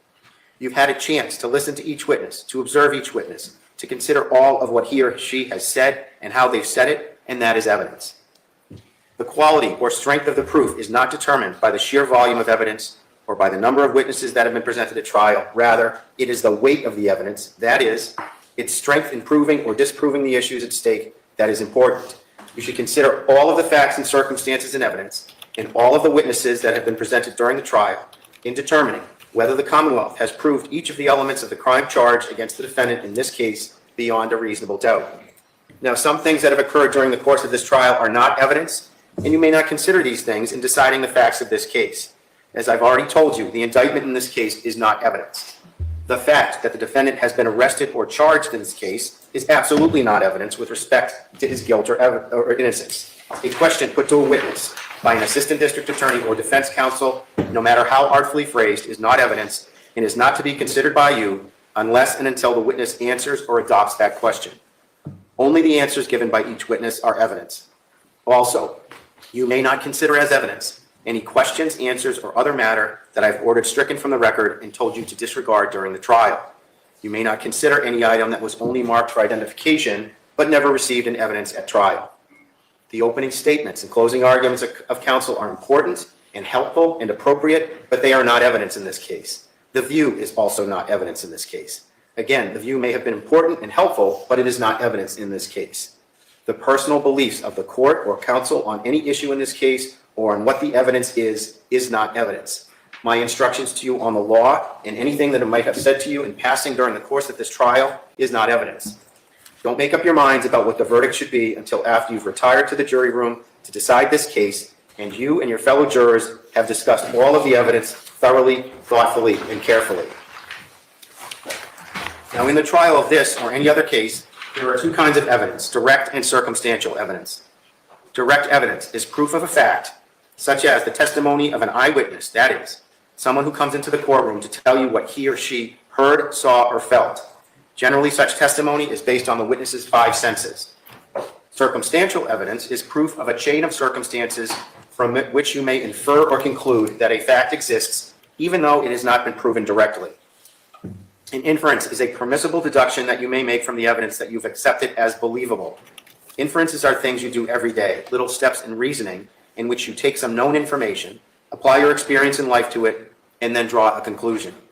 You may draw an inference even if it is not necessary or inescapable, so long as it is reasonable and warranted by the evidence, and all the evidence and reasonable inferences in this case together prove the defendant's guilt beyond a reasonable doubt. Let me give you an example of an inference. If your mailbox was empty when you left home this morning, and you find mail in it when you get home tonight, you may infer that the mailman delivered the mail. Now, obviously, you didn't see the mailman deliver the mail, but from the fact that it was empty this morning and it is filled tonight, you can properly infer that the mailman came in the interim and delivered the mail. This is all that we mean by an inference. Whether the evidence is direct or circumstantial, the Commonwealth must prove the defendant guilty beyond a reasonable doubt from all of the evidence in the case. Where the Commonwealth's case is based solely on circumstantial evidence, and that is for you to say, you may find the defendant guilty only if those circumstances are conclusive enough to leave you with a moral certainty that the defendant is guilty and that there is no other reasonable explanation of the facts as proven. Now, as I've said, your function, among others, is to decide the credibility of the witnesses.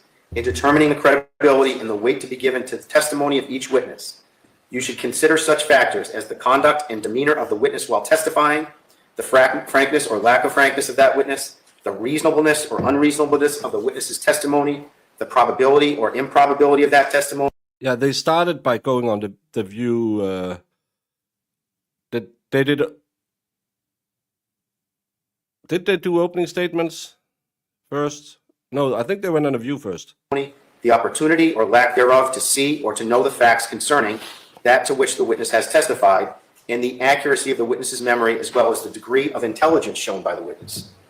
You may also consider the witness's motive to testify for or against either party, and of course, the interest or lack of interest of the witness in the outcome of the case.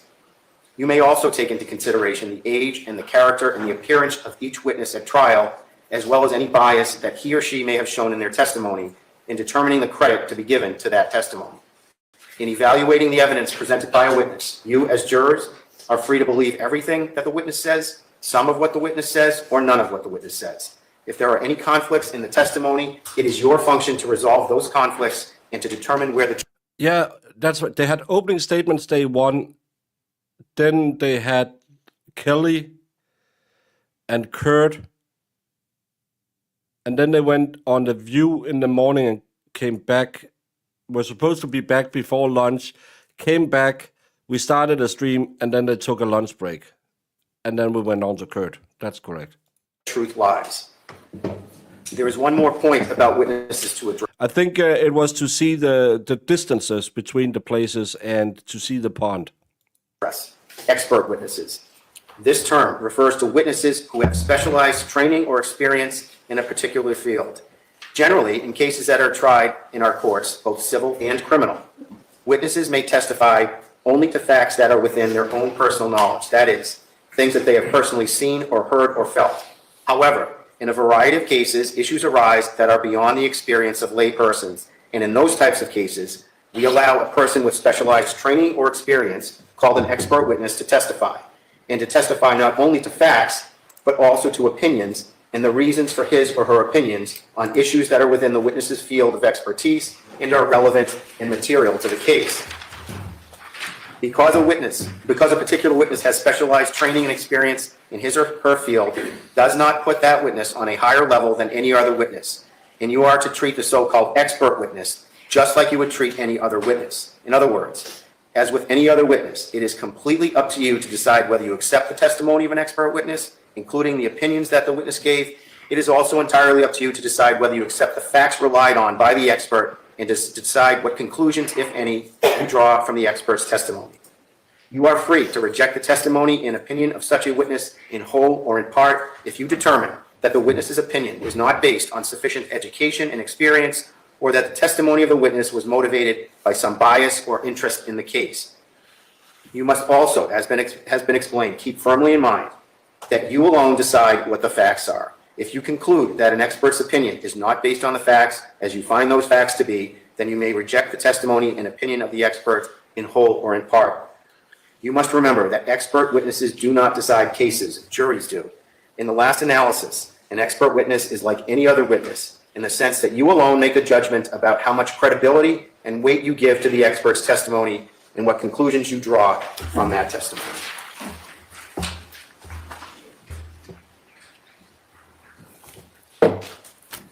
Next, I'm going to instruct you with respect to matters that may have occurred or arisen during the trial, and generally about the evidence and what you may do with the evidence that you've heard in this case. The Commonwealth has introduced into evidence certain photographs showing Kathleen McLean. You will have those photographs with you during deliberations in connection with the testimony you've heard. The photographs are not pleasant. Indeed, they may be described as graphic. I instruct you that your verdict must not in any way be influenced by the fact that these photographs may be unpleasant or graphic. The defendant is entitled to a verdict based solely on the evidence and not one based on pity or sympathy for the deceased, which might be occasioned from the photographs. Consider those photographs only as they may draw attention to a clinical medical status or to the nature of Kathleen McLean's injuries or to the nature of the incident itself. Now, you've heard testimony about statements by way of text messages and otherwise made by the decedent, Kathleen McLean. Those statements are to be considered by you for a limited purpose, that is, to show the state of mind of Kathleen McLean about her relationship with the defendant. You may only consider these statements as to Kathleen McLean's state of mind of the status of the relationship if you find that the defendant was aware of Kathleen McLean's state of mind regarding the relationship and only for the limited purpose of showing the defendant's motive. You may not consider any of Kathleen McLean's statements for the truth of the matters asserted in those statements. Now, you've heard testimony about a recorded statement allegedly made by the defendant concerning the offense which is charged in this case. Before you may consider any such statement, you are going to have to make a preliminary determination whether it can be considered as evidence or not. You may not consider any such statement in your deliberations unless, from all of the evidence in the case, the Commonwealth has proven beyond a reasonable doubt that the defendant made the statement that he is alleged to have made and that he made it voluntarily, freely, and rationally. In determining whether or not any statement made by the defendant was voluntary, you may consider all of the surrounding circumstances. You may take into account the nature and duration of any conversations that the police officers had with the defendant. You may consider where and when the statement was made. You may consider any evidence you've heard about the defendant's physical and mental condition, his intelligence, age, education, and experience. If there is evidence that the defendant was under the influence of alcohol, you must take special care in determining whether any statement was a product of the defendant's rational intellect and free will. It is not enough that the statement was voluntary in the sense that it was not forced or tricked out of the defendant by physical intimidation or psychological pressure. It must also have been made freely and rationally. Obviously, a person cannot give up a valuable right freely if his brain is so clouded that he is not thinking straight. If you conclude that the defendant's level of intoxication from alcohol had rendered the defendant incapable of understanding the meaning and effect of his statement or incapable of withholding it, then you must exclude the defendant's statement from your deliberations as being involuntarily given.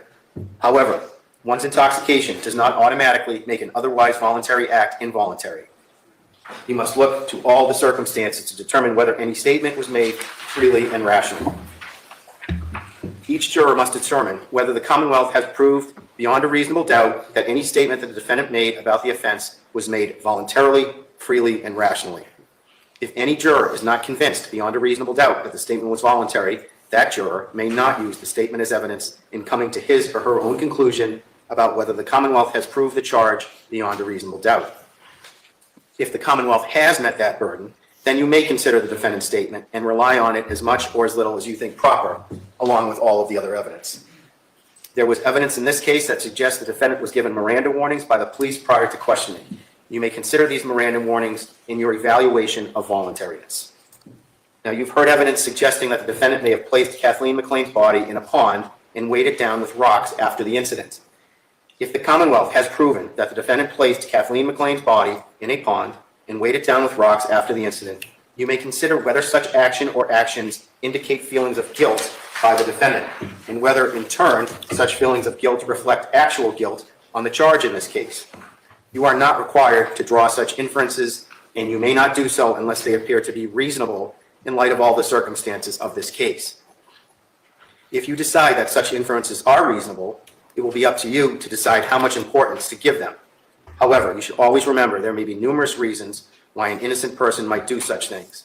Such conduct does not necessarily reflect feelings of guilt.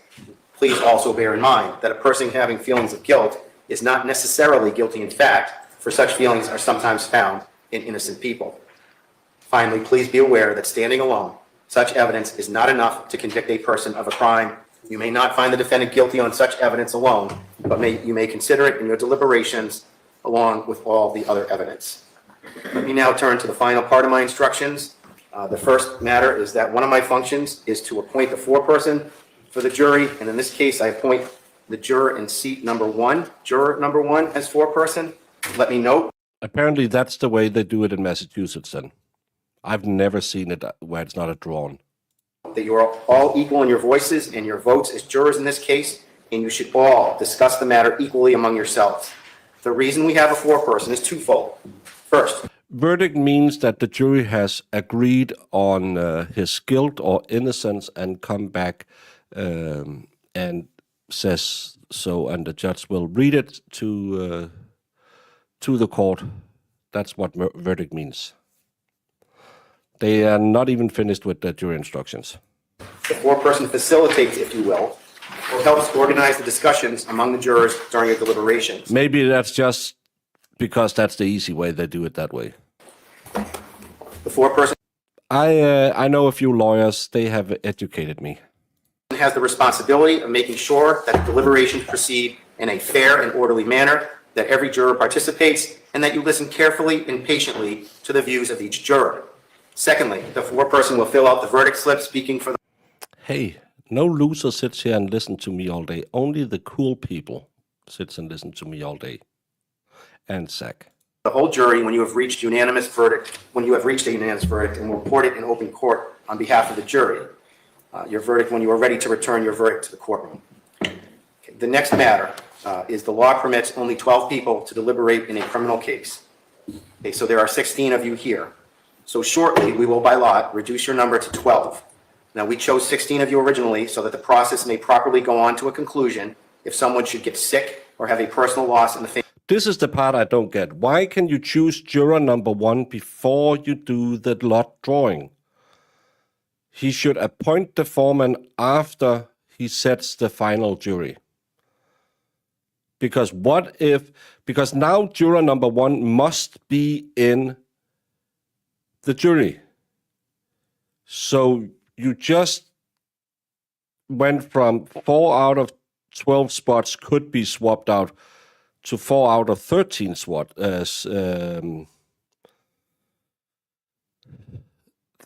out of 13 can be potentially switched. I don't like that.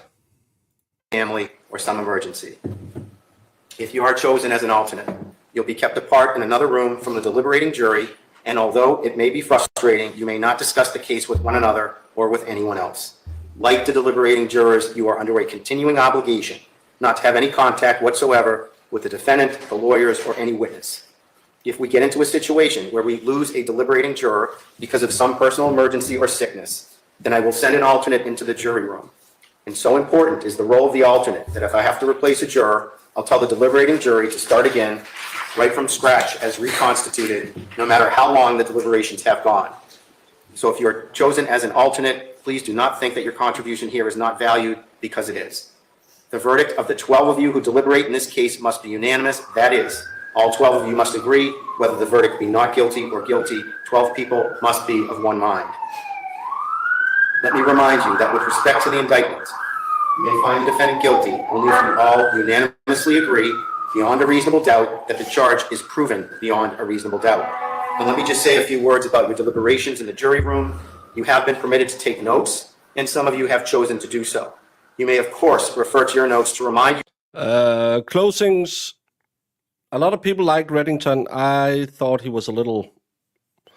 he liked to talk a lot about smacks. The DA had the same problem as Lally. A lot of facts not in evidence. Of what's gone on in the trial. But keep in mind that the memory of a juror who did not take notes may be just as good. Any notes that may have been taken necessarily will be incomplete and inadvertently may be inaccurate. They are not transcripts. In your deliberations, give no more and no less weight to the views of a fellow juror just because that juror did or did not take notes. Deliberate together, not 2 or 3 of you huddled off in a corner. The use of cell phones and any other personal wireless devices is not allowed under any circumstances at any time during jury deliberations. It is probably not a good idea to take a straw vote at the outset of your deliberations. If you do that, you might think that under your oath you are bound to adhere to that initial impression, and that is not so. No member of this jury should ever attempt to communicate with the court by any means other than a signed writing. Any question you may have about this case should be in writing, signed by the foreperson. If you have a question, please state only the question and do not disclose any preliminary votes or views of the jurors.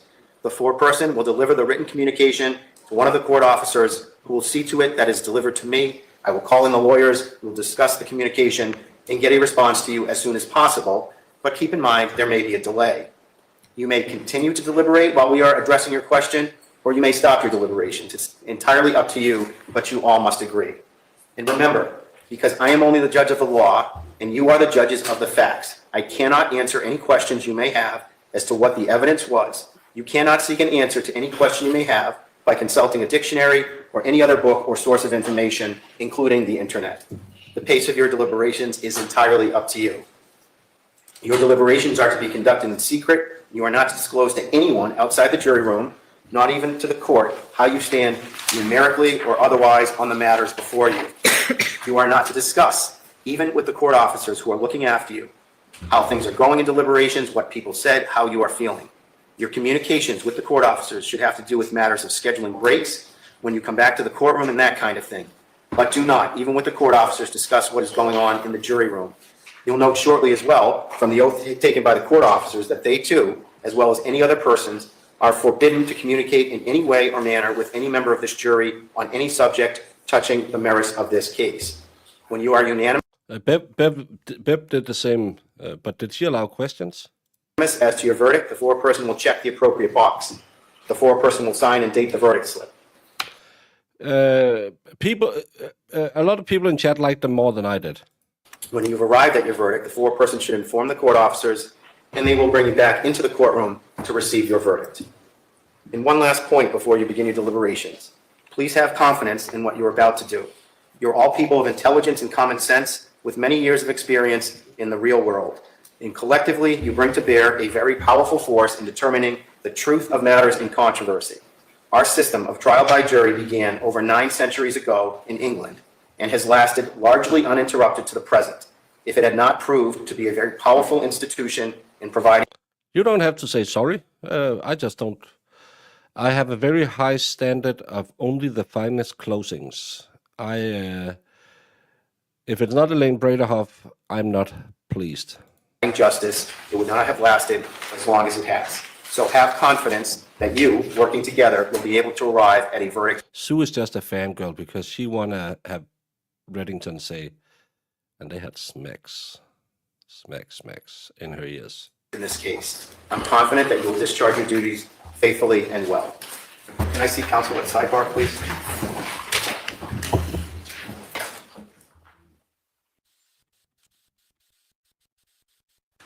For a jury, I'll reduce the. May I reduce the jury? All right. So jurors, Ms. Sandel is going to reduce the jury. I want to apologize in advance. This is our system.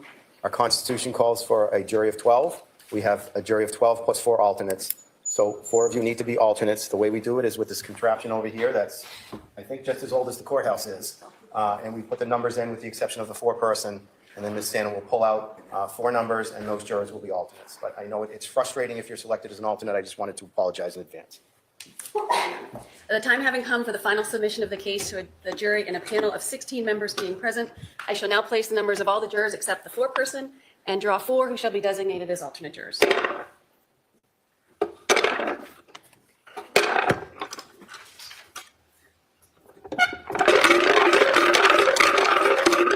Yes, and he automatically picked, he picked number 1, so number 1 isn't a part of the draw, just like in Karen's case, so it's apparently how they do it in Norfolk.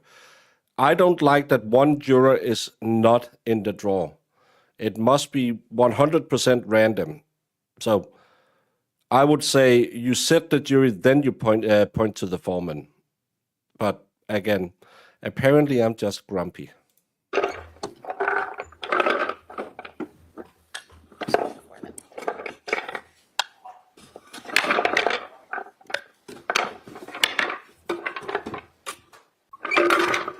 Juror in seat 16, juror in seat 14, juror in seat 5, and juror in seat 6. You have each been designated as alternate jurors to be kept separate and apart from the deliberating jury. Okay. All right. Thank you. So we'll swear the court officers. Okay. Court officers, could please raise your right hand. Do each of you solemnly swear that you will take charge of this jury and keep them together in some convenient place until they have agreed, that you will not speak to them yourselves nor suffer anyone to speak to them except to ask if they have agreed or by order of court, so help you God. Sue? Thank you. I'm not grumpy. So jurors, I'm going to send you out to begin your deliberations, obviously late in the day. I'll have the court officer check on you at 4:15, see if you want to stay a little bit later or if you want to suspend for the day and come back tomorrow. You're going to get the evidence. At 4:15, so you're going to send them out copies of the instructions that I just read. for 20 minutes. The verdict slip. And there's, with respect to the electronic evidence, there's a laptop in there that's been approved by both Yes, Your Honor. sides to play that evidence? Yes. Okay. All right. So I'm going to send you out and ask that you begin your deliberations. Well, if they're going to check on them in 20 minutes, I don't want to turn this off.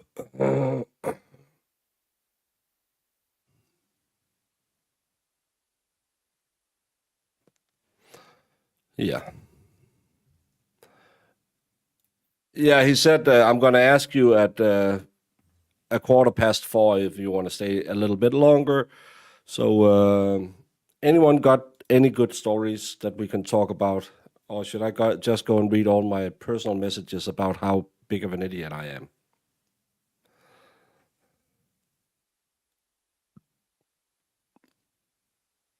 if I was still, I think the reason why he did this is because go back, have a preliminary draw.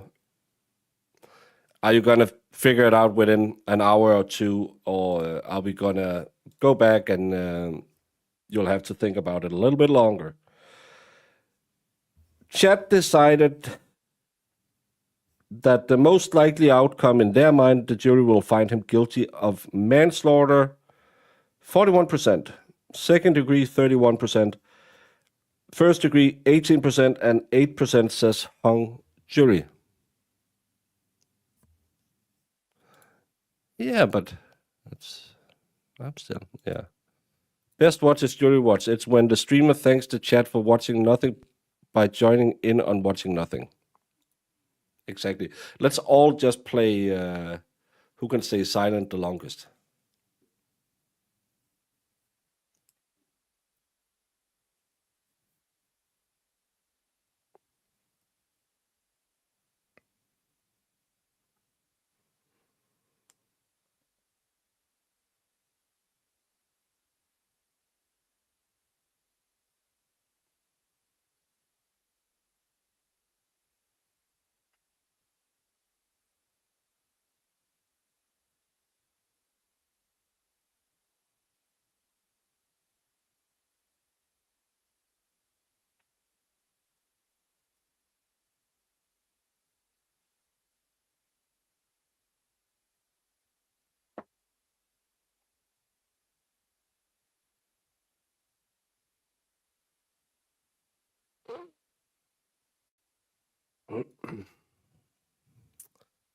How many jurors? 15 so far.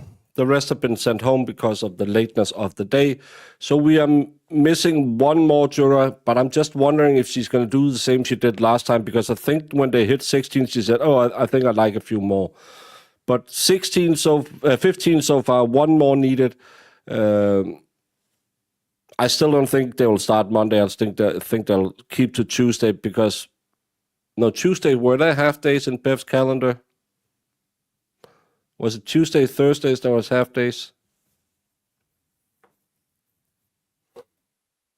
Has it been 4 minutes? But no. Or we could stay quiet for 4 minutes to see if that's long enough to unalive ourselves.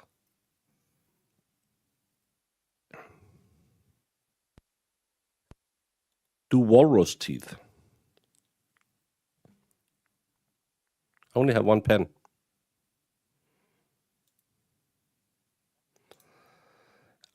I don't get emails about it. I get DMs on TwitChat, and I get threats that someone will destroy me.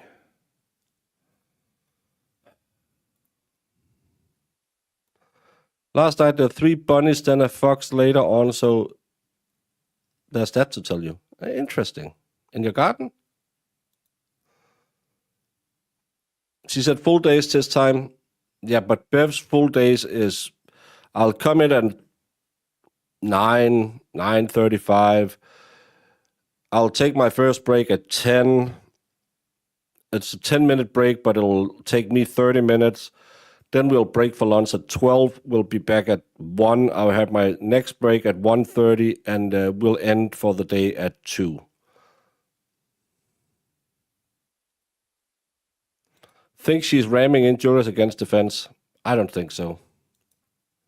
No court Friday or Monday. They will be finished tomorrow. Oh, there was audio in court. That stopped again. No, she said 16. Last time I believe they had 19. She has meetings with the local bar association. Exactly. Do mime mainstays? I don't know.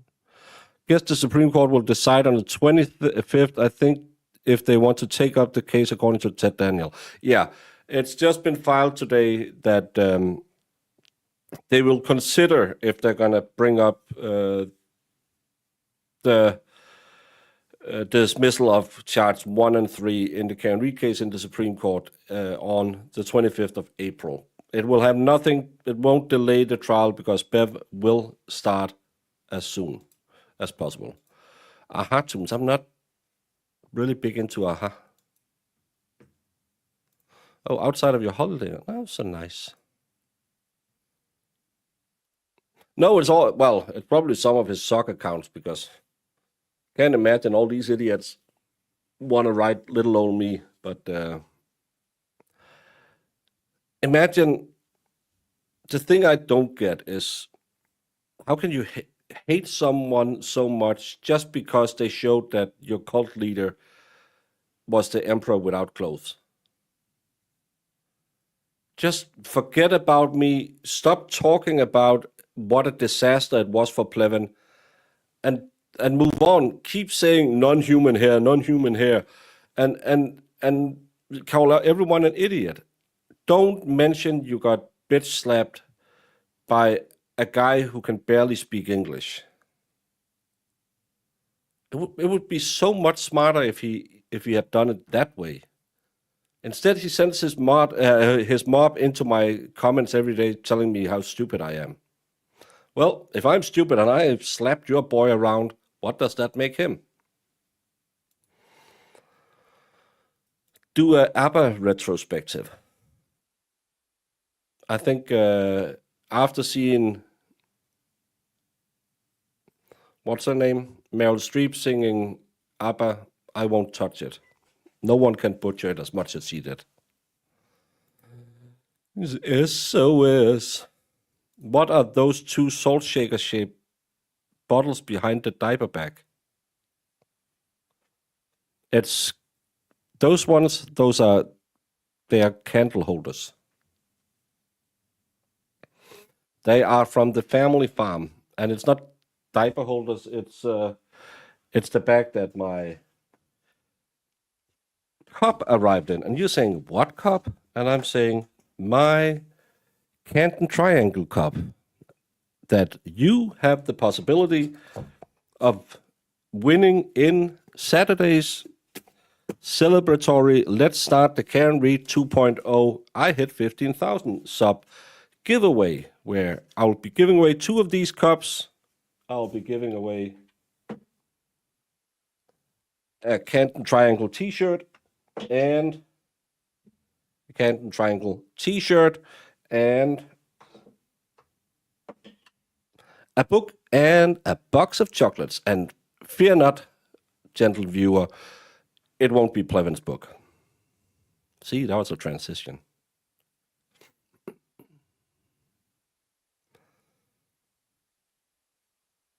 I wonder if there will be court on Good Friday.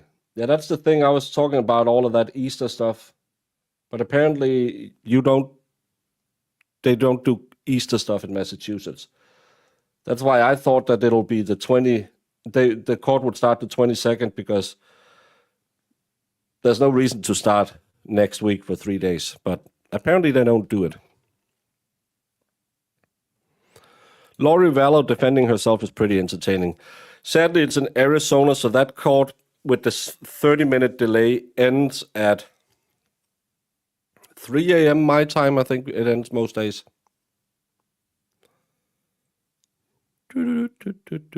Yes, they got 3 more jurors today.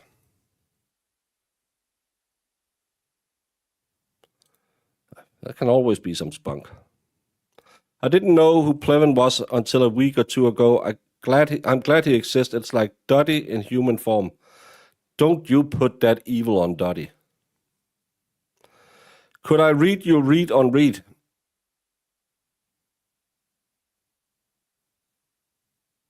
That's some inception. If it was the Plevin book, the box would get stamped return to sender. Another channel read Plevin's book and said Baker's review was generous. I did say that it was the worst book in the world. Even the Austrian painter's book was less confusing. Yes.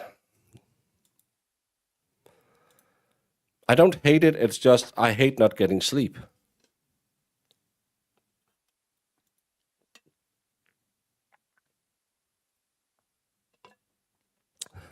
I hope I hope they don't do the Karen Read was framed. I would open with John O'Keefe wasn't hit by a car. And we will prove this to you beyond any reasonable doubt. Don't let all the other noise confuse you. This isn't a case about what if any snow. This isn't a case about who ordered what at the waterfall. This is a simple hit and run case. Did Karen Reed reverse her car at 24.3 miles per hour, hitting John O'Keefe, throwing him onto a lawn where he passed out? Every single person will say there's no way that they can determine that. No physical evidence points to that happening. And I would go down that route. Baker's sweet spunk was very pleasant. Well, Tammy Lee, I'm glad you enjoyed it. I had extra pineapple juice that day. I don't think there's, again, there's no reason. Is he at least moving to Boston, staying in Boston for a trial? Who? AJ? I don't know.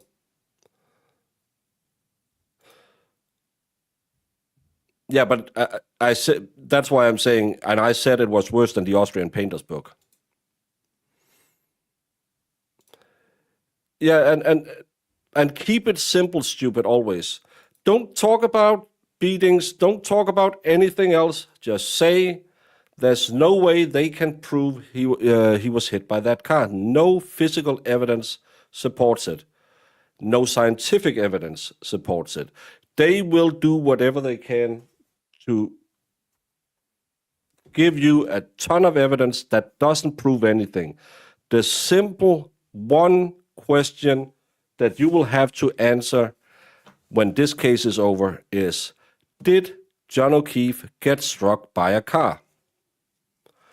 They will try and tell you 1,000 other things that has nothing to do with that simple question. At or around 12:30 on the 29th of January, did John O'Keefe get hit by a 6,000-pound vehicle, thrown into the air, landed on the lawn on Fairview 34, and only sustained a small injury to the back of his head, skull fractures, and a slight reddening on his lower leg? In any other pedestrian case, you would have seen massive injuries in a collision of that type to the lower part of his body. There's none here. We will bring in experts who will show you this is not what happened. What did happen, we don't know. We do know we will never find out because of the investigation put on by the MSP. But the only fact you have to concern yourself with for the next 10 weeks, where the state will try and combobulate you by stating everything that has nothing to do with this case. John O'Keefe wasn't struck by a car. There is no physical or scientific evidence to prove that. No matter how many things they'll tell you, remember this all the way through the trial. They claim our client reversed a 6,000-pound car at 24.3 miles per hour, striking her boyfriend, sending him flying through the air. And the only injury to his body was a fractured skull that the state will claim was when he hit the ground. That's not reasonable to believe that. And that's why, ladies and gentlemen, please keep that in mind. No matter how much Brennan will like to talk about everything else, the only thing you must remember, this is a simple case. 24 miles, 6,000 pounds, flying through the air, and no injuries.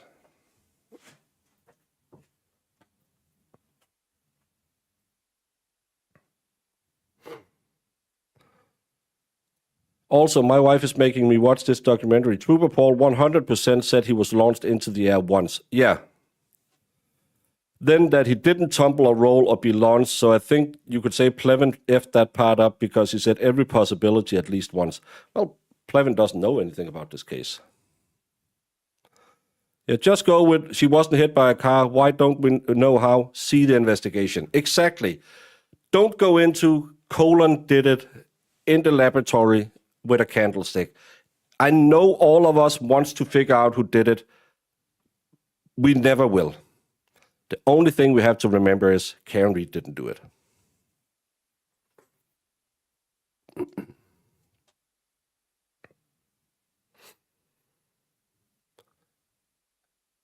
And how can I prove that Plevin knows nothing about this case? Because I read his book. And now we are waiting. Remember that I can read excerpts of his book. I can't read full chapters, but I can read excerpts. So I will now go with some of Plevin's chapter 11 book. Chapter 11 is the wonderful chapter called Karen, which is meant to be a chapter seen from the point of view of Karen Reed. How Plevin wrote this, that's why I asked how many witnesses talked to, because remember, everything in this book is facts. Changed to, well, 2 chapters is fiction. Plevin wrote this as a point of view without having any conversation with Karen Reed. So when he starts this chapter talking about how Karen was angry because John wasn't going to be with her anymore, and she has invested 2 years into this relationship. Well, F him. And F him because she had done everything. She didn't want the kids. She didn't want to be restricted in her lifestyle because with no kids, she would have a lot of money. And she could have been all set financially and would be able to always live the way she wanted. Nice clothing, nice shoes, nice cars, traveling to fun places, which she could still do even if she was hooking up with John, who had kids, because she still had her independent money. Remember that? Plevin wouldn't be a strain on her finances. They also had a trust fund. Remember that trust fund she helped build for them? Don't care about it. Just believe the facts. Blah, blah, blah. What did she think? What did he think she was? A babysitter with benefits? See, he stole that from the trial. Then he goes on a long time about her not wanting to have kids, blah, blah, blah. And then she starts about, oh, she really likes Kaylee, the daughter, because she's really smart. She didn't want the kids. She didn't like the kids. They effed her up. Oh, but she really liked the daughter. And then he goes into, John is out celebrating with Mike and Kurt at C.F. McCarthy's that Katie got into high school. True. That's a fact. That's a fact. But she thought, remember, thinking, that's an internal thing, so he must have heard that from her. That it was kind of weird that he didn't want her drinking with him. Remember when we saw the trial, saw all the text messages between them, he was begging her to come drink with him, and she was, I'm waiting for the guy who's going to fix my boiler, which is not an innuendo. And she then speculates that Karen was afraid he was flirting with the bartender, because not that John would be cheating, but he was a natural flirt. How does he know any of that? Shit, she better text him. Can I meet you? Not true. We have the text messages. Never, ever was there any text messages stating that. And then he goes into the nasty fight. What the fuck did she know about being a parent? Well, apparently that you should secure them financially. And then she keeps calling him, and he's not replying to her text, which was during the day when he was drunk, home asleep on the couch, not when he was out drinking at C.F. McCarthy's. Again, this is what I wanted to ask Plevin about. Why did you pull in, I know it's a fictional chapter, but why did you put in all this bullshit? This isn't true. All of this is a lie. And you're selling this as a purely factual book. No evidence of any of that. I had some crazy person verify that for me last night too about the voicemails. Yeah, that she left angry voicemails. Guess what? I got an angry voicemails. Finally, he picked up. She could tell by his voice he had enough beers to be feeling good. Yeah, come meet us. No, Plevin. Everything you stated about that entire interaction is just other bullshit. She was in her home waiting for someone to come fix the boiler. John was angry she wasn't coming drinking with him. She could stay the weekend and he could fix the boiler, not a euphemism. And then what's even better, she then leaves John's house because she's parked in the garage at John's house, even though we know from the text messages she was not in Canton. And she then remembered to be very careful not to hit John's car. And the garage door remote he'd given her didn't work. Any proof of any of this? It had a dead battery. Effing annoying. Just make it up. This is another sound how lost he would be without her. He wouldn't be lost without her. There's no one who has claimed any of that. And I don't know Lexus, but I think it's a luxury car. I'm pretty sure it's a fully souped out car. It's so cold and the car engine still wasn't putting out heat by the time she reached downtown and locked into a good parking spot.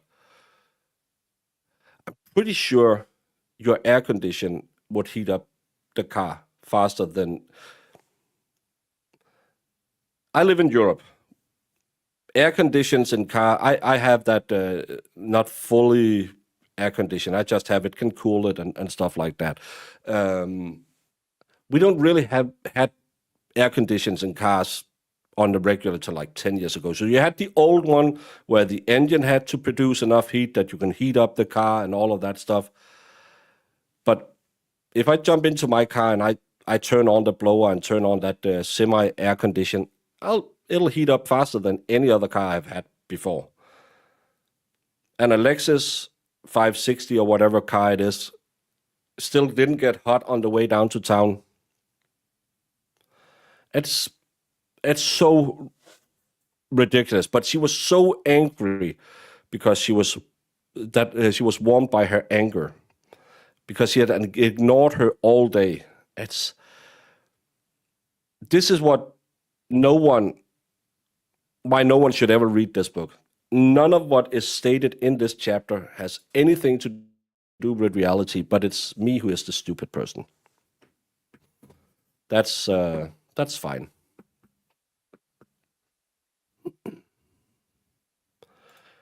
I never had a Saab. I had a Daihatsu Charade. That was my first car.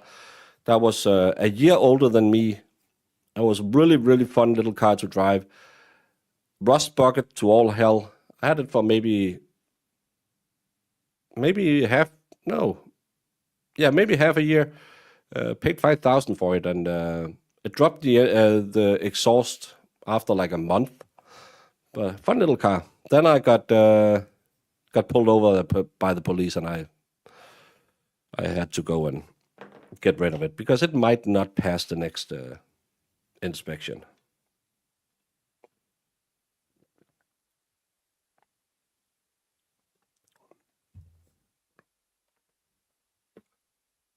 Yeah, the kids in this case, what they have said, we will never know. And it was small kids at the time. And what do they understand of grown-ups discussions? That's another thing. Yeah, come on now. Plevin's alternate reality. Reading it, I just gave a few examples, but reading it, because he's trying to write it as it's her monologue, but every fact he states in that, and this was like 7 pages or something like that, every fact he states is wrong. And that's why I started out saying, is it a factional or fictional book? And then he got pissy and cried like a little baby and started yelling.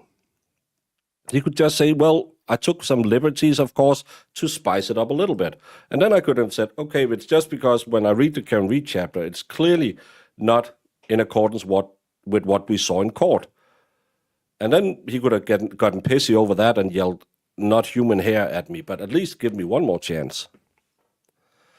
It's pretty tough to drive a car that fast in reverse unless you're a pretty good driver, drunk, in the snow.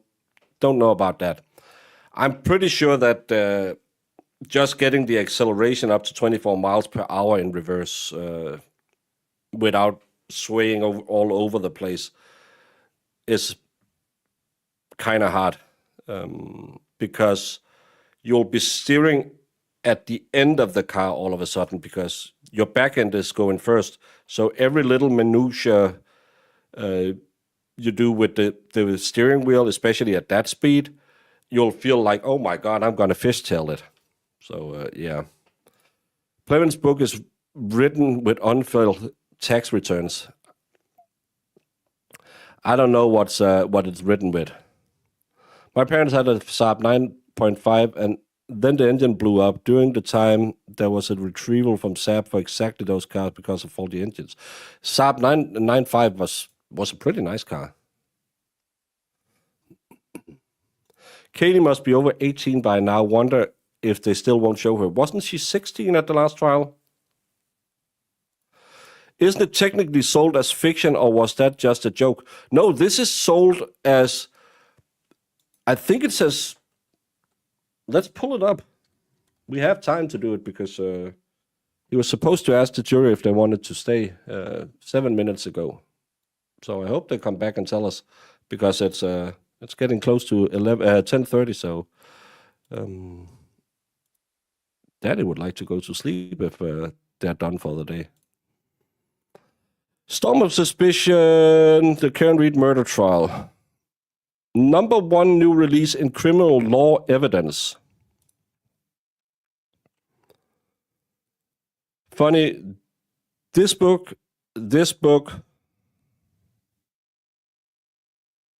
I believe this book are all by the same publisher as Plevin's.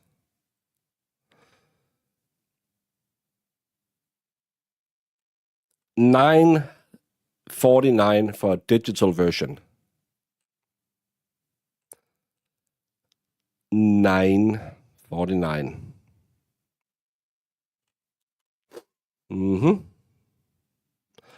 But does it state here that it's a fiction?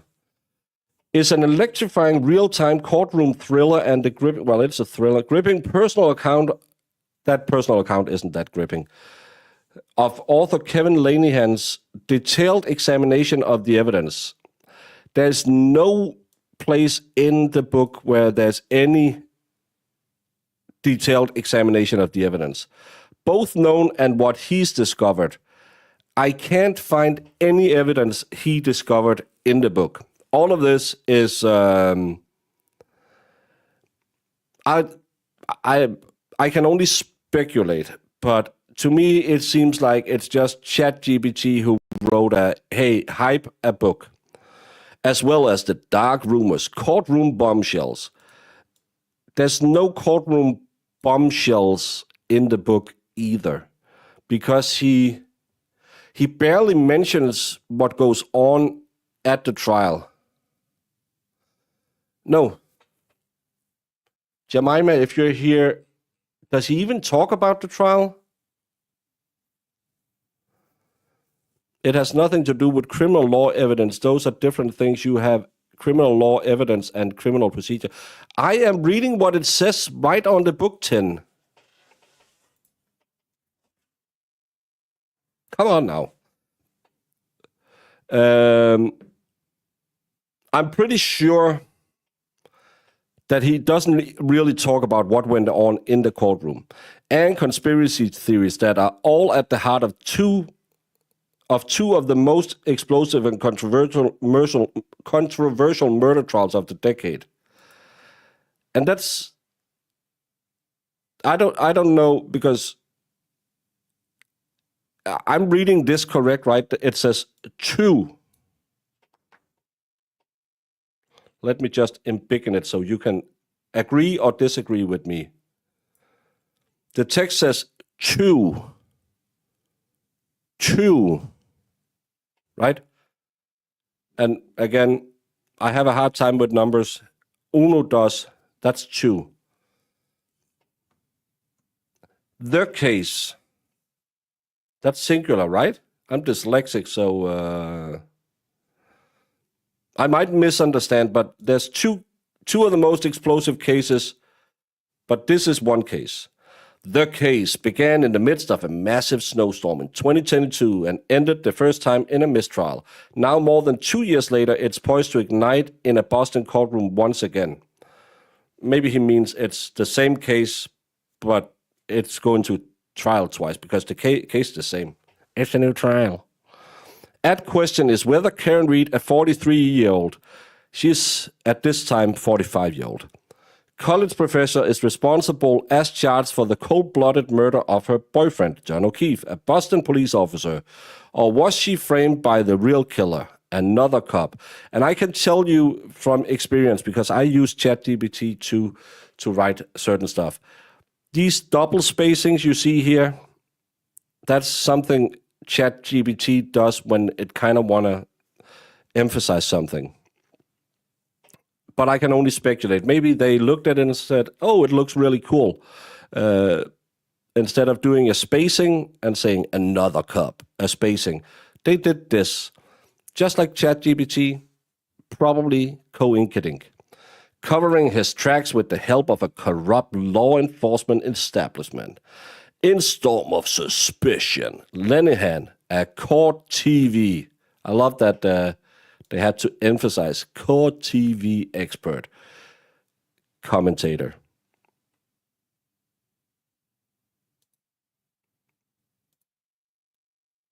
So he is the court TV expert, commentator. Don't do that. In the case, breaks down the key evidence and shocking conspiracy theories from the first trial.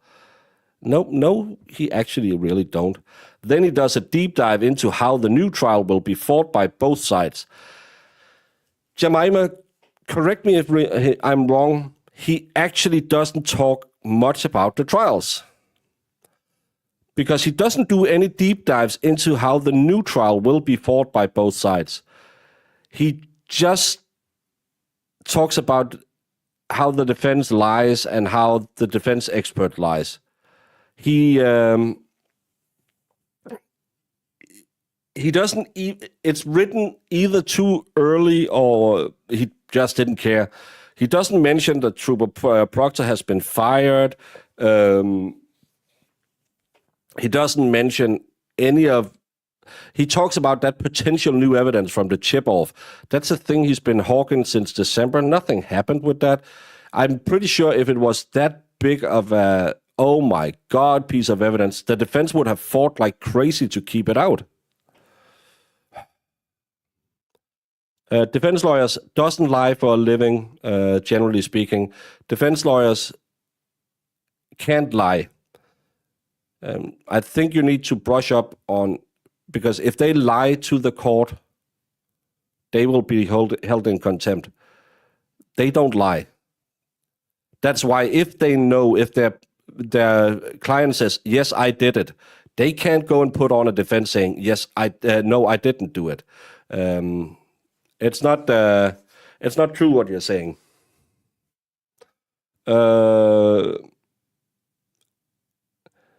As well in the court of public opinion. Yeah, he talks a lot about the public opinion, the mob that Aidan Carney is directing at people. He never talks about the mob that he's a part of. He talks about how he was he wanted to talk to them outside of court, and they just attacked him, and they were so mean. Some of them loved him, because everyone loves Plevin. But some of them were really mean, but all of it was Aidan. With new revelations, there's absolutely no new revelations. All of what's in this book, you have read on Plevin's Twitter. Unanticipated twist. There is no unanticipated twist in the book. All of this you have read on Plevin's Twitter. And a storm of suspicion. What does that even mean? What, if any, does a storm of suspicion even means? That's the thing I don't understand. That's why I wanted him to have an editor, because then it wouldn't be this muster clock of absolute garbage. Can I find this one? Yes, I can. While we're waiting for you can also find Kevin Lenihan on IMDb. He's best known for The Beast of Elmdorf, which is mystery, no review, no storyline, no nothing.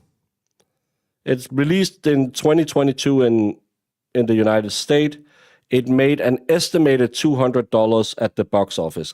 I don't know if it's a movie or whatever it is, but that's what he's known for. Cold Case File, Andy Puglisi. I don't know what he did in it. He talks about this case. It's one of his buddies. The $200 budget is just an estimate they put on everything. But his self is A Body in the Snow, The Trial of Karen Reed, a TV series. That's because he went on the... he's in the documentary, so he put an IMDb on himself for that. Yeah, then you're desperate for attention. Yeah, at least ask ChatGPT, what should I say?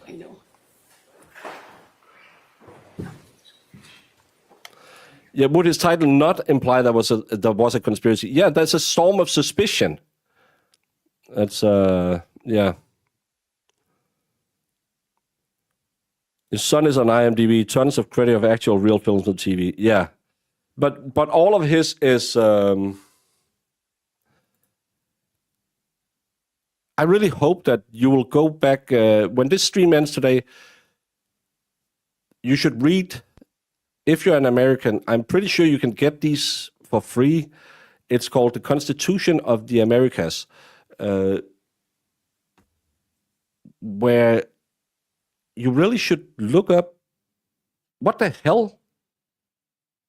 You can't do that right before we end. But no one is guilty until proven guilty in the court of law. This is one of the beauties about your system. What the hell did they just ended it without coitus interruptus, coitus interruptus? What the? You can't do this to me. I've been sitting here all day. I blame Zach. Zach hasn't been here today. He's doing this. Why is Zach doing this to us? What the heck? I need my ending. I need my ending.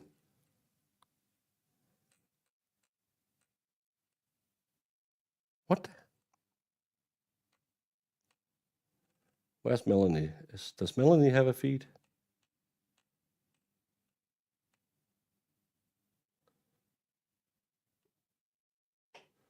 Why? Is she gone offline? Why doesn't she show up? Did YouTube want Massachusetts Megan Fox MG Law? She should have been there. There she is.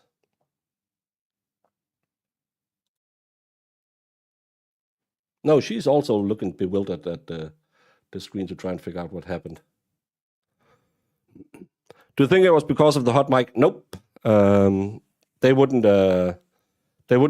cut it because of that. They have had that multiple times.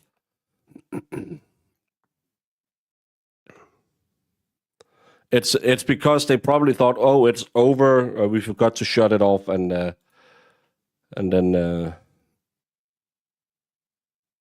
then we just had to hope we can find.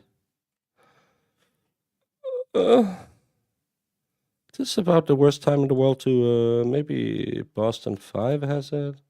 Have they been doing it live? Nope, haven't been doing it live.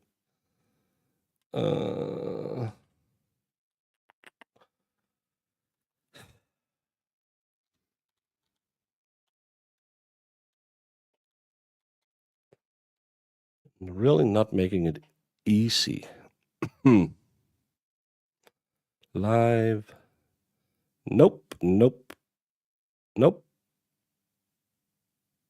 We are all just sitting here looking bewildered at our screens. Because right now it's me, Justice is a process, and Melanie, who is the only ones live covering this.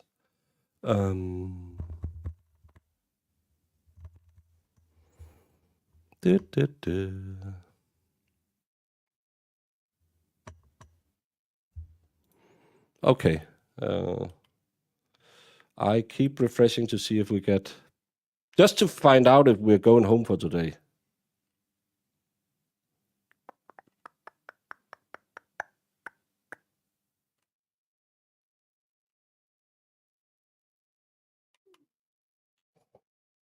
That's annoying. That's actually quite annoying that they pull... Oh, no. That was Justice as a process. They don't have it either.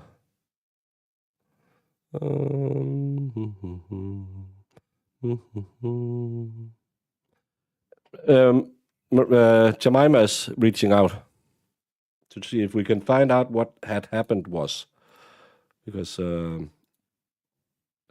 sometimes they'll just cut it.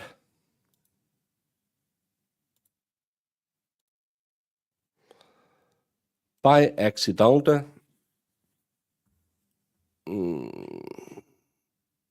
But it doesn't seem like they're probably gonna go home.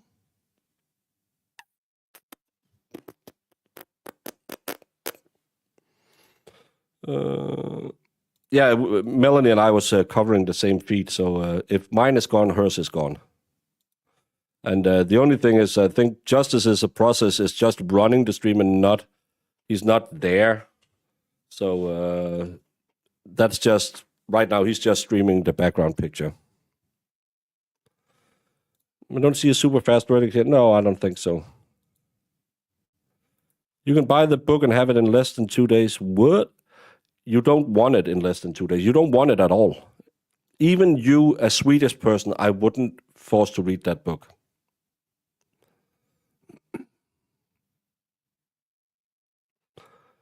No, I can't clip it when I'm sitting here. I think I'm really bad at... Get Marissa on the clipping because I should make a channel called Baker Clips, and it should just be Marissa clipping and uploading and me getting the money. Because she's really good at I don't understand how to clip things on YouTube. That means they have it close. I can't think that Plevin's book is out anywhere. We think they went home. Think the jury was asking for the dinner menu. Yeah, but I'm really bad at cutting videos. I have to figure out I think there's somewhere in this program where I can kind of put like a blip, and then I can go back and cut it into shorts and stuff like that. But I can't remember how to do it. No, it's not there. So you could put like a thumbnail in there and say, oh, you want to look here. What do they call Swedish meatballs in Sweden? Köttbollar. Why do I speak Swedish enough to say köttbollar? No, nothing's coming up. Well, it's sequestered in that way that they can't talk about the case, but no, they're not sent to a hotel room. They don't. This is a nothing case.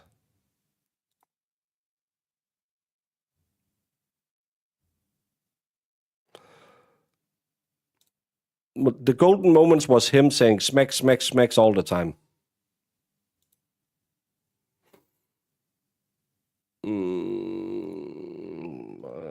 Come on. Can we end this? Why is the video saying private? That's the early day video. Cathy Russo, she's talking about Gotti to be released, not guilty. Melanie just ended. Well, I have more stamina than Melanie. No,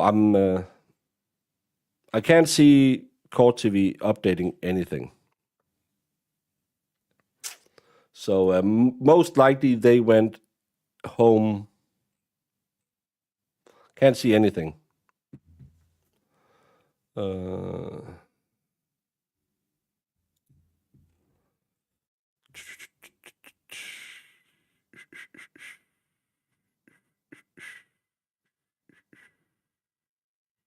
Yeah.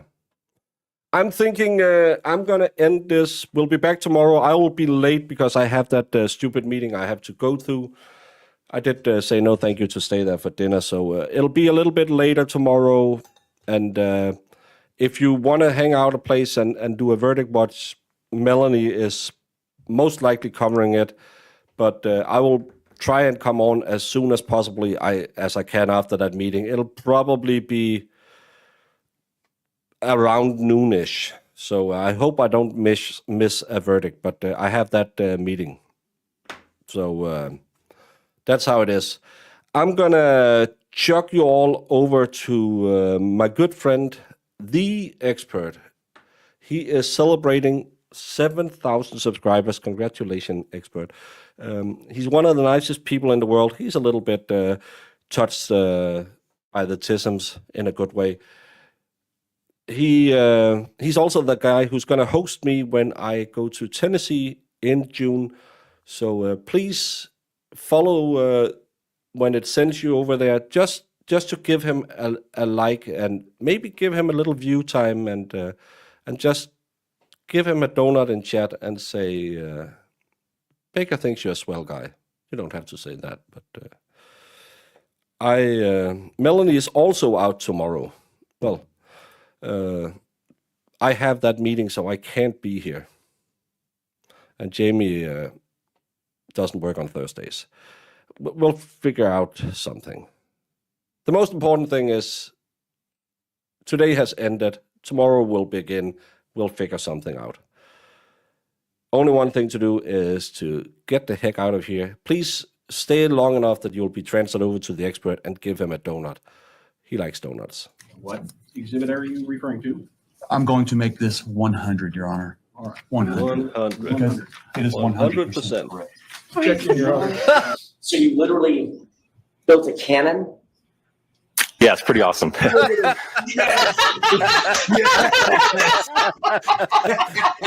right, I'm in love.